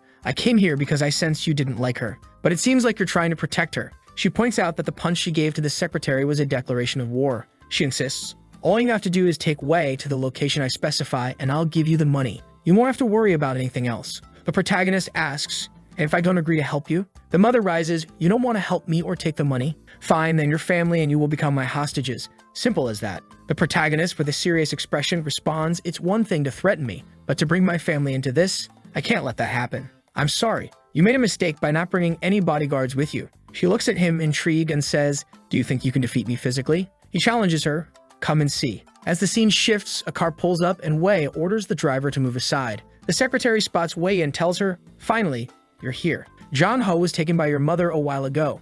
I'm afraid something might have happened. Wei asks which room they're in and sends her guards to untie the secretary, intending to confront them. As she approaches, she hears the conversation. The mother is saying, it's common for everyone who gets close to my daughter to have some kind of agenda, but it seems she likes you, and I wanted to know what you're like. The protagonist asks, is that why you went to so much trouble? Does Wei know you came to see me? The mother replies, I don't know, she might be furious if she finds out. That child has always insisted that I stay out of her relationships, but this is the first time I've seen her like someone, so I was curious about you. She continues, now that I've seen you, I understand why she isn't wrong. Besides wanting to see you, there's something else I want to ask of you. The protagonist asks what it is, and she explains that Wei's birthday is coming up and she wants to give her a present. However, she knows Wei won't accept it if she gives it directly, so she wants the protagonist to deliver it. Meanwhile, Wei is listening to everything, feeling perplexed. The protagonist and the mother continue, with the mother explaining that the Wei family is large and prosperous, requiring multiple heirs. The problem arose when her father couldn't have children, leading the mother to push many men toward her, hoping to produce an heir. The mother didn't want to, but she had to. Over time, she distanced herself too much from Wei, and by the time she noticed, Wei was already grown. Now she hopes the protagonist can help her resolve this mess. The protagonist responds that he can't help with that. If she wants Wei's forgiveness and understanding, she needs to earn it herself. Moreover, she needs to understand that no matter what she does, she can't make up for lost time. The scene changes to the protagonist leaving the room, where he sees Wei Man. He asks, what are you doing here? She switches topics, asking, did you hear everything we talked about? Wei apologizes, saying she told her mother not to do this, but she came on her own. The protagonist asks if she plans to reconnect with her mother. Wai replies that she'll keep things as they are and nothing will change. She then asks the protagonist what he would do if his mother, who had abandoned him for years, suddenly reappeared wanting to talk. The protagonist reflects on his family with his sister and parents and says he'd prefer if his mother didn't return because his family's fine as it is. Wei asks, "So you're good with your family? How's your relationship with your half-sister?" He responds, "It's fine, really good." "Why are you asking?" She reveals she's considering moving his family so she can protect them more easily. The protagonist refuses, asking why she keeps insisting on this. "Since when am I your man?" he asks. She confidently states, "Sooner or later." The protagonist insists it's not going to happen. Suddenly, she stops the car and he asks what she's planning. She explains that her father gave up and surrendered, just like her mother did, pressured by her grandmother. But she won't give up on him and won't let him be with anyone else. She'll keep pursuing him until he accepts her completely. The protagonist warns that this is too extreme, but the scene ends with a close-up of her lips, and he can't help but be charmed. Covering her mouth, he was being all cute. But our boy gave her a little tap on the hand and said, "Stop pushing things, girl. We're on the road here." She looked at him and said, "Wanna go to my place? Let's go." He told her to just take him home. But just then, his sister called. He picked up and she immediately scolded him. "It's super late. Where are you? Why aren't you home yet?" Our boy tried to cover it up, saying he was at Long Long's place and lost track of time. But Wei was watching him lie the whole time. He turned to Wei and said, "You've heard that? I gotta go home now." She called him Fox Boy again and asked, "So you know how to lie, huh?" He responded, "I'm only lying because of you." She then asked, "Does your sister care about you that much?" He confirmed, "Yes, because we're family." She just said family, but Wei was already thinking it might not be that simple. When he got home, his sister greeted him and he started apologizing, saying Long Long had held him up or something. But she stopped him and said, "Why are you lying to me?" Yikes. He was caught off guard trying to play dumb. "Sis, what are you talking about? I'm not lying. I'd never lie to you." But then she revealed, "I called Long Long. He said you left his place a long time ago." Busted dude. He didn't expect her to have Long Long's number. She continued, "I've always been alone, just like you, with single mom working all day. I only learned what family warmth was with you. I consider you my favorite brother. But it seems I was too sentimental. To you, I'm just a stranger. Ouch, bro. You screwed." She shed a tear and said, "If you don't want me involved in your life, fine. I won't bother you anymore." She turned to leave. The protagonist tried to grab her arm, asking her to listen, apologizing and explaining that he had gone out to dinner with a friend, but was afraid she'd worry. He reassured her it was just a friend and nothing more. Desperately, he continued apologizing. But she shook off his hand and said, "You just need to understand that I care about you." And then she walked away, leaving him defeated. Our boy collapsed, lamenting that he was a terrible person, feeling awful for disappointing her despite all her kindness. Back in her room, obviously in shock, she thought, "Oh my god, I can't believe I had the courage to slap his hand. What if he's really mad?" But then she told herself she needed to be confident. She couldn't just let him walk all over her. Maybe slapping his hand was too much though. Should she apologize on her knees? She fell to the floor, lost, unsure of what to do. But then she regained her composure, thinking, "Wait a minute. He said he went out to dinner with a girl. Who is this girl he felt the need to lie to me about?" She's ready to investigate. Is there going to be an honest showdown between the two? Cut to the night and she's sniffing his clothes in the laundry, trying to detect a perfume. She remembered it was the same perfume she had smelled before. Could it be the perfume of that girl, Yuya? She's left pondering. The next day it seems they're going out. She offers him a chance to rest and sleep in the car if he wants. But he's just thinking he needs to find a chance to talk to her and explain the situation. They're apparently going to his father's cousin's house, and he's curious about what it's going to be like since he remembers the guy being pretty cool and handsome. However, his father suddenly says, "Who's that kid staring at us?" When the protagonist looks, it's Yuha, looking all cute in her outfit. His dad asks, "Who's that bold girl here, son?" He responds, "A classmate." He goes to greet her and asks if something's wrong, why she's there. She says she came to invite him to an art exhibition together. Meanwhile, his parents are thinking she's probably a potential girlfriend, impressed by her boldness to come to the door like that. And Big Sister is watching, ready to kill Yuha. The protagonist introduces his mom and dad to Yuha, who is visibly happy, apologizing for the inconvenience and introducing herself. She seems delighted to meet everyone, feeling that things are going well. Then the protagonist's sister steps up and bluntly asks, "Are you trying to date John Hao?" Without hesitation, Yuha says yes and admits she likes him a lot. This shocks everyone. The sister starts to explain something but gets cut off by their dad, who advises Zhang Hao not to fall in love because he's too young. The protagonist tries to clarify that Yuha is just a friend from school. The father then turns to Yuha and insists that his son is too young to fall in love and that she should not come around anymore or follow him. The protagonist tells her that they have some family coming over and suggests they discuss this later. Yuha, pretending to be naive, asks, "So I can't fall in love with him?" The protagonist's mother responds that she can fall in love, just not with Zhang Hao. The protagonist is unsure how to end this situation. His sister steps in, saying she'll handle it. She gets close to Yuha, making the protagonist's mother worried, thinking she might be hitting on Yuha. But the sister is just trying to smell Yuha's perfume to see if it's the same as the one on the clothes. To cover it up, she puts her hand over Yuha's mouth, saying, "It's okay, you can still love me, please." At this point, the protagonist's mother pulls the sister away, alarmed. The protagonist asks Yuha to leave, promising they will talk later. She apologizes and leaves. The sister is left thinking, if it isn't the same perfume, then who is this other woman constantly around my Jianhao? The scene shifts to the protagonist's father greeting the cousins. When they arrive, the cousin, who used to be quite a player, now was in short shorts, looking very dainty. The protagonist, despite all the chapters, still isn't used to it. Later, during a conversation in the garage, the topic shifts to the situation with Yuha. They talk about understanding how Jianhao, being so attractive, is likely pursued by many. The cousin then comments on how beautiful the protagonist's sister is, and the protagonist's mother agrees, saying Qin is also very beautiful. The protagonist, looking somewhat disappointed, tries to escape the conversation by offering to help his dad in the kitchen. However, his cousin stops him, saying Jianhao is so good-looking that he should just take care of himself like a flower and everything will work out for him. He advises Jianhao to find a rich woman and relax. The protagonist insists he likes helping his dad when needed, but his cousin keeps insisting that women nowadays are learning to cook just to please men, so he doesn't need to worry about that. Realizing his cousin won't stop bothering him, the protagonist suggests they go to his room to continue talking. In his room, the cousin notices how plain it is and asks if they're sure it's not his sister's room. The protagonist explains he likes his simple lifestyle, but the cousin says he needs to learn more about cosmetics and beauty. Immediately, the cousin asks if he has a girlfriend, to which the protagonist replies that he doesn't. The cousin then stands up and says, "See this outfit I'm wearing? My girlfriend bought everything." The protagonist seems unimpressed, obviously recognizing that his cousin is someone who sells out for easy money. The cousin then asks if his sister has a boyfriend. The protagonist replies that she doesn't, but a lot of people are after her, mentioning that she even had a stalker following her at one point. The cousin comments that he's heard she's not only very smart, but also quite attractive. The protagonist is shocked considering the cousin just mentioned having a girlfriend. At that moment, his sister enters the room and tells them that lunch is ready, so they should come down. The cousin winks at her, trying to be charming,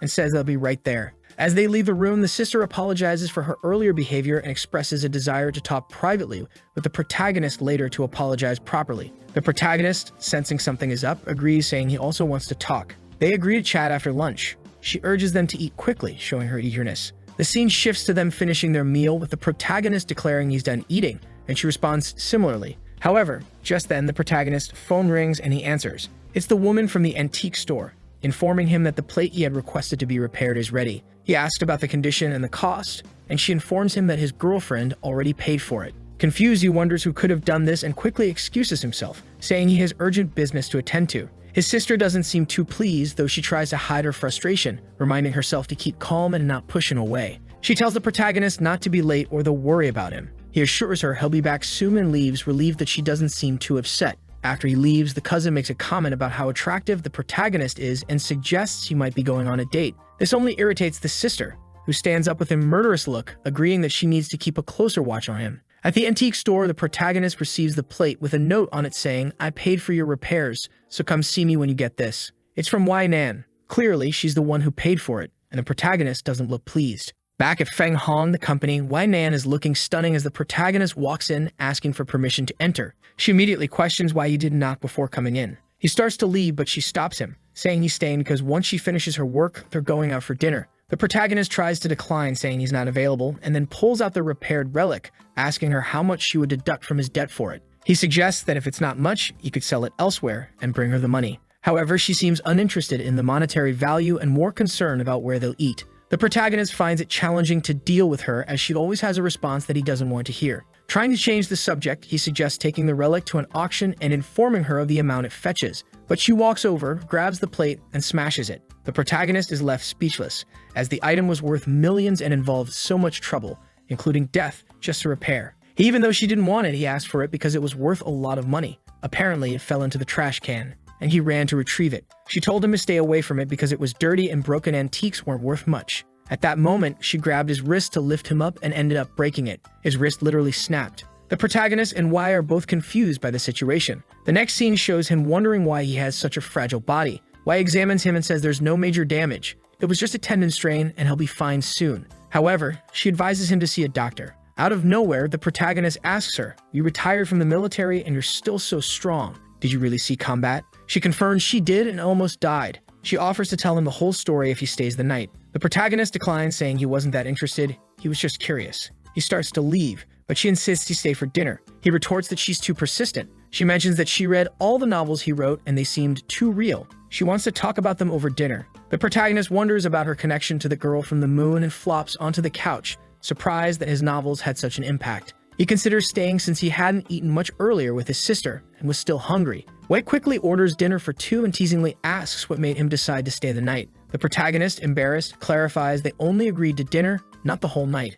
She then teases him about looking at her legs and accuses him of being dishonest with his eyes. He awkwardly explains that he was just admiring her expensive-looking clothes since he's from a poor background. But she quickly moves in and pins him to the couch. The protagonist, shocked, asks if she can't control herself. She insists she doesn't need to, as he's destined to be hers. He tries to laugh it off, saying she's reading too many novels and playfully squats her behind. She gets annoyed, accusing him of teasing her without following through. She questions if he's afraid. The protagonist, offended, retorts that he's not afraid of anyone and threatens to teach her a lesson. However, when he tries to push her off, she doesn't budge. He then notices the significant size difference between them. She relents, telling him not to get angry as he might hurt his hand again. As she stands up, the protagonist grabs her by the shoulder, throws her onto the couch, and tells her to stop annoying him, saying they don't match. She suddenly changes the subject, saying she's studying the reason behind the red moon and will explain it to him. The next chapter shifts to the protagonist's house, where his cousin wonders why the protagonist's sister doesn't like him. At that moment, Yuba shows up at the protagonist's house, and his cousin is contemplating making a move on her. She greets him, but he steps aside, giving her space to pass. The protagonist's parents appear and see her, expressing surprise. However, she immediately hands them apology gifts, saying the first is for Zhang Hao, the second for the father, the third for the mother, and the fourth for the sister. The father continues, insisting that she should stop hanging around Zhang Hao as he won't fall in love anytime soon. The mother chimes in, telling her to leave. Meanwhile, the cousin is shocked to find out that she might be a suitor for Zhang Hao. Yuva clarifies that she doesn't want to fall in love with Zhang Hao. She just wants to spend the rest of her life with him as great friends. The parents look at her skeptically, clearly thinking she's not being truthful. Yuna pleads, asking them to let her be friends with Zhang Hao and hands over a briefcase. The mother, feeling the need to set boundaries, decides to play the role of the strict parent and tells Yuha that she doesn't want to see her around Zhang Hao anymore and that she should stay away from him. The cousin, overhearing this, thinks he'll have a chance to comfort her after she leaves, but Yuna firmly states that Zhang Hao is special to her and she'll remain friends with him regardless of what they think. Meanwhile, back with the protagonist and Wei, she's recounting a story about being on a mission and receiving a fatal injury. Just as she was about to die, she saw the red moon and somehow survived. The protagonist is puzzled, noting that her experience seems entirely different from his. He asks if she might have been hallucinating due to her severe injuries, but she insists that wasn't the case. She explains that her wounds were beyond modern medicine's ability to heal, and that's why she's been studying the phenomenon of the red moon ever since. She mentions that during the second appearance of the red moon, she noticed the protagonist whose behavior didn't match anything she'd seen before. She found his novels similar to some dreams she had, leading her to believe that he might have some connection to the red moon. The protagonist, surprised by her experiences, watches as she begins to unbutton her clothes, stunned and asking why she's undressing. She points to her abdomen, explaining that it was there she received the fatal wound which destroyed all her internal organs. However, as you can see, she has no scars. She wonders why so many died that day, yet she survived, and asks him if the world in his novel truly exists. Realizing the only way to handle her is to cooperate, the protagonist agrees but sets conditions. He must be free to contact his family whenever he wants, and she can't isolate him for her studies. She gets upset at the suggestion she might imprison him, but he retorts that capitalists have a cold heart. With a sigh, he resigns himself to the fact that he'll have to deal with her for now and reveals, "I'm not from this world. When I saw the red moon, I woke up in this body." The scene shifts back to Yuha, standing under the sun, waiting for Zhang Hao's parents to accept the gift. It seems she's determined not to leave until they do. The father finally relents, saying, "Okay, since you seem to have no bad intentions, I will allow you to be friends." She responds that Zhang Hao is her best friend and she would never have any ill intentions. He observes that she appears sincere and accepts the gift, then tells her to return to her family. Later in the living room, the family examines the gifts she brought, gorgeous jewelry. Naturally, they suspect it's fake because nobody gives such expensive gifts. They're trying on the pieces, commenting on how realistic they look, almost like the real thing. The sister then enters and asks who gave them the jewelry. The mother explains that it was a friend of Hao Hao's who came by and they didn't know what to do, so they accepted the gifts. But they all believe it's probably fake. The cousin agrees, but the sister picks up a sapphire and upon examining it, says it doesn't seem fake. Judging by the cuts and details, it likely is a genuine sapphire worth tens of millions. As everyone stood in shock, especially the cousin with ulterior motives, the scene shifted back to the office. It seemed the protagonist had finished explaining to Wei everything that happened with the Red Moon and how he ended up in this world. Wei was lost in thought, contemplating the existence of parallel worlds. She asked, "So, in your world, do men chase after women, and is it normal for them to walk around shirtless, showing off their chests?" This led to the protagonist wondering what would happen if he went to the beach here. Would it be strange? He didn't dwell on it much, but thought about it briefly. He confirmed that everything she said was true, and that he's a normal man. When he sees a beautiful woman, he can't help but look a little longer. In his world, he wears shorts to the beach. Here, he's considered a wild man, so he's probably not a good match for her. Moreover, he might return to his world at any moment, and since she's a great woman, he doesn't want to hurt her. He suggests she finds a normal man. Ignoring his concerns, she asked if it would be normal for him to take off his shirt now and show everything since he's from that world. The protagonist replied, "Of course, in my world, if it's hot, guys take off their shirts." We imagined the sight, seemingly stunned, thinking about men walking around shirtless and how daring they must be. She then challenged him, "If that's the case, take off your shirt now. I want to see how it is. If you're telling the truth, you won't feel anything about it." Reluctantly, he started taking off his shirt, thinking he'd show her what a man from his world is like. But as he did, he noticed her intense, almost soul-sucking gaze, making him hesitant. At that moment, he recalled the goddess and wondered if he was assimilating into this world's norms and if his thoughts and behavior were changing accordingly. Meanwhile, Wei was clearly flustered, her hand between her legs, hearts in her eyes, trembling as she urged him. "Well, are you going to take it off or not? What's wrong? You said it was easy. Why are you hesitating?" The protagonist, wanting to prove his manliness, pulled off his shirt, revealing his chest to her. She trembled even more, thinking it was too much for her, and awkwardly asked him to put his shirt back on, admitting she couldn't control herself. The protagonist felt defeated by the situation, especially by his hesitation to take off his shirt, which should have been a normal thing. Wei, wiping her face, stated that from now on, they would work together and express pleasure in getting to know him. However, the protagonist, firm in his decision, told her not to contact him unless necessary as he was busy and got up to leave, insisting that next time if there's any meal involved, he would be the one to invite her. He had things to take care of, so he bid her farewell. Wei, still flustered, asked if he really couldn't stay, offering anything he wanted as long as he stayed. The protagonist firmly refused, saying not to even think about it, as he wouldn't agree to anything. Upon returning home, his sister was staring at the sapphire, thinking about how sapphires symbolize loyalty and perseverance. She pondered whether Wei had the financial means to give such a valuable gift to her brother. In that moment, she eyed the protagonist's cousin and thought, if that's the case, I'll have to use this guy. Sometime later, Jang-ho was back home. His father, all worried, asked why the hell he took so long. That's when he mentioned all the jewelry Yua had left for our boy. Kin commented that besides being very wealthy, the girl seemed to come from a rich family. The father made a serious face and told the protagonist that he couldn't like the girl just because she was a millionaire. Meanwhile, the cousin was fuming because he wanted to have received that necklace himself. Thinking about Yua, he swore to himself that he would win her over after all. She was his ticket to wealth. However, he was already imagining the wrath of someone and thought that at least he had her waiting for him. The boy was daydreaming, thinking he had options to choose from, even though he believed that Zhang Hao, despite being handsome, wasn't very seductive. Sometime later, someone said they were arriving. Zhang Hao apologized, saying they couldn't accept the gift because it was too expensive. Suddenly, his cousin appeared, saying they had met again. Zhang Hao remarked that it was quite a coincidence that they had already seen each other. In the cousin's mind, all he had to do now was create a little physical contact and stumble like an idiot. Yuva seemed scared as he approached and promptly kicked him in the chest. She apologized, saying she acted instinctively while the boy was coughing. She asked if he was okay as his legs seemed wobbly. Zhang Hao suggested they should be more concerned about others for now, while the cousin realized his plan had completely backfired. Zhang Hao once again stated that he didn't need those gifts, and Yuha asked if he didn't like them.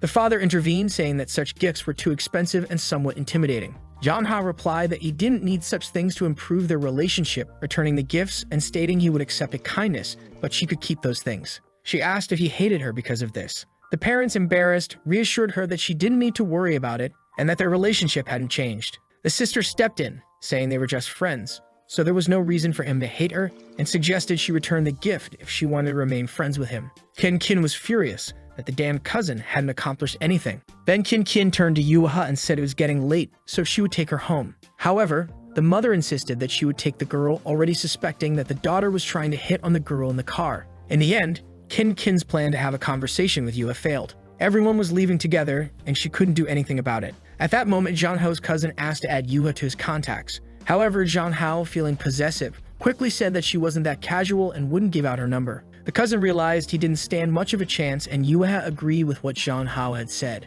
Kin, upset, told them not to get too close because it was dangerous. Zhang Hao noticed that his sister wasn't hiding anything anymore. However, the fool thought his sister was also in love with Yuha, already imagining that the girl was amazing for winning everyone over around her. Now he was motivated to make peace with his sister because she seemed very angry. The next day, his sister woke him up for breakfast. He arrived all sleepy, saying good morning. When he asked where everyone was, since it was just the two of them, she told him that the cousin and the others had left, so it was just them there. Our boy already knew that life at home wouldn't be easy. Embarrassed, she asks what he's doing, and he apologizes for lying lately. Meanwhile, the sister thinks her plan was to make peace, but she didn't expect it to be so easy. Now, feeling completely better, she says it's even better when he takes the initiative. She acknowledges that something sad happened, but emphasizes that the future is more important. She asks Zhang Hao never to hide anything again. He hesitates for a second, knowing he's hiding a lot of things, but simply says okay because he's not about to reveal any of it. He thinks to himself that after everything is resolved, he will confess the secrets. With that, the poor girl feels completely relieved,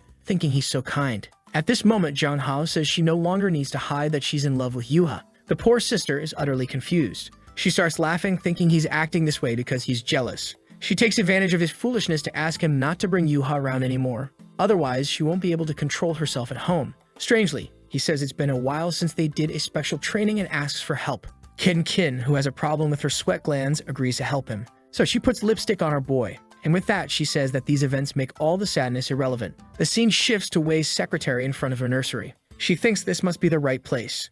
Inside, a woman is on the phone and tells her to come in. As soon as she appears, she introduces herself and says she has some questions. The woman welcomes her and tells her to sit down. The secretary hands over a sheet of paper and says she wants to know everything that happened with these two people during their time there. She's trying to find out if the girl abducted the boy, and more importantly, what she did to make everyone in that place cover up the events. The woman starts trembling when she sees the photos of Zhang Hao and Kin. Hesitantly, she asks the secretary how she found out about this. The secretary responds that she doesn't have to explain anything and demands to know everything that happened. The woman, frightened, seems to hesitate but explains that she will never forget this person in her life. She recalls once asking Kin where she had taken Zhang Hao and, more importantly, what she had done with him. Kin replied that they were just playing together and questioned if that was a problem. The teacher said it was indeed a problem because she couldn't just take other students out of there as she pleased. She warned that she would have to speak with Kin's family to take action. But Kin asked if that was really the best option. The teacher was a bit confused, but the girl advised her that it might not be wise to escalate the situation.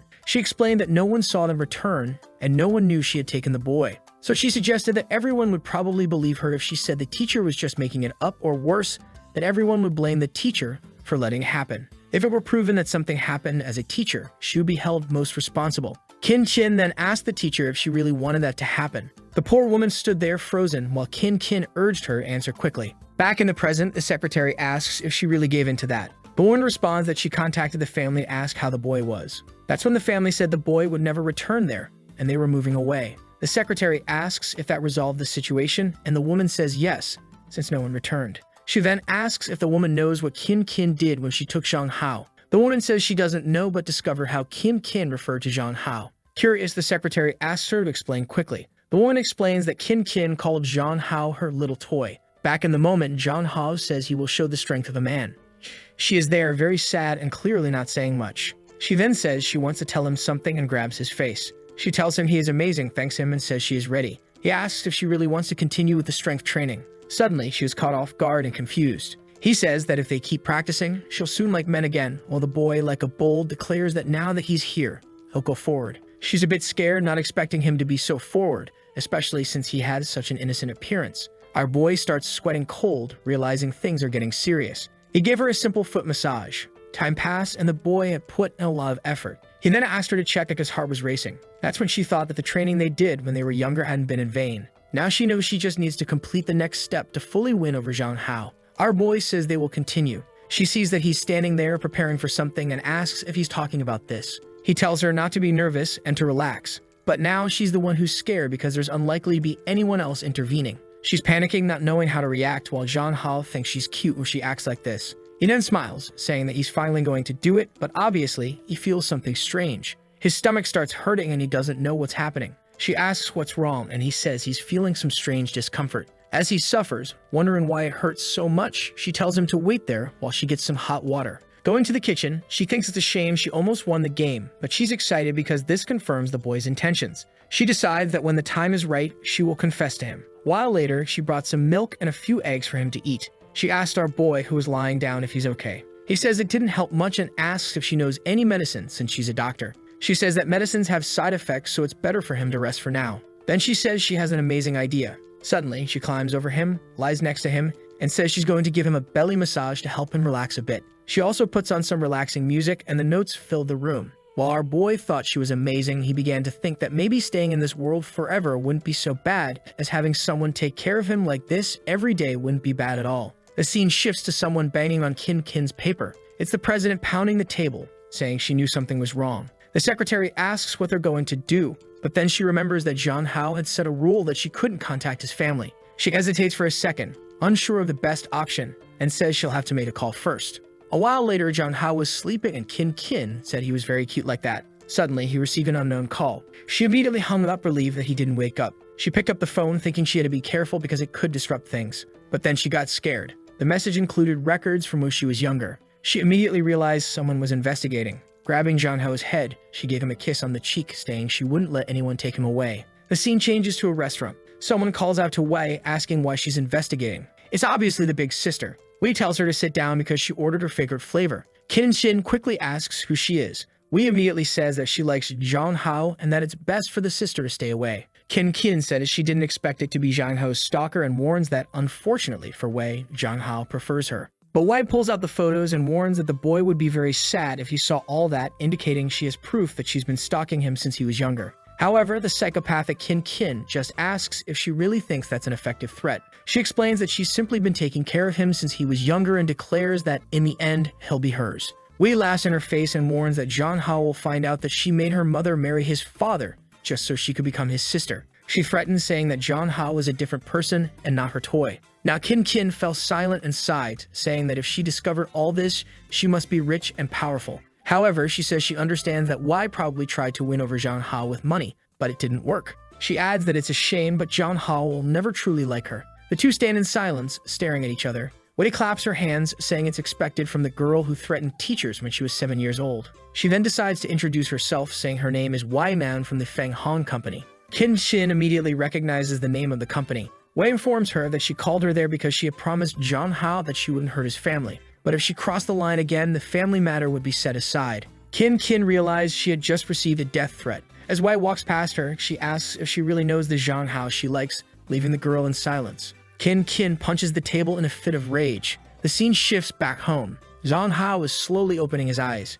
He gets up and sees his sister beside him working on the computer. He asks what's going on, and she just wants to know if he's still feeling uncomfortable, mentioning that she brought a hot water bottle for him. She then says that while he was sleeping, she read the entire novel he wrote. She found the world he described to be quite interesting and realistic. Embarrassed, he says he only wrote those things to stand out among others and make more money. His sister remarks that it felt too real, and that the protagonist really seemed like a real girl. She warns him not to confuse fiction with reality because real life is different, handing him the hot water bottle and saying it will make him feel better. She then hugs him, telling him that if he has any problems, he can always tell her because she's worried about him. The scene changes to the next day at school. Standing next to Yuha, he's thinking about how strange his sister was the day before. During the day, she seemed normal, but when she came back at night, something had changed. Yuha hands him something and he thanks her, saying he'll keep it instead of the jewelry. She immediately says she has another gift and offers him some lunch. Embarrassed, he tells her she doesn't need to be so considerate. However, she says she just wants to be nicer to him. He tells her it's okay as long as she doesn't keep giving him expensive jewelry. She then asks if his family hates her now because of it. He reassures her that's not the case and she doesn't need to worry. But she expresses that she often feels like she makes people's lives worse when she interacts with them. She questions whether she's just a friend who brings problems, but he tells her not to worry because he values their friendship.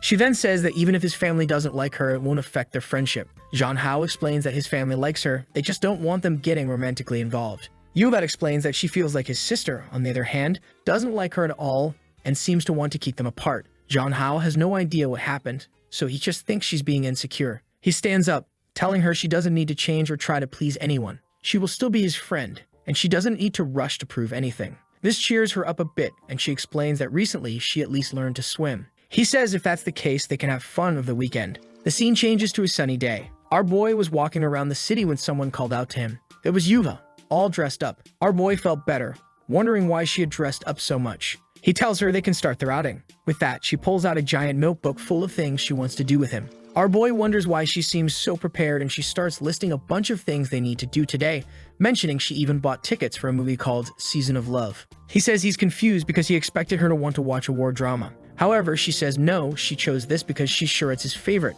With that, he takes her hand, saying it's okay, and that he'll be happy no matter what she chooses, thanking her for being so thoughtful. She just holds his hand in agreement. With that, they head to the cinema. Yuva stands there, a bit lost. Jang Hao asks what's wrong and tells her to snap out of it. She brings the popcorn, looking a bit awkward, saying she didn't expect there to be so many people there. The scene then cuts to the two of them watching the movie. Our boy hands her a juice. Jang Hao comments that she seems happy, and she explains that despite the crowd, there's plenty of space. As she enjoys the juice, he receives a call. That's something, huh? Our boy makes a face, clearly not pleased, and without a doubt, he declines the call. Yua asks what's going on, and he says it's nothing important, thinking that since she's so happy, he'll make the most of his time with her. Our boy is just watching, thinking the movie is awful because it's clearly upside down. Then a little hand grabs his. He asks if she wants popcorn. She says no, so he hands her the juice, saying that must be it. But the girl is nearly exploding with embarrassment. She says she saw in a guide that this is the step before a kiss and asks if he agrees. Jang Hao plays it cool,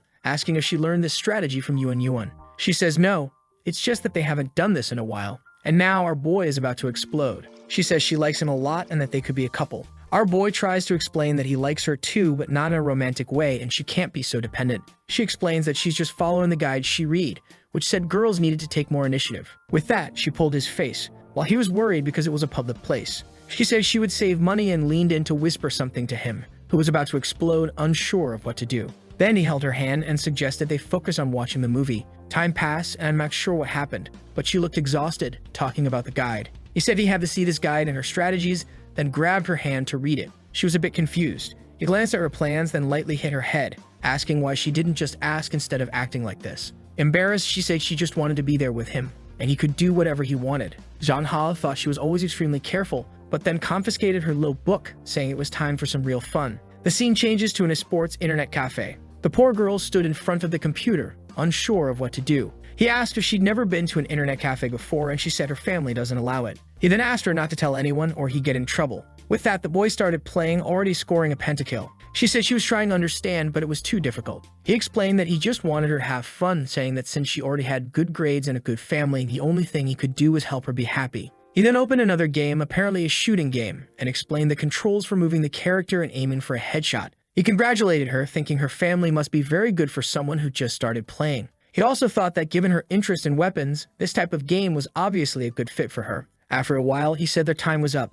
She asked why he didn't put more money in so she could play more, but the boy warned her not to get addicted or she'd spend her whole life on it. As they walked down the street, they were chatting until he mentioned that her phone was ringing. She answered and seemed to agree with something. It seemed like she was talking about leaving, but in reality, she wanted to keep playing with our boy. He thought to himself that he would help her have even more fun today. With that, they played the drum game, the dance game, and the shooting game. Later, as they were heading back, she said it was one of the happiest days she ever had. Jang Hao told her not to take it too seriously because it's something they could do anytime, and she was all smiles, saying she understood. As they were walking, a car suddenly passed in front of them. As soon as the door opened, he knew trouble was coming. He thought it might be Anao, but it was actually Yuya's butler, who turned to our boy and said her parents wanted to meet him. Her mother, it seems, was looking into information about Jang Hao, smiling, though it wasn't clear if it was out of joy or anger, knowing that her daughter had been ignoring messages while having fun. Meanwhile, Jang Hao had no idea they had planned a party for her at the mansion, but she preferred to stay with him. At the door, the butler told him not to worry,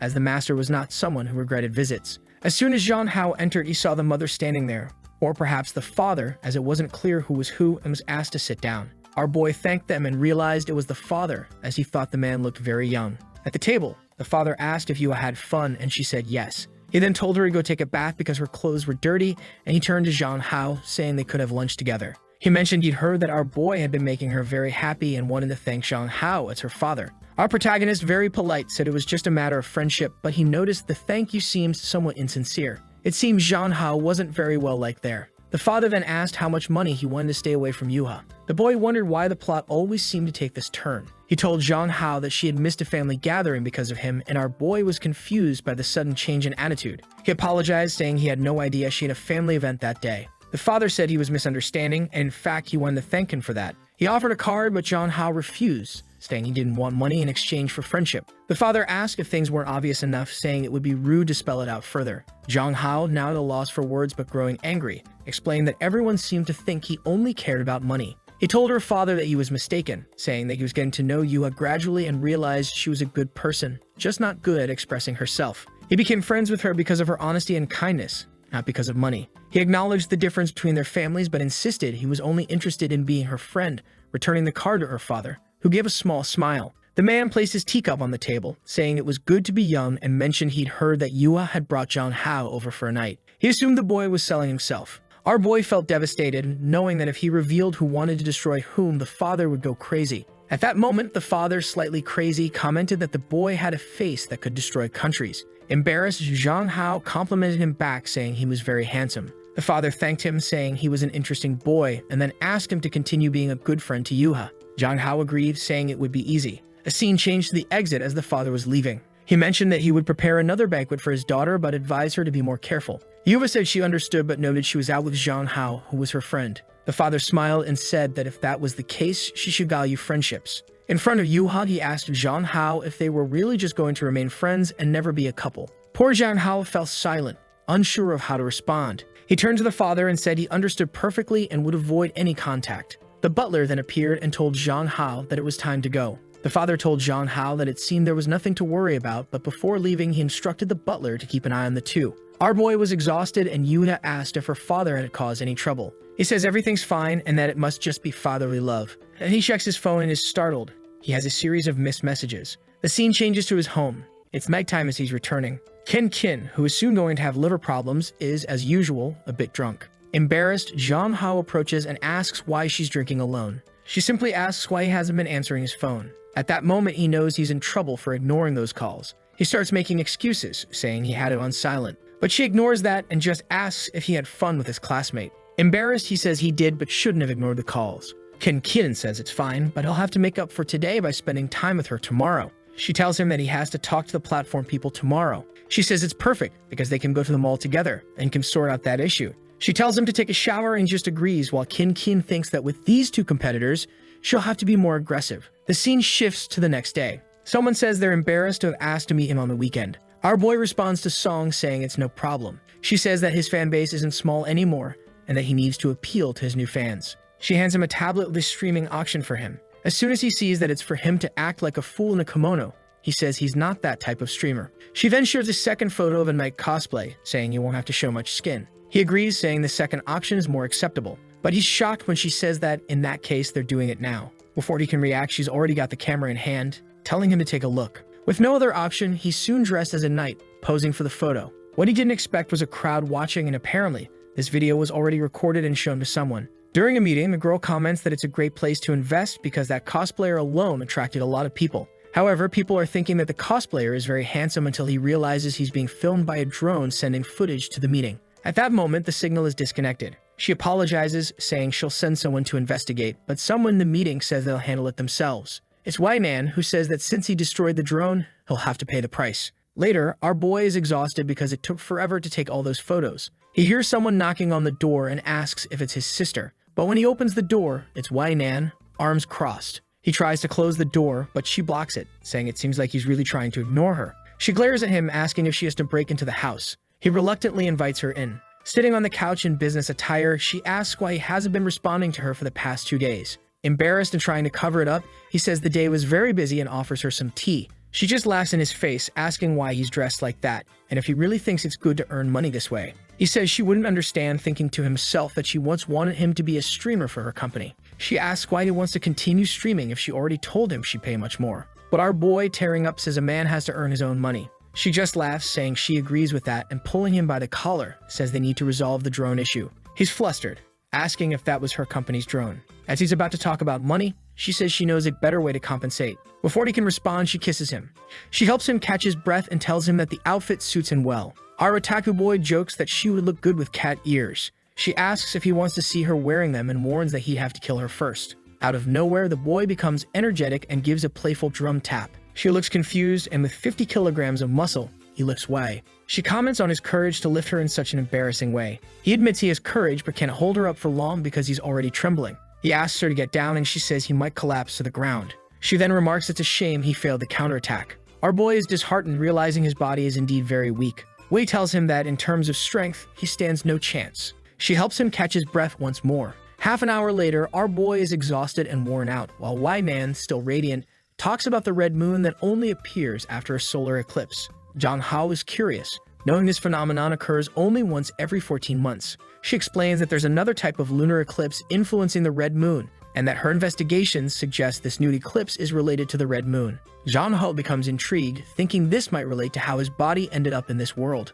As his sister arrives back home, the two of them look back and Zhang Hao is startled. Kin's groceries fall to the floor and she, surprised, asks Zhang Hao what he's doing. She thinks to herself that she must be going crazy to see him like this. She questions why he's dressed that way, and he explains it's for a stream he's doing. She understands it's work while thinking he looks amazing. He says he's going to take a shower because he's tired. She offers to give him a massage later. He suddenly stops and calls her, saying it'll be difficult to remove all the tied-up clothes and that he needs help. Of course, Kin doesn't refuse such an offer. He's suffering, dying of heat, asking her to take it off quickly, while he thinks to himself it's good that Wei didn't try to escape. As she helps him undress, he remarks he felt like a canned tuna. She notices his sweaty back and feels a bit uncomfortable. He says he smells bad, but she says it's a pleasant smell, hugging him and saying he looks handsome in that cosplay. She teases that if he did more cosplay, she might stop liking women.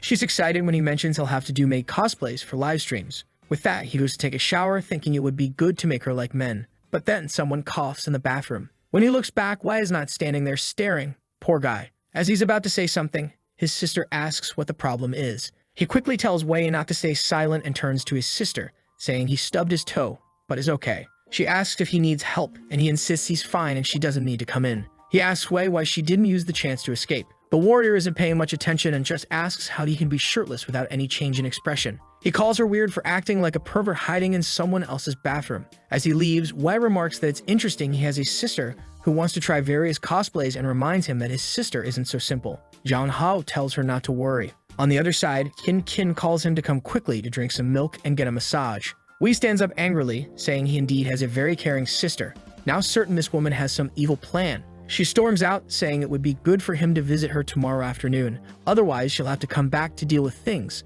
The scene shifts to the Wei family villa. The usually stern boss is cooking this time. Our boy is already there, complimenting her, saying she's impressive. He approaches, offering to help her cook, saying she doesn't need to do it alone. She tells him not to worry because it's normal to cook for the boy one likes. He blushes and tells her to stop with the subtle hints. She gets closer and says it's rare to see a cute boy like him who knows how to cook. He replies that unfortunately he had to live alone for many years, so he learned. Just then, his pan starts burning. She pulls his face towards her, telling him to be careful. Embarrassed, he apologizes, saying it's been a long time since he cooked. He steps back, thinking he never imagined she had this side. A while later, the banquet was ready. She says she wanted to see his reaction when he tried it. Our boy was hesitant, unsure of what to expect. He tried the food and said it was very good. The competitor then asked if it was better than Kin's cooking. He said there was no comparison because Kin was family. Wei Nan questioned if he really thought they were family. Zhang Hao affirmed that he did and was very happy to be her brother. However, Wei Nan remarked that if Kin were so good, she wouldn't pretend to like women just to get close to him. Zhang Hao argued that it didn't make sense for her to pretend that, given how much she cared about what others thought of her, and that he genuinely liked Kin. Wei then questioned if he liked her, to which Zhang Hao firmly responded that he did. We started getting angry, calling Kin a formidable competitor. She leaned back and told him to go ahead and eat. He asked her to stop getting involved with his family if they were to continue their cooperation. Wei was convinced that while he considered Kin family, she saw him as a toy and the place he called home was nothing but a lie. We then see some things the secretary discovered. It appears that Zhang Hao's father's marriage to Kin's mother was orchestrated by Kin herself. In other words, it was all a tactic to get close to Zhang Hao. Upon hearing this, Wei Nan was certain she couldn't let someone like that stay by his side. A while later, she watched him leave through the window and grabbed her phone with a wicked plan. She made a comment about Kin in the conversation, saying things would change when Zhang Hao learned she wasn't really his sister. The scene shifts to Kin at home looking up at the sky. She says the time is coming. A while later, Zhang Hao arrives and asks why she left work early. She says their parents aren't home, so she wanted to arrive first. However, she feels disheartened when she sees that Yuha is also there. Yuha greets her, and Zhang Hao says she doesn't need to be so formal. Kin wants to know why he brought someone home without informing her. He apologizes, explaining that he's doing this because of Yuha's social difficulties. Excited, Yuha says she even changed her shoes. Zhang Hao invites Yuha to go upstairs, and Kin says she'll bring some food, though she's fuming inside, thinking that this girl is ruining her plans. In the room, Yua compliments the smell, which confuses John Hao. John Hao offers to give her whatever she wants. At this moment, Yuna starts rummaging through a drawer, pulls out a pair of smoking Pikachu underwear, and says she'll take that. Just then, Kin enters the room with some juice. She sees the underwear and looks disheartened. Poor John Hao tries to explain, saying she shouldn't misunderstand. Seated with both of them, Kin says she understood perfectly what was happening. John Hao tries to explain that Yuha is just socially awkward and not a pervert. Kin decides the best plan from now on is to reduce the amount of time the two spend alone together. She invites Yuha to her room, saying she wants to show her something cool. Yuha thanks her, saying she's very kind. But when Kin suggests watching a movie that girls love, John Hao gets a bit confused. He pulls Yuha aside, saying it's not a good idea to teach her those things. Kin reassures him, saying she will only talk about girl stuff, then tries to pull Yuha along, saying she will teach her what a girl needs to do. John Hao, confused, asks if Kin is interested in Yuha. Suddenly, Kin falls silent and insists that she definitely isn't. John Hao was a bit confused, and suddenly, Kin threw herself onto him, putting her hand on the back of his neck. She noticed he was out of breath and gave him some air, while Yuha was almost crushed. A moment later, he pushed Kin away and asked what she was doing. Poor Yuha had nearly suffocated. Then Kin suddenly admitted that she lied to him. The scene shifts to a taxi in front of the house. John Hao says goodbye to Yuha and apologizes for his sister. Yuha says she just felt a bit breathless. A little embarrassed, John Hao explains that it's his sister's way of showing she cares and considers mentioning what she had seen. However, Yuha doesn't seem to fully understand the situation.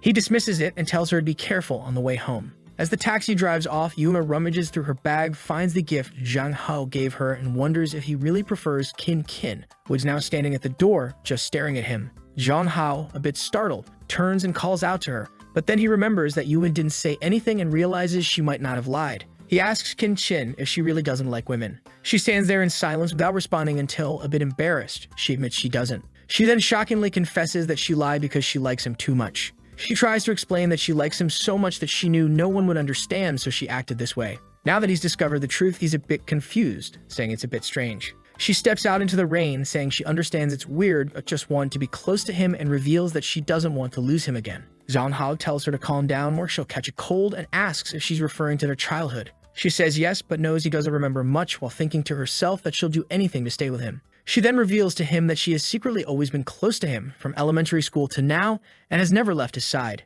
She admits she likes him so much that she has been doing foolish things. Just then, White Nan appears, saying she arrived at the right time. She calls Kin and informs John Hao that, as he can see, Kin was never really his family. John Hao is shocked to learn that White Nan knew about this and had this conversation with him. He feels downcast as White Nan says Kin has been lying from the beginning and urges him to come with her, warning that he might forget who he was in the past. Kin yells at White Nan to get away from their house, but John Hao calls out to his sister. Kin turns and tells him not to worry, assuring him she'll handle it. However, John Hao hands her the umbrella, looking disheartened, and tells her to go inside first. He says he'll leave for now and give her an answer later. Kin stands there, confused and unsure of what just happened. The scene changes to White Nan's apartment, where she tells John Hao not to catch a cold. She hands him a towel, but he's just standing there in silence. The two stand quietly for a while before he asks if she really needs to reveal his true identity to his sister. She dries his hair and asks if he truly believes his sister is innocent. White Nan goes to a book and says if he really wants to know the truth, he should take a look at it.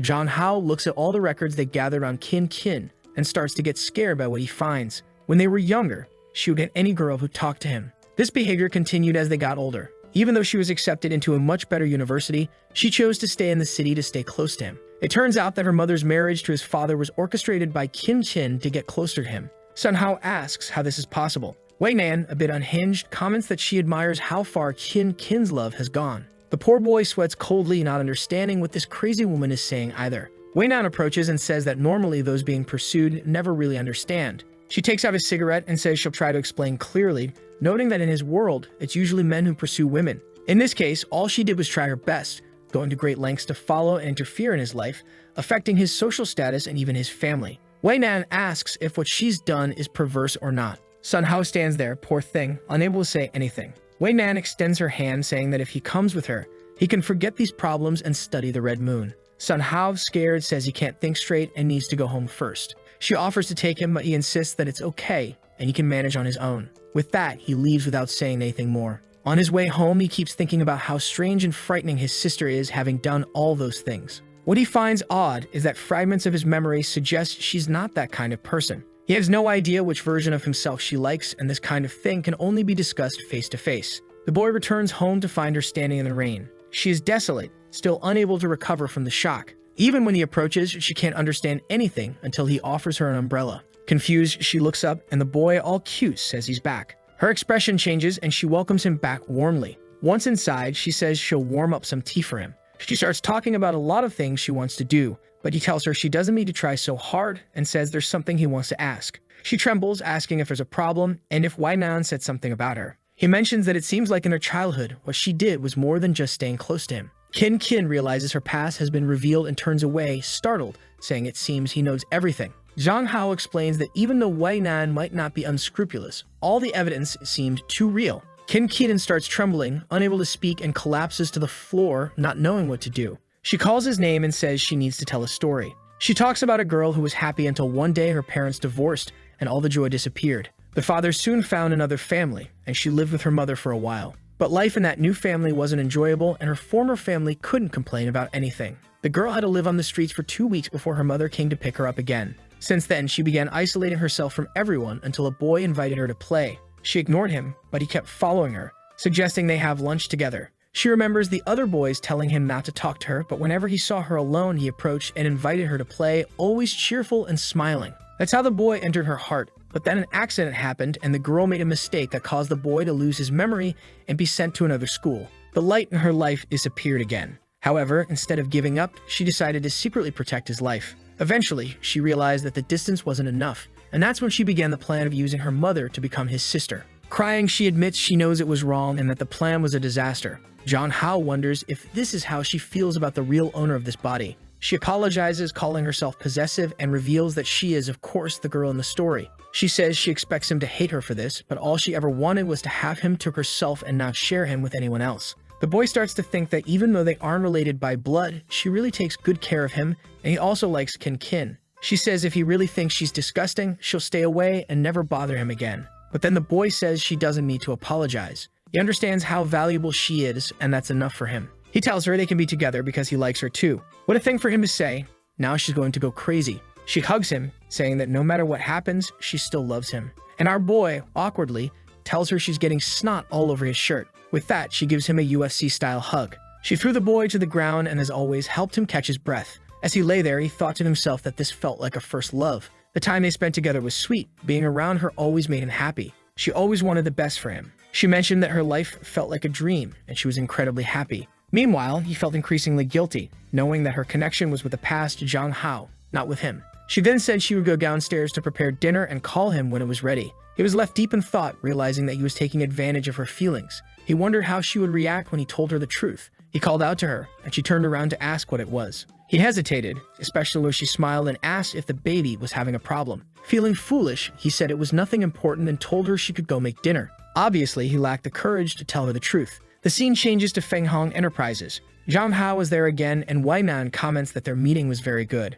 Zhang Hao doesn't seem very enthusiastic and asks her to get to the point. She crosses her leg and says she wants to ask him something. She asks how the conversation with his sister went. Zhang Hao uncrosses his leg and says they're doing fine. Wainan questions what he means by fine and accuses him of deceiving her since she knows the person his sister likes isn't the current Zhang Hao. She suggests that eventually Kin will discover he isn't the person she truly fell in love with, and who knows what she'll do then. Hesitant, Zhang Hao says he can't predict the future. Wainan, observing his troubled mental state, thinks that if things continue this way, she'll have to take matters into her own hands. She changes the subject and talks about his career as a streamer, presenting a proposal. She mentions that he's in the top 3 on the platform and should realize there's a limit to being an internet celebrity. She hands him a paper, suggesting that if he really wants to make money, he should have his own products. It's a clothing brand idea. He asks if this is just her idea. She says she doesn't care about other investors, but she has never lost money. She explains that her research on the Red Moon has been costing her, so this is the least he can do to help her recoup some losses. Zhang Hao agrees not to pay with flesh and blood, but if it's a matter of time, he can help a bit and promises to repay her for all the help she's given him. He then asks what style of clothing she has in mind, and she tells him to be independent and create his own style. Later, as he leaves, she thinks to herself that with her strategies, it will be easy to manipulate him. Her plan for now is to keep him busy with his career, as he's the type of man who enjoys making money. This way, he'll be more independent from Miss Kin, and she can use her influence to pull him away from his sister. Later, Jong Hao returns home. Kiki asks if he's busy and tells him not to spend too much time on that clothing company. Jong Hao reassures her not to worry because they're helping him a lot. However, she knows very well that this clothing company is undoubtedly connected to Wai Nan. She calls him over and says that now that they're together, he doesn't need to work so hard because she will support him. Just then, their mother appears and says it's time to let her brother sleep, starting to notice that something is strange. Jong Hao thinks that lately she's been taking good care of him. Even though they've been spending less time together, she always cheers him up. If he wanted, this life he's living could last forever. The scene changes to the next day. Jong Hao is exhausted, sitting in his school chair, when Yuna comes over to ask what's wrong. He says he's fine but seems down. He explains that he's just tired because he's been working on creating a clothing brand. As he was about to mention needing a professional model, he sees her standing there and gets a perfect idea. He tells her he'll need a favor after school. The scene changes to a photo shoot session where they're taking pictures of Yua for the clothing catalog. Someone comments that the girl has potential and could even join the company. Suddenly, Kin shows up, complimenting Jong Hao on his good work. He asks her what she's doing there, and she says she brought some treats for her favorite person. The people around think she's very beautiful and friendly. Then someone else arrives, questioning why there are so many people there. Kin wants to know who invited this person. It's obviously Wai Nan, who claims she's there as an investor to supervise. Kin retorts, calling Wai a capitalist here to oversee her slave. Wai Nan retorts, saying it's better to be a boss than a fake family member. Jong Hao watches from afar as the two bicker. He tries to calm them down, but Yua invites him to eat something. At that moment, both women stop and turn angrily, asking why Yua is the model for his products. Embarrassed, he tries to explain that it seemed like the best idea. Suddenly, the women start competing, with Wai Nan putting on lipstick and Kin donning another outfit. Clearly, both wanted to compete for the role of his model. Confused, Jong Hao, with the camera in hand, asks why he has to do this. Wai Nan insists that only he has the honor of photographing her. Once again, the two start arguing while Jong Hao doesn't know what to do. He asks them to stop so they can finish early, and now even Yuho wants a pose for the photos. Kin sits and tells Yuha to put her hand in her hair, excited at how photogenic she is. He tells Wai Nan to sit in the chair and smile, feeling excited. Seeing why, he decides it's best not to give her any instructions, fearing backlash. However, seeing that she's not posing properly, he tells her to stretch her leg, feeling thrilled to be ordering a CEO around like this. Time passed as he took the photos, while Yuha watched the competition between the girls. At the end, he thanked everyone and offered to treat them to dinner later. Once again, they were competing for his attention, leaving him unsure how to handle it. He decided to let them figure it out and not get involved anymore. Later, back at home, the product link and the page were working well. He felt a bit insecure since it was his first business venture, but with everything set up, he had no choice. He started the live stream and there were 17,000 viewers. He mentioned the shopping cart in the right corner and invited those interested to check out his products. What he didn't know was that most of the women watching weren't pleased with this. Even his biggest fans started saying that the image of the perfect idol was breaking. Some commenters mentioned that this move was a misstep. While some in the chat supported him, the majority criticized him. A few people recognized Wai Nan, and even at Kin's workplace, she was also recognized. The boy's popularity was growing, reaching 125,000 viewers. People were looking at the designs, noting they were unique and asking if he had created them. Of course, he had borrowed all the ideas from the world he came from, which is why he decided to launch fashionable women's clothing. As viewers saw the prices, public opinion started to shift positively. Wai Nan was excited, noting that it seemed like it would be a success. Wei, eager to help, planned to buy a ton of products to boost sales. In no time, sales went from 1 to 123,000 in total. Jong Hao was confused by what was happening. He knew there was a chance for things to go well, but this was over the top. Later, he was online and noticed many posts about him. People were even sharing the clothes he wore, claiming it was the new fashion trend. He just wanted to watch some videos to relax, but all he saw were ads for his own products. He couldn't believe that in less than a day, everything had sold out. He concluded that the girls had probably done something. The atmosphere wasn't great when the three were together. Someone approached and asked what he was complaining about. Jong Hao, embarrassed, wondered when she had arrived. She gave him a hug and guessed he was confused because his company had done well and he wasn't sure what the next step should be. He turned and said he wasn't prepared. She reassured him that he didn't need to work so hard and that she would support whatever decision he made. Embarrassed, our boy thanked her and mentioned he was planning a celebration party and invited her. She accepted but said she would take a bath first. In the bath, she pondered why he was throwing a party to celebrate. She was sure that Wai Nan and Yuha would definitely be there. She realized she needed to clarify her relationship with Jong Hao to keep the others away. She knew this would make things harder for Jong Hao and decided she might follow a more aggressive plan. The scene changes to the celebration banquet. The girls are all there waiting for our boy, who arrives with his sister, saying they didn't need to dress up so much. The three women immediately start to dislike each other, and he suggests they find a table. Even while serving food, they compete, likely to see who would serve him first, leaving Jong Hao unsure of what to do. He decides to drink a bit while the two are at each other's throats. Eventually, he was outside to throw up, realizing his body is weak and sensitive to alcohol. Someone brings him a towel. He thanks them while wiping his mouth, only to be shocked when he sees the girl from the Red Moon, who says it's been a while since they've seen each other and calls him Dear Zhang Hao. Surprised, he asks if she is the goddess of the Red Moon. She confirms and pulls him by the chin, commenting on how well he's adapted to life in this world. She praises his successful business and a partner who loves him dearly. However, she asks if he hasn't noticed that he's becoming more like a native of this world. She warns him that he will assimilate at this rate and reveals a secret. Human souls can merge. Confused, he asks what she means by merging souls and insists that he won't assimilate. She says the choice is his and that they'll meet again when all this is over. As he yells for her to wait, she disappears in front of him. Now he's confused about this merging of souls and assimilation. Yue appears and asks if he's okay. He says he is, and she informs him that the two women are fighting inside. He suggests they go back inside before the two kill each other, but he doesn't mention the Red Moon or another world. A while later, Zhang Hao's life had returned to normal. He didn't have as much time to spend with Qin, but their relationship was more stable. 2 months later, autumn arrived. Yu and Yuwon complained that it was too cold like winter. Zhang Hao was nearby, just looking at his phone, when she approached and asked which girl he was talking to. He told her to respect his privacy and long said that as a celebrity, he wouldn't talk to just any girl. Yue then arrived and greeted Zhang Hao. Later, back in class, the teacher announced the school's 50th anniversary was coming up. She said there would be a dance involving a boy and a girl, and everyone would have to participate. After the pairs were formed, they had to practice for 2 weeks. The teacher informed Zhang Hao that he would be the leader since he had experience dealing with the public. Immediately, all the girls in the class wanted to be invited to dance with him. Within a second, a discussion broke out and he was surrounded. Frustrated, he shouted for everyone to step back. He went to the bathroom, thinking how exhausting it was to live like this. He thought about who to ask and Sue decided on Yuha. However, she turned him down. He was taken aback as it was the first time this month he'd been rejected. Feeling down, he sat in a corner. Yuha tried to explain, saying she didn't want to draw attention and feared being too uncoordinated, causing him embarrassment. Suddenly, he called her name and told her she couldn't live like that. He said that people who give up without even trying will never succeed. He admitted he didn't know how to dance either, but was willing to learn and asked her to trust him one more time. The scene changes to their first practice. Someone, likely the teacher, told them to relax. The teacher, sweating, instructed Yue to put her hand on Zhang Hao's waist and stop being so shy. He reassured her,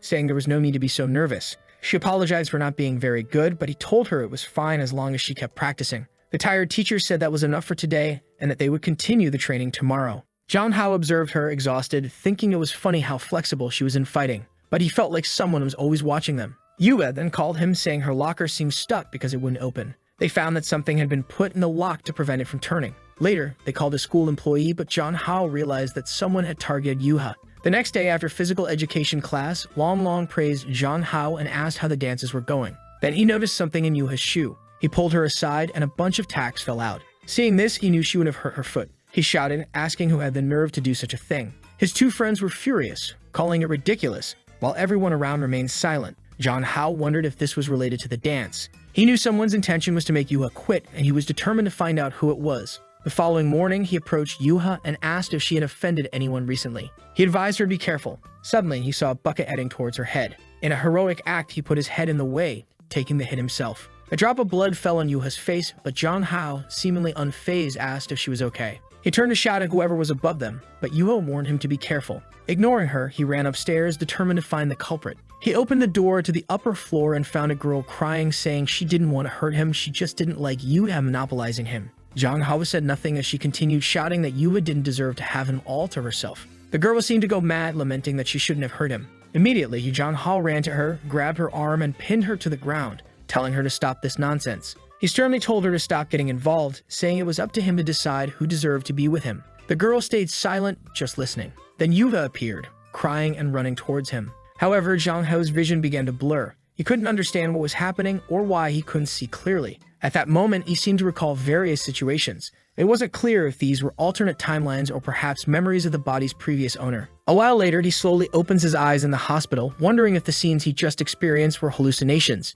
Yua calls out to him, saying that he finally woke up and apologizes for causing him to get hurt. However, she assures him not to worry because she will take revenge for him. She even says that the other girl will pay dearly. At that moment, Zhang Hao sits up, insisting that he's in good health and that they should get back to practice. He advises her not to seek revenge as it would only cause more trouble, reminding her that she promised to impress everyone.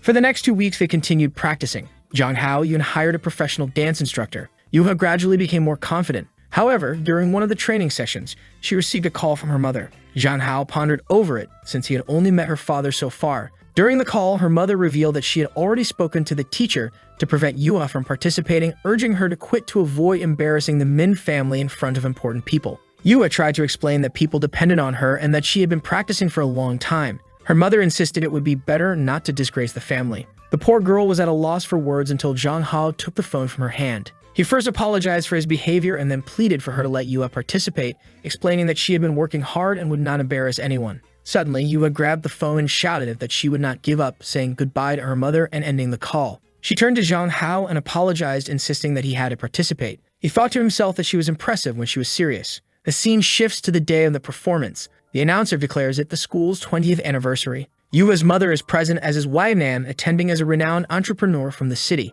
The school representative announces the start of the event. The curtains open and a tango tune plays. The two participants exchange a quick glance and start their dance. Yua's mother watches while Zhang Hao feels confident about her performance. The audience praises them, and Wei Nan looks displeased. Yua's mother begins to wonder what caused such a change in her daughter, who she remembered as not being so confident. Suddenly, the stage lights go out. Zhang Hao is confused because this wasn't part of the plan. The audience questions if this is part of the performance. The school representative calls out to Zhang Hao. He asks what happened, and she explains that there was a problem with the circuits, which would take 20 minutes to fix. He protests, saying it would be foolish to leave the audience with nothing to do for 20 minutes. They would all leave. He worried that Yua would lose the chance to impress her mother. A friend next to her mother remarked that her daughter seemed lost in this emergency, while the mother just watched to see what would happen. The teacher was about to announce a 20-minute intermission, but Zhang Hao grabbed her megaphone and confidently declared that they were always prepared for anything. Meanwhile, backstage, Long Long was trying to come up with a solution. Then Wei Nan appeared, asking if they needed help.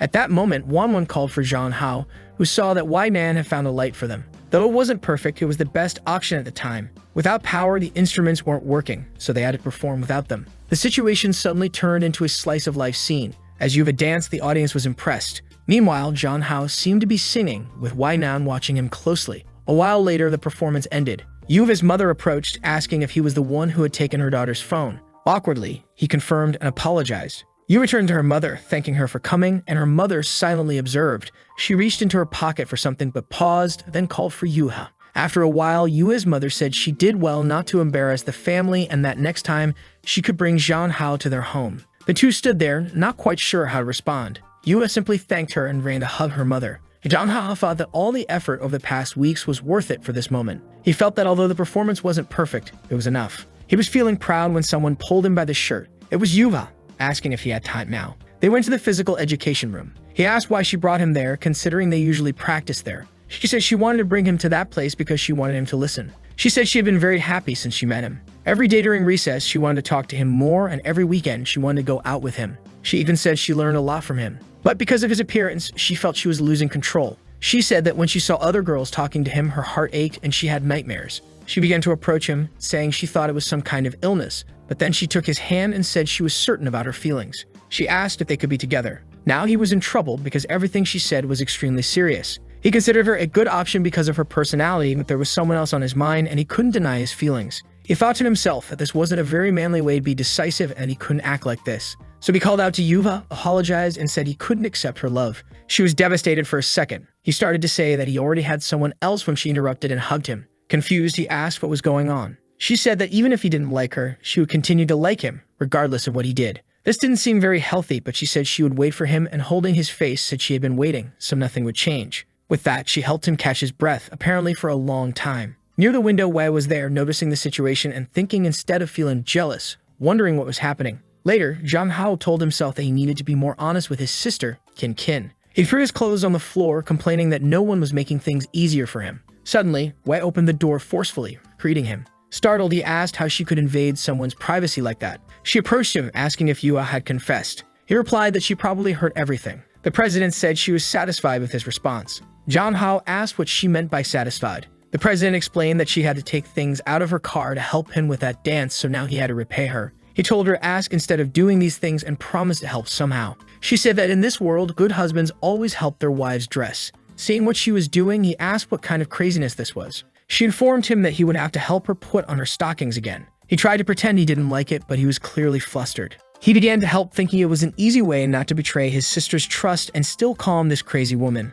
but the angel on his shoulder said it was clearly a betrayal. The devil, on the other hand, said it was his duty to help people. They started arguing, calling each other names. John Hao thought it wasn't very manly to owe people favors. He began helping and asked why we liked wearing those stockings so much. She said her social status required her to always look presentable and asked if he liked it. He continued helping, saying that even in his world, this would be considered a bit wrong. Suddenly, he stubbed his toe and she trembled a bit. This girl clearly wasn't right in the head either. She apologized while thinking about why she was acting this way. John Hao, on the other hand, noticed that she seemed different. She blushed, unsure of what to say. Then she asked about the incident at the hospital. He explained the situation with the bucket, saying it was accidental. However, Wai Man was already eager to punish the person responsible, and he told her to forget about it. He said she could finish dressing herself since he wasn't very confident with that part, but she seemed to notice something. She adjusted the rest and thanked him for his hard work. Outside, while waiting for Wei to finish dressing, she asked why he was still shy since she had already seen everything. Suddenly, her phone rang. It was a call from her secretary.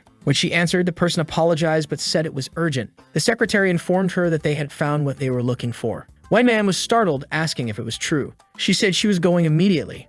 She waved goodbye to John Hao, saying she would treat him to a meal later. However, he noticed that something had happened because she changed suddenly. A while later, John Hao was back in bed, exhausted. But there was no peace in that house as Kim Kian came to check on him. She asked what was wrong, mentioning that he seemed very talented in dancing, referencing the performances with Wai Nan that were recorded. She acknowledged it was a school event but admitted she felt uncomfortable. She hugged him, saying she didn't like how popular he was becoming. She asked if she wasn't enough for him, wondering if he needed other things. John Hao thought to himself that making the woman he liked cry wasn't something a real man should do. However, the more she depended on him, the guiltier he felt. She kissed him intensely, while he thought that, in the end, he needed to tell her everything.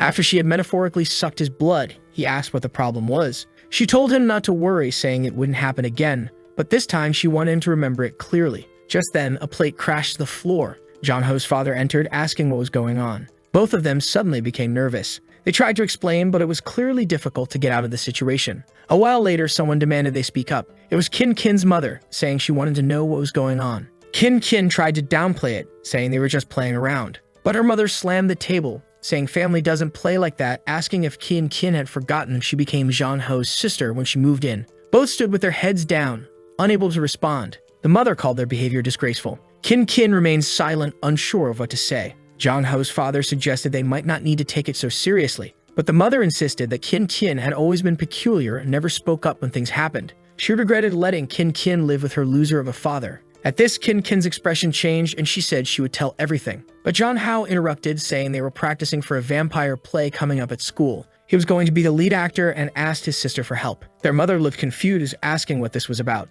Kin Kin just watched quietly. Their mother, believing John Hao to be an honest person, thought he probably wasn't lying and told them to be more careful in the future. John Hao knew that if he hadn't stopped Kin Kin, she might have started a war at home. The problem wouldn't go away until he resolved everything. In the following days, John Hao focused on his live streams and work. Using the memories of his past life, he excelled in school. With all the support he received from Wai Nan, he became a top streamer. Everything was going well except for one thing. He began to remember the past when Kin Kin was pulling his arm. He recalled her promising him the stars and the sky, asking if he liked her too. And the current Kin Kin being startled, asking if he wasn't the real John Hao. With that, he woke up. It was obviously a nightmare.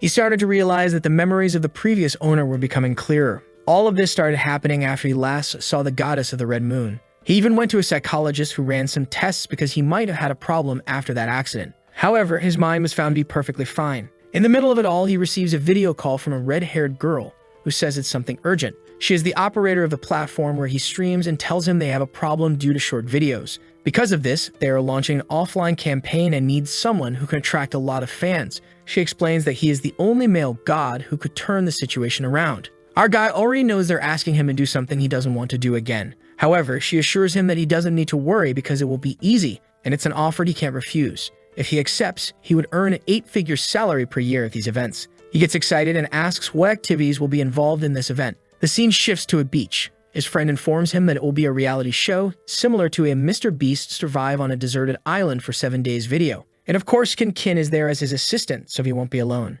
Seeing this, our guy says the island doesn't seem so bad. Then someone calls him, it's Yuha, who found out about the event and obviously came to see him. But where there are two, there are three. Naturally, Wai Nan is also there, asking why everyone is watching the show she set up. As they start arguing again, John Hao stands there, unsure of what to do. The organizer calls everyone to a meeting to explain the rules. The group gathers around a table, and a blonde guy announces that he will be the host of the show. He explains that Miss Nan will be a special guest. He goes on to say that participants will pair up and compete to see who is the strongest. The first round will have 2 events, volleyball and capture the flag. In the second round, everyone will be taken to survive for 5 days on a deserted island. Those with the best rankings in the first round will be able to select the best survival items. Some papers with the rules are handed out, but Nan tears them in half, saying there's no need to worry about that since it will be easy. The blonde guy tries to explain that it would be better if she read them, but she just asks if he's really going against her word. Not wanting to offend her, he quickly says no. Of course, several streamers from the platform want to pair up with Miss Wei.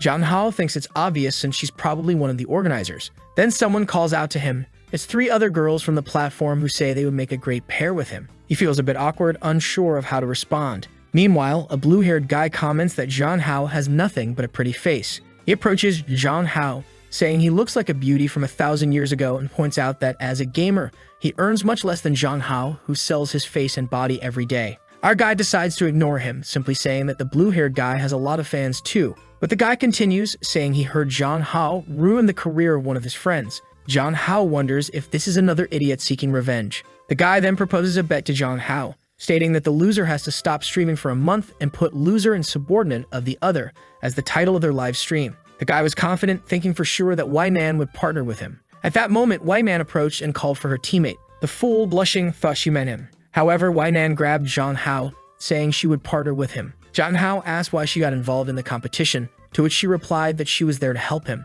However, he said that he was a man who didn't need anyone's help to win, but she just called his name and mentioned that call she had received earlier. She said they found another person who, like him, came from another world. Zhang Hao was shocked because he had no idea about this. Nan explained that this person knows Yua from another world and seems to have something special. But first, they would verify the authenticity of everything this person said. Zhang Hao wondered what would happen if there really was another person like him. Then she caressed the boy, telling him not to worry since she was taking care of him. Suddenly, someone cleared their throat nearby. It was, of course, Kin saying that the sun was very hot and he needed sunscreen. So he left with his sister, telling Nan to prepare for the competition. Nan watched as Kin once again led him away. A while later, the blonde announced the start of the competition. The first event was volleyball, and naturally, Zhang Hao's team would compete. Both teams were on the field, and he told them to get ready. Our guy was up against the blonde and the baldy. Nan tossed the ball up and served with such power that the ball twisted. The poor guys on the other side didn't stand a chance. A few plays later, they were on the ground admitting defeat.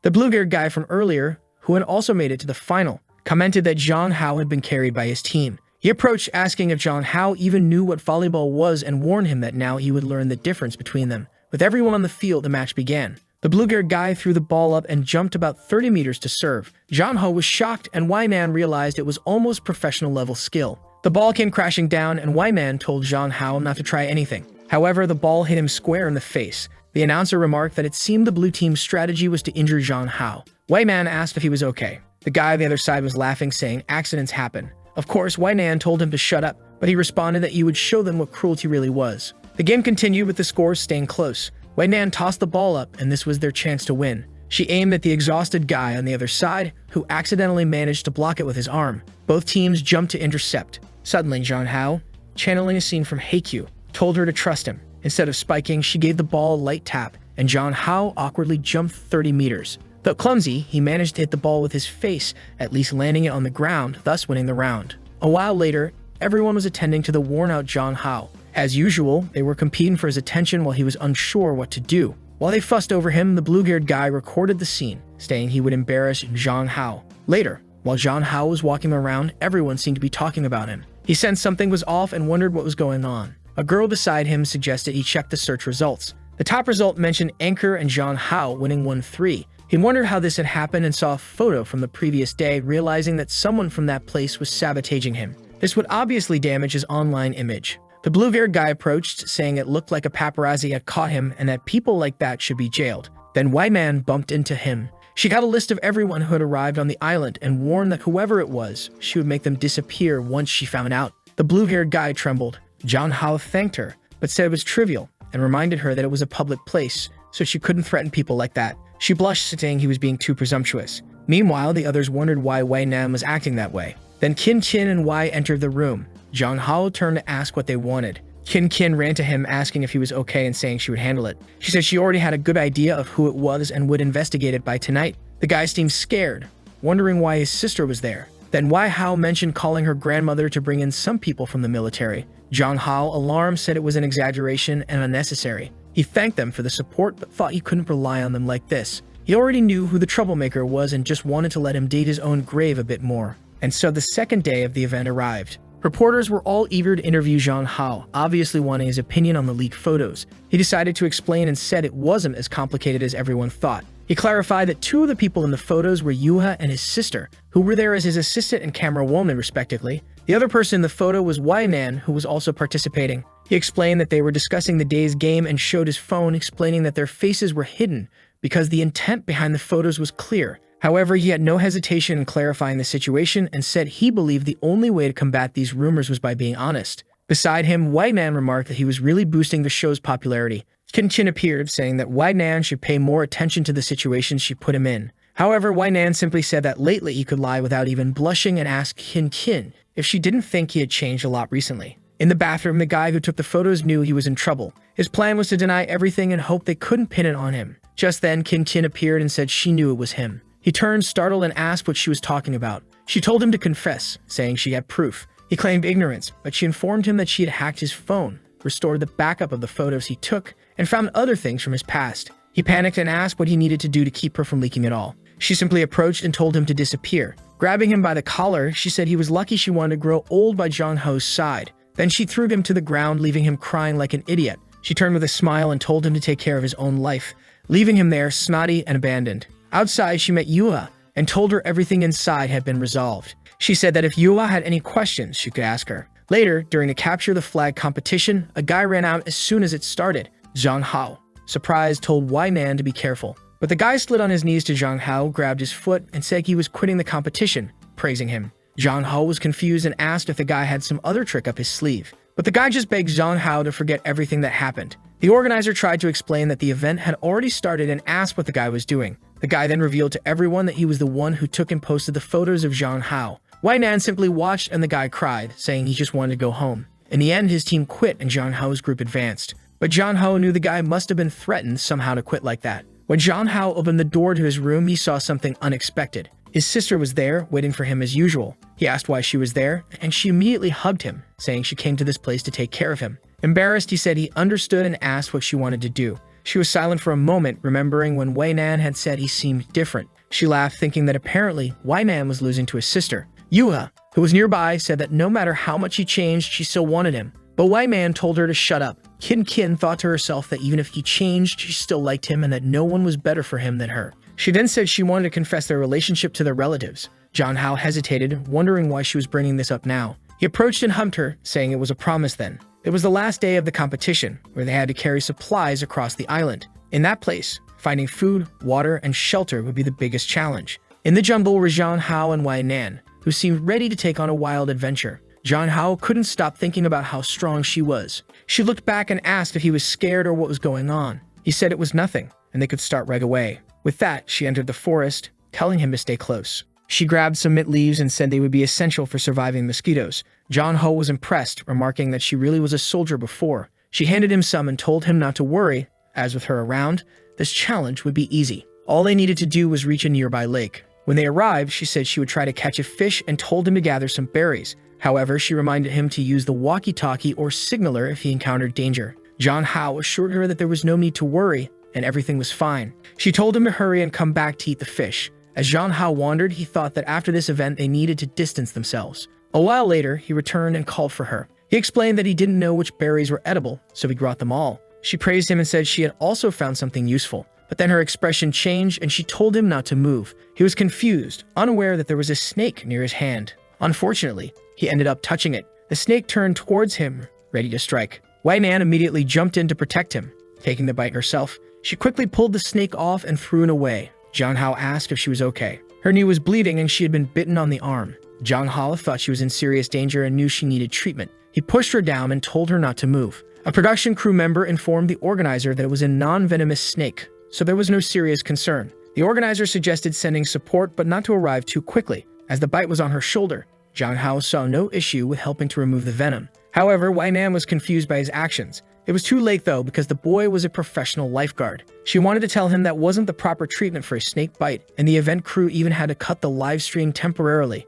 Nearby, Kin was observing everything, clearly not happy. Jong Hao spat out the blood he had sucked, determined to find some bandages. However, Wai Man, out of breath, told him to wait and asked where he had heard that this was the way to treat a snake bite. She explained that if it had been truly venomous, he shouldn't have tried to suck it out as he could get infected. She clarified that the snake wasn't venomous, so all they needed was some clean water. A doctor was being sent over, and the organizer reminded her not to interfere with the game. Then someone called out saying they would come too. It was of course Kin. Being well known in the medical field, people recognized her. She announced that as Zhang Ho's sister and a doctor, she wanted to check on him. The other doctor said it would be an honor to have such an incredible doctor as her. As night fell, the two were in a cave. Zhang Hao mentioned that he was starting to feel awkward with how much she was staring at him. The camera was on the ground and he asked if it was okay, as they were supposed to be filmed. She simply said that she was the boss, so it wasn't a problem, and explained that what was about to happen couldn't be broadcast on TV. She began to approach Zhang Hao, who asked why she was acting like this all of a sudden. Seeing her expression, he joked that it seemed the snake had some other kind of venom.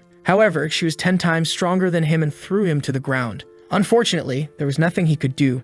She was too strong for him. She then commented that her clothes were a mess because of the wound, but mentioned it might be very convenient. Outside, someone said they should be close. It was a group of doctors, one of whom commented that they had lost the walkie-talkie signal. Kin started to get worried. Then she heard some noises beside her. When she looked, she asked who it was. It was, of course, Yahello. This guy couldn't go a second without having all three around him. When the doctors looked back, Kin had disappeared. Kin then asked Yuha how she was in the jungle. Yuva said she had been following them. Kin told Yuha that even though she liked Zhang Hao, it was impossible for them to be together. Yuha simply said she knew that. However, all she wanted was to stay by Zhang Hao's side and make him happy. And of course, if she found anyone who made him unhappy, she'd explode that person's head. Kin just observed quietly. Meanwhile, somewhere else, someone was telling a certain person to stop. Our boy had been immobilized, and the president warned him that this time he couldn't escape. He said he didn't want anything, but she replied that his body was more honest. Just then, they heard someone shouting his name. He immediately recognized the voices of his sister and Yueha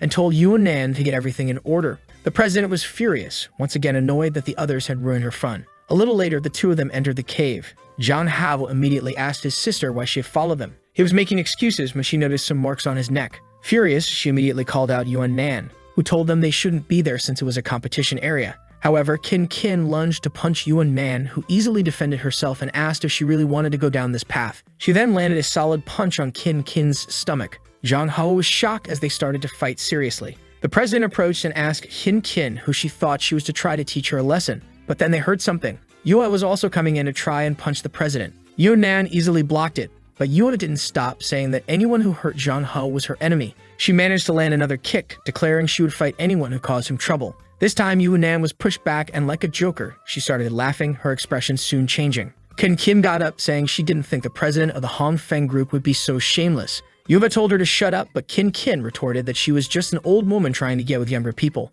Enraged, Yuan approached, saying she would make Kin shut up, and slapped her across the face. Zhang Hao couldn't believe what was happening. He stepped forward and apologized for his sister, asking Yuan to control herself because no one there could match her. She only replied that his sister did everything to satisfy her desires with him. From the ground, Kin told Hao that he didn't need to apologize. Slowly getting up, she said it was all Yuan's fault. Zhang Hao noticed that his sister's mouth was bleeding and was alarmed. But Kin declared that woman would never touch Zhang Hao again. Yuan, feeling provoked, said it seemed Kin wanted to die. But just then, Zhang Hao told her not to do anything because he was already Kin's boyfriend. The two women were shocked, and Kin, of course, gave a little smile. He explained that this event was just a farewell and that he would never speak to Yuan again after this. He added that they were never compatible, and now that he was with Kin, it was all over. The scene shifts to the doctors walking through the forest. They discuss among themselves why Kin seems to be acting alone, but the blue-haired guy notes that from the tracks on the ground, she isn't alone.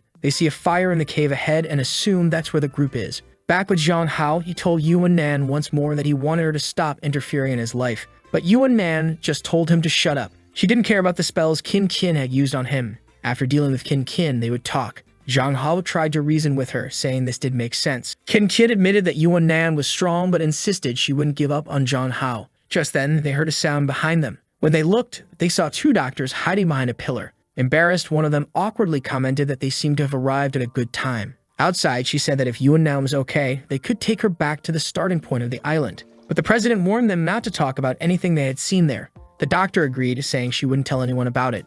But at that moment, her expression changed. An arrow struck the back of the doctor, passing through and startling Wei Nan. Someone was approaching from the side, and she had no idea who it was. The person nearly slashed at her, but she dodged just in time. It was the blue-haired guy from earlier. John Hao came in with a kick, telling Wei Nan to back off, and he sent the guy flying. At that moment, she sensed another arrow coming and threw herself to pull John Hao aside. He was in shock, realizing he had almost died. From the shadows, someone emerged, saying that Miss Wei Nan had grown rusty. It was a woman in camouflage clothing with a tattoo on her waist. Wei Nan asked why they were alive, and John Hao wanted to know if she knew them. She confirmed, saying they were a group of extremist terrorists and that the snake tattoo represented the Ouroboros organization. She mentioned having had fun with them once before. The woman replied that that wasn't the case, and that because of their past, they would have to fight to the death. She explained that they had been waiting for the perfect opportunity, and this event in the forest was just what they needed. Of course, they weren't going to miss this chance. Kin shouted, telling them to wait, and announced that she was surrendering.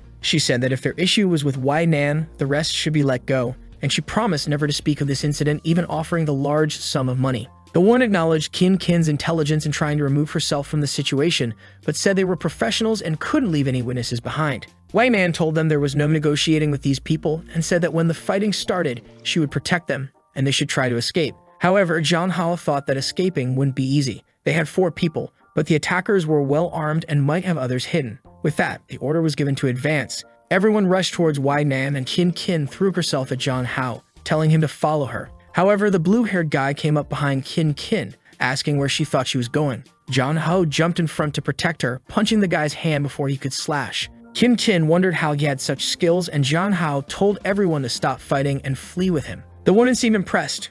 Meanwhile, the organizers were relaxing with drinks, talking about the man getting promoted to director if everything went well. Unfortunately, the group was still surrounded. As they were about to enter the cave, Wei Nan questioned if John Hao thought this was a good plan. He said he wasn't sure, but it was better than guaranteed death outside. The woman told her team to finish them off as they were done for. Wei Nan turned and told them to go in first, warning that it would be dangerous if everyone turned their backs. John Hao hesitated for a moment, but she urged him to stop wasting time and get inside. One of the attackers lunged at her, and Wei Nan went to face them, telling the others to flee.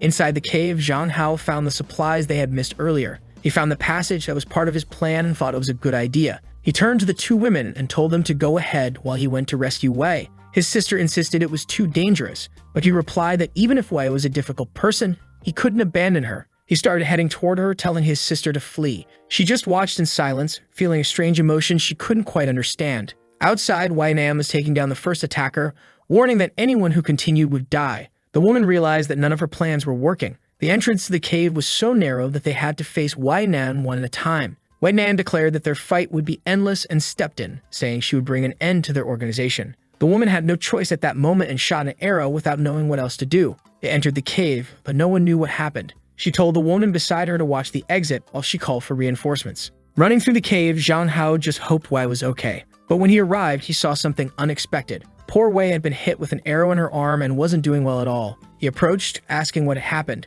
and she wanted to know why he came back. He simply said there was a passageway and he was going to take her now. However, she told him to flee because they could still be caught. Ignoring her, he picked her up, saying he was getting her out of there. She blushed, questioning why he came back if he wanted to end contact with her. He shouted that was nonsense and told her to forget it, saying he was going to take her alive out of that place. For the first time, Wei Nan felt the sensation of being protected. On the other side of the cave, Kin and Yahello were anxious because they weren't returning. When they finally approached, Kin called out his name. John Hao said he was back, but Wei Nan wasn't in good shape. Yahello looked happy, but Kin seemed somewhat desolate. He turned to Kin, asking her to check Wei's wounds. Hesitant, she diagnosed that it was bleeding a lot but wasn't fatal. Kin tore off a piece of her shirt, and Wei asked why she was saving her like this. Kin replied that John Hao had worked so hard and she didn't want to waste that effort. She said that since they weren't out of danger yet, once she finished the bandages, she would get John Hao out of there. Wei Nan agreed that was the best option since she was the target of those people. She mentioned the Red Moon research and told John Hao to talk to Secretary Jin.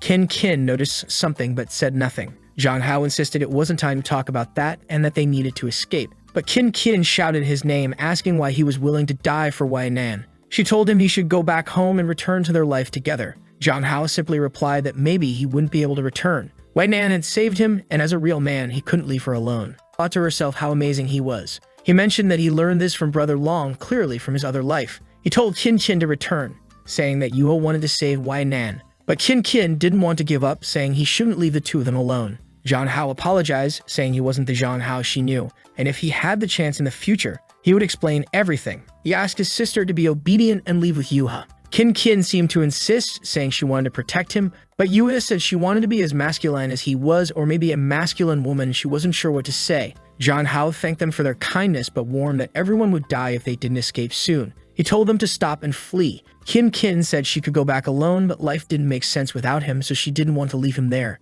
She wanted to stay with him. At that moment, someone asked what kind of romantic drama was unfolding. It was the woman from earlier, who asked if they were tired of the cat and mouse game. Zhang Hao realized this time they had brought many more people. The production team was waking up after drinking a lot and began wondering what all the noise outside was about. Looking at the sky, they were shocked to see a lot of helicopters approaching the forest. In the middle of it all, Zhang Hao was lying on the ground, everyone having been immobilized. The moon was red, and the woman questioned why everyone liked that boy. She began to draw her weapon, saying that if they had more time, she would try something else. But just as she was about to end the boy's life, the blade stopped a second before. She turned and commented on how wonderful Wai Nan's expression was at that moment. She said it was ridiculous that such a cautious woman was in this situation because of that boy. Poor Zhang Hao was unconscious on the ground, unable to do anything. Wai Nan began to cry, saying that if the moon hated letting him escape, she would do anything it wanted. The woman laughed, asking if she really would do anything. She mentioned the brother Wai Nan hadn't let leave alive and declared that this time, no one would escape. And then the ketchup was spilled. At that moment, Zhang Hao fell lifeless to the ground. But something appeared in front of him. He saw red hair and asked why she was there. It was the goddess of the red moon just watching him die. She laughed and asked who he was. Suddenly, he woke up in shock. He got up from the bed, wondering if he was dead. But then someone beside him called him husband. The woman asked if he was having nightmares. Sweating, he didn't understand who was being addressed. It was Wai Man wearing an oxygen. The scene shifted to the middle of the city. Zhang Hao had really returned to his own world. It was the place where he used to work, and beside him was Wai Nan, who had always been the CEO of his company. He was sure this was the work of the goddess of the red moon. Wai Nan asked what he was thinking about so much and questioned if he had thought about the proposal of bringing his father to live with them. She mentioned that it would be hard for his father to raise a child alone and that their house was very big, especially since when their child was born, they would need help. He quickly noticed her hand on her belly and felt confused. Apparently, he was going to be a father. She then pulled him by the tie and reminded him that when they were alone, he should call her wife. He hesitated, and she asked why he was acting so strangely. Zhang Hao thought to himself that she was still identical to the Wai Nan from the other world. So he called her wife, and she thanked him. They arrived, and she said she was going to work, but told him to send a message. Zhang Hao didn't expect to return to his world in this way. If he ended up there because he died, what happened to Qin Qin and Wai Yuan? He wondered if, in the end, he hadn't been able to save anyone. But then he asked himself the most important question. What were Qin Qin and Wai Yuan doing in this world? He knew that in the past life, Qin Qin was a famous doctor. He searched for her name on the internet but found nothing. This made him question if her entire life changed because she didn't meet Zhang Hao. He then decided to search for Wai Yuan. Strangely, instead of a military family, it now seemed like an entrepreneurial group. This made him realize that he no longer had any connection with either of them. And worst of all, he had no idea how they were living. The most inexplicable thing was that he returned to this world and became Wai Yuan's husband without any explanation. He then wondered how he had managed to seduce the CEO. After that, he left the office and wandered aimlessly. The world seemed familiar, but it was very strange at the same time. He went to where his house was in the past life. He didn't know how his father was living. And then Wai Yuan appeared and asked why he had returned before the end of the workday. She approached, saying she was planning a surprise, but he had already arrived. She asked if he remembered that today was his birthday, and that she had planned a party with his father. Zhang Hao seemed confused and asked if it was really his birthday. Wai Yuan just stared at him and asked if he was having some problem. He just said he wasn't used to her being so kind. Zhang Hao found it strange that he had no relationship with her and now had to live as if they were husband and wife. So he asked how a woman as ambitious as her ended up with a common guy like him. She said he was acting very strangely and didn't seem like the guy she knew. She put her arm around his shoulder and said that if he was anxious about the marriage, she would take care of him. She gave him a kiss and told him not to worry. Then she said they would discuss this more later and asked if they could go to the party. Obviously, Zhang Hao was just observing everything. His father was there normally in front of him. He asked his father if Wai Nan was really going to spend the day with them at the house. His father said yes, and Zhang Hao said he only had 2 beds, so he would have to sleep with his father. But his father just told him to learn to resolve couple issues together with her, saying that he should always speak the truth to his wife. Zhang Hao tried to protest, saying that his father didn't understand anything. However, his father just got up and said he was going to rest. He closed the bedroom door and wished him a happy birthday. There was silence, except for Wai Nan in the kitchen. With nothing else to do, he approached her, saying he would help. She then mentioned that last Mag had been great, so why didn't he want to continue today? Embarrassed, he realized she had overheard the conversation with his father. She asked if she was pushing him so hard that his body couldn't keep up. At that moment, he felt dejected, not realizing things had gotten to that level. He just observed her, wondering if he had really experienced all this before. The problem was that he had no memory of these events. Ignoring all that, he decided to ask her a question. He wanted to know how their first date went. She explained that it was during a company event when a guy tried to put drugs in her drink. Being an important person involved with the company, she was hesitant to refuse and potentially ruin business relations. Then Zhang Hao stepped in, grabbed the guy's arm, and pretended to be her husband, saying he would drink it instead. She never imagined he would be brave enough to pretend to be her husband and drink it. A second later, he fell to the ground like an idiot, foaming at the mouth, and told her that it was very dangerous. She turned to confront the guy who accidentally admitted it was just supposed to be an aphrodisiac. With that, everyone at the company found out about the guy's plans. He was taken away by the police, and the two of them stayed behind. She asked if Zhang Hao was okay, and he explained that he had lost all his strength and collapsed. She then asked how he knew something was wrong with the drink. He said he had been watching the guy and saw him put something strange in the glass. Knowing the guy's reputation, he was afraid he might do something to her. She then asked why he went to such extremes for her. Was he in love with her? Zhang Hao replied that he wasn't. He just found it amazing that a woman like her had reached such an important position. Since his desk was near hers, he often saw how hard she worked. He was afraid that if this incident happened, people would think she got her position because of her looks. She said he seemed very concerned about her. Embarrassed, he said he just wanted to do the right thing. She said it seemed he was her hero of justice. He felt shy and asked why she was using those expressions. She laughed and asked if there was someone he liked. After that day, they started talking and gradually got closer. Suddenly, Zhang Hao hugged her. As he leaned in, she asked what was wrong. He thought to himself that he could tell all this was true and felt good about it. He realized that having Y Man in this world was amazing. However, he then called her name and asked if she believed in parallel worlds. She was taken aback for a moment and asked why he was talking about that. He explained that she might not believe it, but he had a dream so long it felt like he was in another world. In that place, she also existed, but their relationship was more like friends. What connected them was his biggest secret, but there were also two other people who were important to him. Because of him, these people went through various dangers and might have even lost their lives. He failed to help them and couldn't tell the truth, leaving him confused. She suddenly turned, grabbed his face, and said it was okay for him to tell her because she was the person he should trust. But she didn't worry about other worlds because she wanted to live the rest of her life with him in this one. However, she said she didn't want him to live with regrets because that would make him happy. If he needed time to resolve those issues, she wouldn't mind. At that moment, he noticed a red light around her, but she leaned in and said this was the first time he had shown interest in others. Then, she attacked him before he could respond. At that moment, he seems to remember something. She tells him that he must understand that no matter what world he's in, she will always find him. He starts to question what is happening and why he feels the presence of the red moon. Suddenly, he feels something strange and disappears in front of Wei Nan. She comments on how quickly it happened, but now it's her turn. A voice asks if this is her choice. Approaching Wei Nan, it remarks that it believes she was the most possessive of them all. It touches her shoulder and says she should have chosen to stay there with him forever, but now she'll have to compete again. Wei Nan replies that if he returns, she believes he will make the same choice as she did. Furthermore, even if she has to compete, she will give her best. The goddess says she likes this attitude. She warns that it's a rare trip to come to this world, but they will never see each other again. With that, she disappears. Wei Nan thinks to herself that it might have been nice to stay there, and then she too begins to vanish. I don't know what's going on, but everyone is disappearing and reappearing. Once again, our protagonist wakes up in another place. He asks his wife why they can't leave. That's when someone covers his mouth. This time it's Yuva, who says the pervert is dead.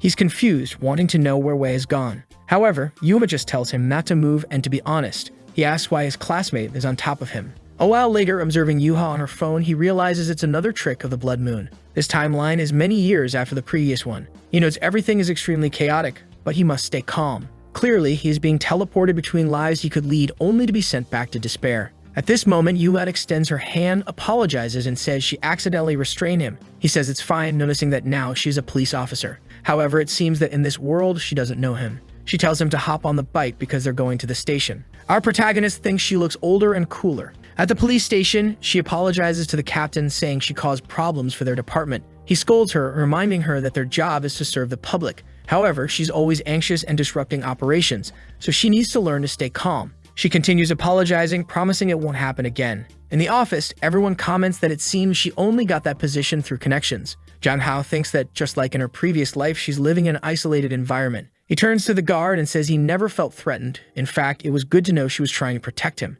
He feels much safer knowing she's an officer who doesn't let criminals escape. He then asks her if she agrees. Before she can respond, he raises her arm and declares the case resolved. She doesn't quite understand what he's doing. The scene shifts to another location. They're sitting in a building, analyzing some newspapers. It seems he's helping her find a criminal who takes photos of women. She says this person must be around 25 years old and stays near the district where he was passing through. When she saw him freeze when she called out, she suspected it might be him and apologizes for throwing him to the ground. He says he's already told her he doesn't mind at all. When he pats her on the head, she asks what he's doing. He changes the subject, saying her methods for fighting crime are really clever. However, he starts giving some tips, suggesting she should disguise herself before watching that area. He also suggests they should use some method to lure the person instead of just waiting for someone to pass by. Another thing they could do is visit websites where this person might be sharing these photos. He quickly covers her eyes, saying that's something a child shouldn't see. They soon find a person who assures them that all the photos are taken without anyone knowing. Jang Hao then turns to Yuha and says it's time for the final step. They just needed a trap. The next afternoon at the train station, Jang Hao expressed his discomfort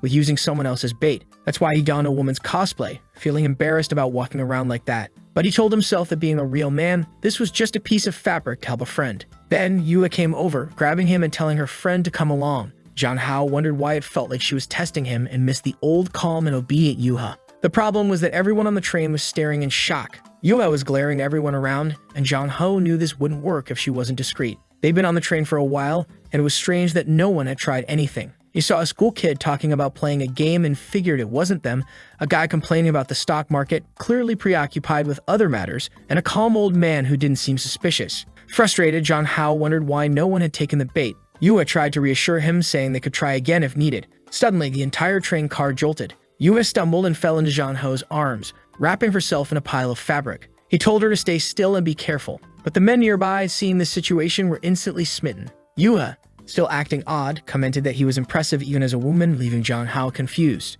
As people began commenting on the minor accident, Jang Hao felt someone touch him. Realizing there was a person behind him, he noticed a partially open suitcase underneath, suspecting there was a camera inside. He stepped on the person's foot, who yelped about his expensive shoes. Jang Hao turned and accused him of being overdressed for a pervert with a hidden camera. The man, realizing Jang Hao's voice was male, questioned the absurdity of the setup. Jang Hao demanded he open the suitcase, sure there was something incriminating inside. The man tried to leave, claiming they were crazy and attempting to walk away. But Yuta grabbed him by the shoulder, threw him to the ground, and identified herself as the police. The man, stunned, was told he was under arrest. Jang Hao hoped this would at least work out. The scene shifted back to the police station. In the end, Jang Hao successfully helped her, and their work was acknowledged by the department. Later, they were at a shopping mall, where Jang Hao was frustrated that pictures of him dressed as a woman were spreading online. Yuva joked it was his fault for not being ugly and thanked him again, saying that as expected, she couldn't do anything without his help. Jang Hao tried to reassure her, saying she was smart and just needed to work on her social skills. But Yuya insisted that wasn't what she meant. She clarified that she couldn't do anything without him, moving closer to him to explain further. Jang Hao grabbed her cheek, asking if she was drunk. She denied it, and he told her to stop saying such things. She started crying, saying it was hard for her to suffer alone. She joined the police academy thinking she would like it if everyone kept their distance because they knew her grandmother's position. This caused problems with her family, who began pressuring her to find a partner and setting up blind dates. But she always refused because they weren't like him. Jang Hao was confused, not understanding what she was talking about, especially since they theoretically hadn't known each other long. Suddenly, she collapsed into his arms, her face turning pale. It seemed she was sick, and the protagonist apologized, saying he would make up to her. He carried her, saying he knew the perfect place. They headed to the beach, where Jang Hao remarked that it was the perfect place for her to sober up a bit. However, Yua complained that she didn't enjoy being carried. She mentioned that her feet hurt, prompting him to massage them. She complimented his skills, and he mentioned that he learned it all while working on his parents' farm. Suddenly, she called his name but remained silent. She thanked him, and he asked if she needed anything else. Yua stood up, stating she understood now. As the red moon shone above, she said she couldn't selfishly keep him there. Confused, Jang Hao asked what she was talking about. She referred to him as classmate Jang Hao, telling him he had somewhere else to be. He was at a loss for words, realizing she knew they were in the same class, something she shouldn't have known. It dawned on him that the red moon was at play again, and then he vanished. Yua reached into her pocket, pulled out the pendant he had given her, and said she would miss him. The goddess appeared, commenting that the girl from the Lin family seemed very fragile and not too smart in her decision. She warned that Yua would have to compete with the other two without any real advantage, especially considering that it wasn't guaranteed Jang Hao would return. Yuya insisted that as long as the goddess kept her promise, they would prevail. Meanwhile, Wei Nan stood beside a body in a hospital. She saw Yuya stand up and congratulated her on her success. She then turned to Kin, saying it was now her turn, but asked her to understand that it was his life they were dealing with. Kin hesitated for a moment, but then affirmed that she knew what she had to do. Zhang Hao felt like he was falling into an abyss and wondered what was happening again. He was puzzled as to why he had first gone to Wainan's world and then to Yuha's. The strangest part was that both seemed to know something, almost as if they were certain he was leaving. He questioned if they had also traveled through time. Considering the events, it seemed there was an agreement among the three and the goddess. The lingering question was what the purpose of all this was. Suddenly, he was blinded by a flash of light. He looked down at his hands and realized he had time traveled again. But now he didn't seem much older. In fact, he was back in primary school. He worried that changes in the past might affect everything that happened in the future. Lost in thought, he was hit by a ball, falling to the ground with a bloody nose. Later, he woke up to someone peeling an apple beside him. He looked up to see a much younger Kin, who asked if he was awake. Confused, he asked if she was his sister, Kin. She remained silent for a moment, then said she had been waiting for him for a long time and had a question. Zhang Hao was startled by her tone, recognizing it as his sister's. She asked if he was the real Zhang Hao. The protagonist hesitated for a moment, realizing she seemed to know the truth. He then confessed that he wasn't the old Zhang Hao she knew, explaining it was just a coincidence that he ended up in this body. He told her he was an ordinary man from another world who woke up in this body with some of the old Zhang Hao's memories but no idea how he got there. He admitted the only thing he was certain of was that he liked Kin. Crying, she asked if the real Zhang Hao would ever return. The protagonist said he had no idea. The apple fell to the ground as she spoke of losing the meaning in her life. Seeing her holding a knife, Zhang Hao rushed toward her as she said that since he had disappeared from this life, everything was pointless. He grabbed the blade, telling her not to say such foolish things. He insisted that everything that had happened was his fault, so it was his responsibility to make things right. Since he had taken over Zhang Hao's body, it should be him who dies, perhaps allowing the real Zhang Hao to return. But Kin said he knew that this wasn't the world where the other Zhang Hao existed. However, Zhang Hao insists that they can't know for sure unless they try. Maybe if he disappeared, this dream would end. But Kin says she can't do it, even if he isn't the real Zhang Hao. She trembles as he asks what's wrong. Meanwhile, outside, the teachers are discussing Zhang Hao's well-being. One of them reassures the other that being young, he should recover well from the trauma. They decide to check on him, but when they open the door, they're shocked by what they see. They quickly intervene, asking what is happening. The teacher rushes over, grabbing Kin's wrist, asking if she intended to hurt her classmate. Zhang Hao tries to explain the situation, but the teacher doesn't let him speak, insisting that he leaves immediately. As Zhang Hao is led away, he tries to defend Kin, saying she didn't do anything wrong. However, the teacher is already on the phone reporting that a girl named Kin appeared to have attempted to harm a classmate. Time passes and we see a man, apparently Kin's stepfather, apologizing for her behavior and explaining that she's having some mental health issues. He presents a gift to the teachers, hoping they will understand. The teacher suggests he returns home as they'll need time to resolve the situation. At home, Kin's stepfather praises her for being well-behaved but holds a belt, questioning why she's causing trouble at school. Her mother tries to intervene, but he, seemingly skilled in Muay Thai, intimidates her.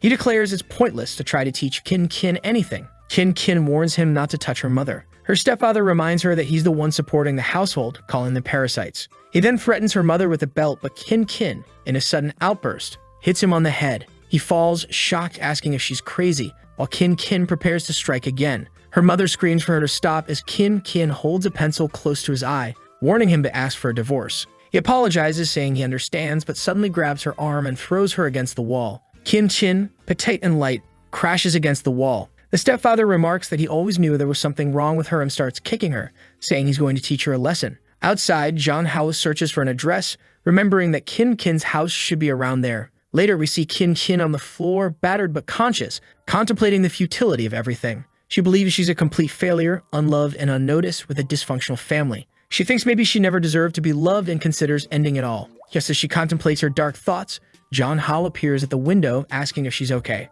Startled, she questions why he's there and how he managed to climb up to the 6th floor. He tells her to forget about that, as window cleaners nearby wonder where the safety ropes have gone. Zhang Hao then asks if she's had trouble with her stepfather, mentioning he heard yelling.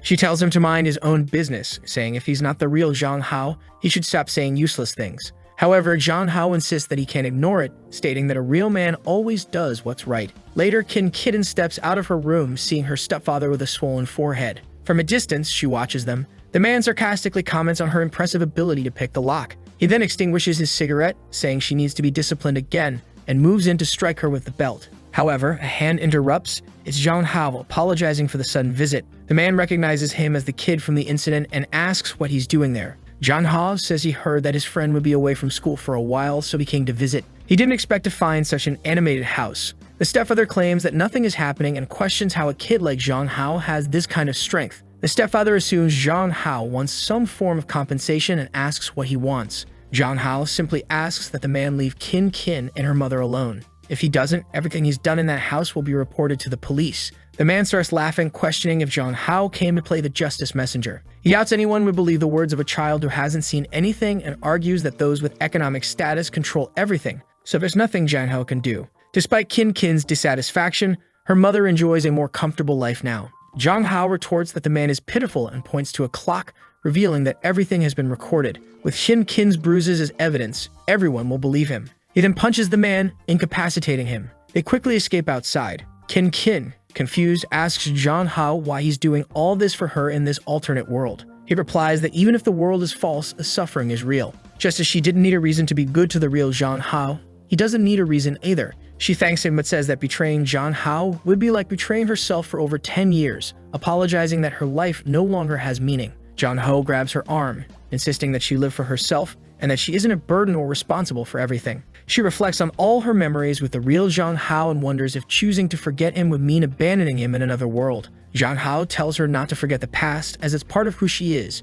and even if she can't choose anyone, she still needs to move forward. He encourages Qin Qin to start anew. She blushes and is taken aback. A hand appears, affirming everything Zhang Hao said is true. She hears a familiar voice and turns to see the real Zhang Hao, confused, looking at his own hand. Qin Qin asks if it's really him. He confirms it, explaining that he's always been present, observing everything, even though he couldn't do anything. Seeing her so sad gave him the strength to speak up. He urges her to start living for herself as she has done so much for him, and apologizes for not understanding her actions in the past. He recalls the time when she scared everyone by hitting them, and she held him, reminding him of their promise to always be together. He remembers feeling scared and telling her he hated her and didn't want to stay with her, preferring to go back home. He yelled that he never wanted to see her again. Now the real Zhang Hao apologizes, admitting he was too immature to understand everything. He acknowledges that in the end, it was his actions that hurt her. Qin Qin cries, calling out his name, while the current Zhang Hao watches silently. He remembers the moment she collapsed and said she would leave if he found her disgusting,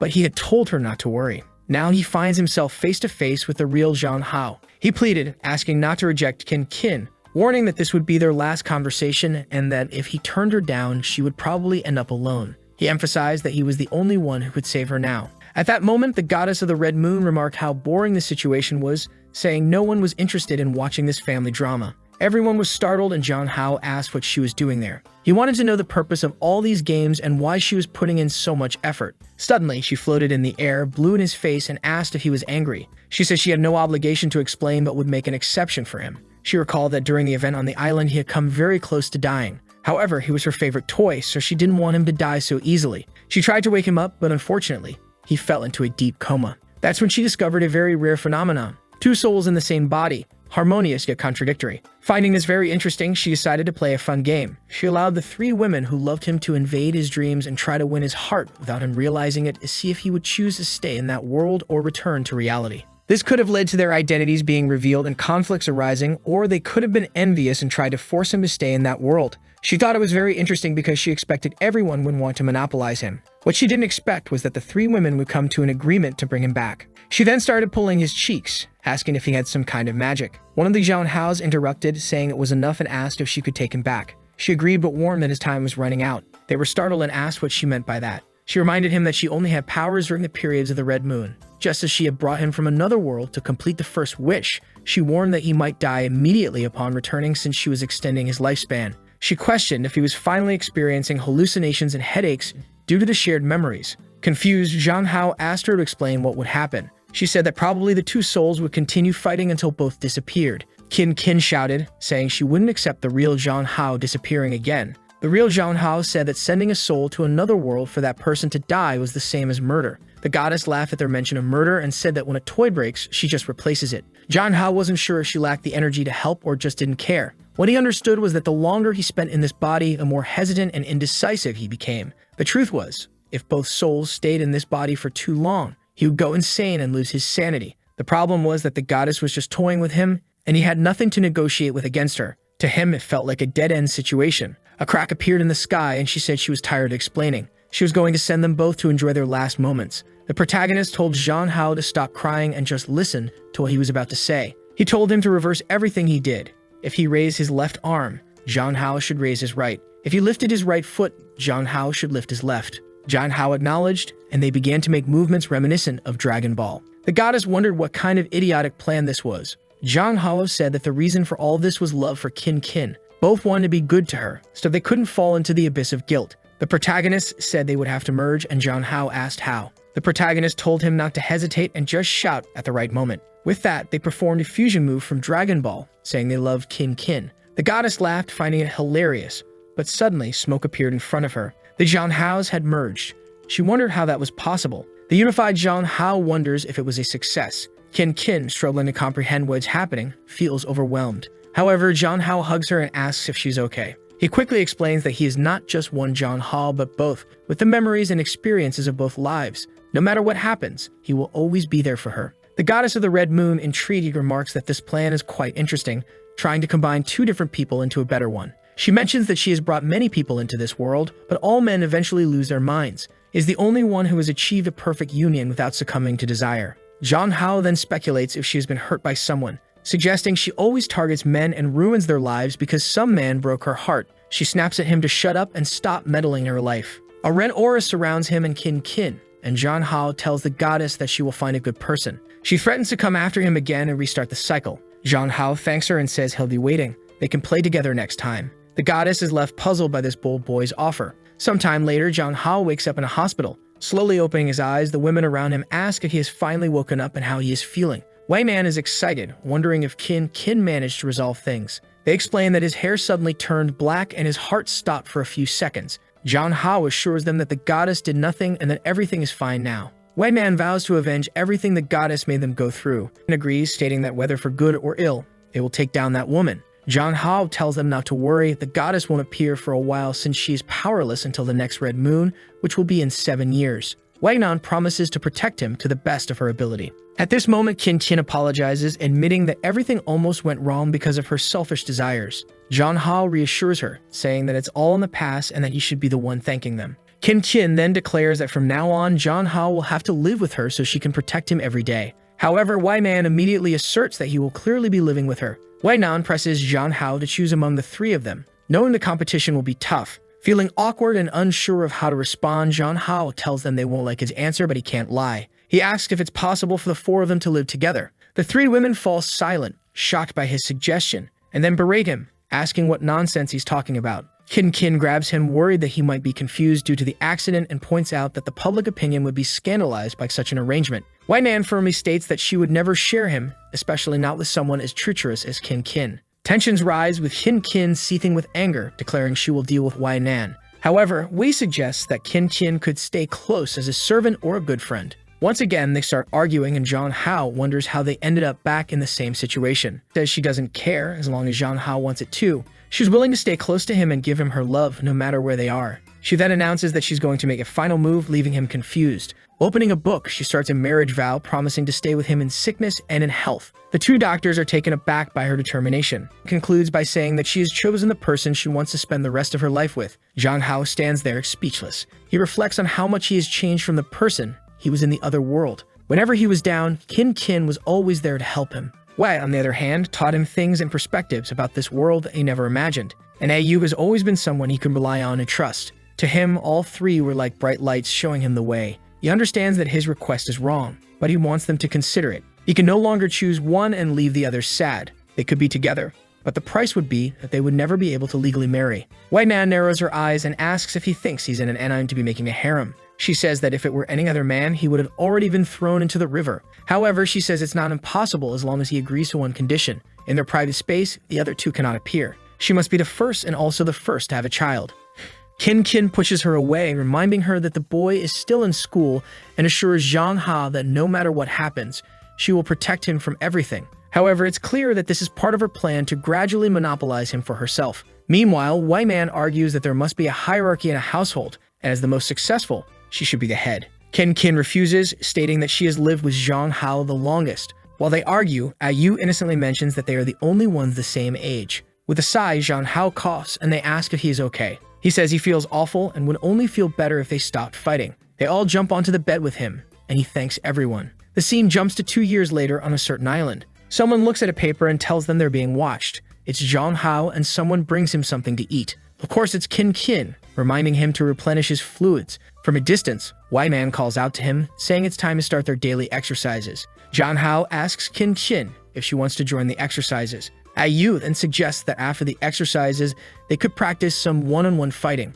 Zhang Hao reflects on his quest to understand the meaning of being a true man. He thinks it involves knowing what you want in life, pursuing it, and always taking responsibility for your choices. Looking around at the scenery, he says everything seems great and advises us, the viewers, to start being the protagonists of our own lives. The story then fast-forwards a few years. Zhang Hao's parents are puzzled by a letter in their hands. There's a mixed-eyed child standing before them. In the letter, Zhang Hao apologizes for disappearing for a while but says that they are all doing well. He explains that the child is their grandchild. The butler who brought the child says that Zhang Hao will return in a month to greet everyone. The father comments that their son is quite peculiar, going on a trip and leaving a grandchild behind, while Zhang Hao's mother wonders who the child's mother is. Curious, they ask the butler, who unfortunately has no idea either. Suddenly, Y-Man's mother appears at the house. Everyone asks what she's doing there. She says she's there to see her grandchild, noting how cute the child is and how much he resembles her daughter. She affectionately pats the baby's head, mentioning that the baby will need to inherit the company since her daughter abandoned it.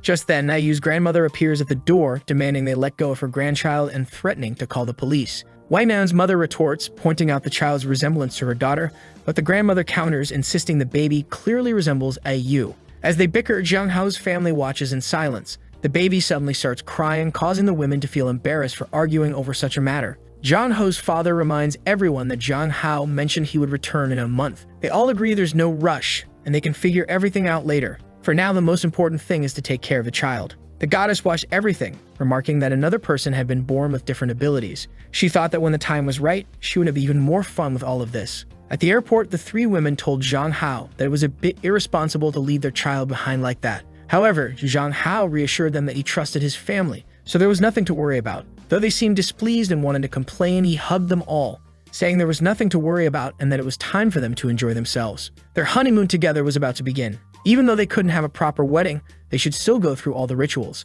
And with that, they were off to leave a like on this video that helps Mamoru make more juicy content for his viewers, activate the cheeky little bell, and I'm out.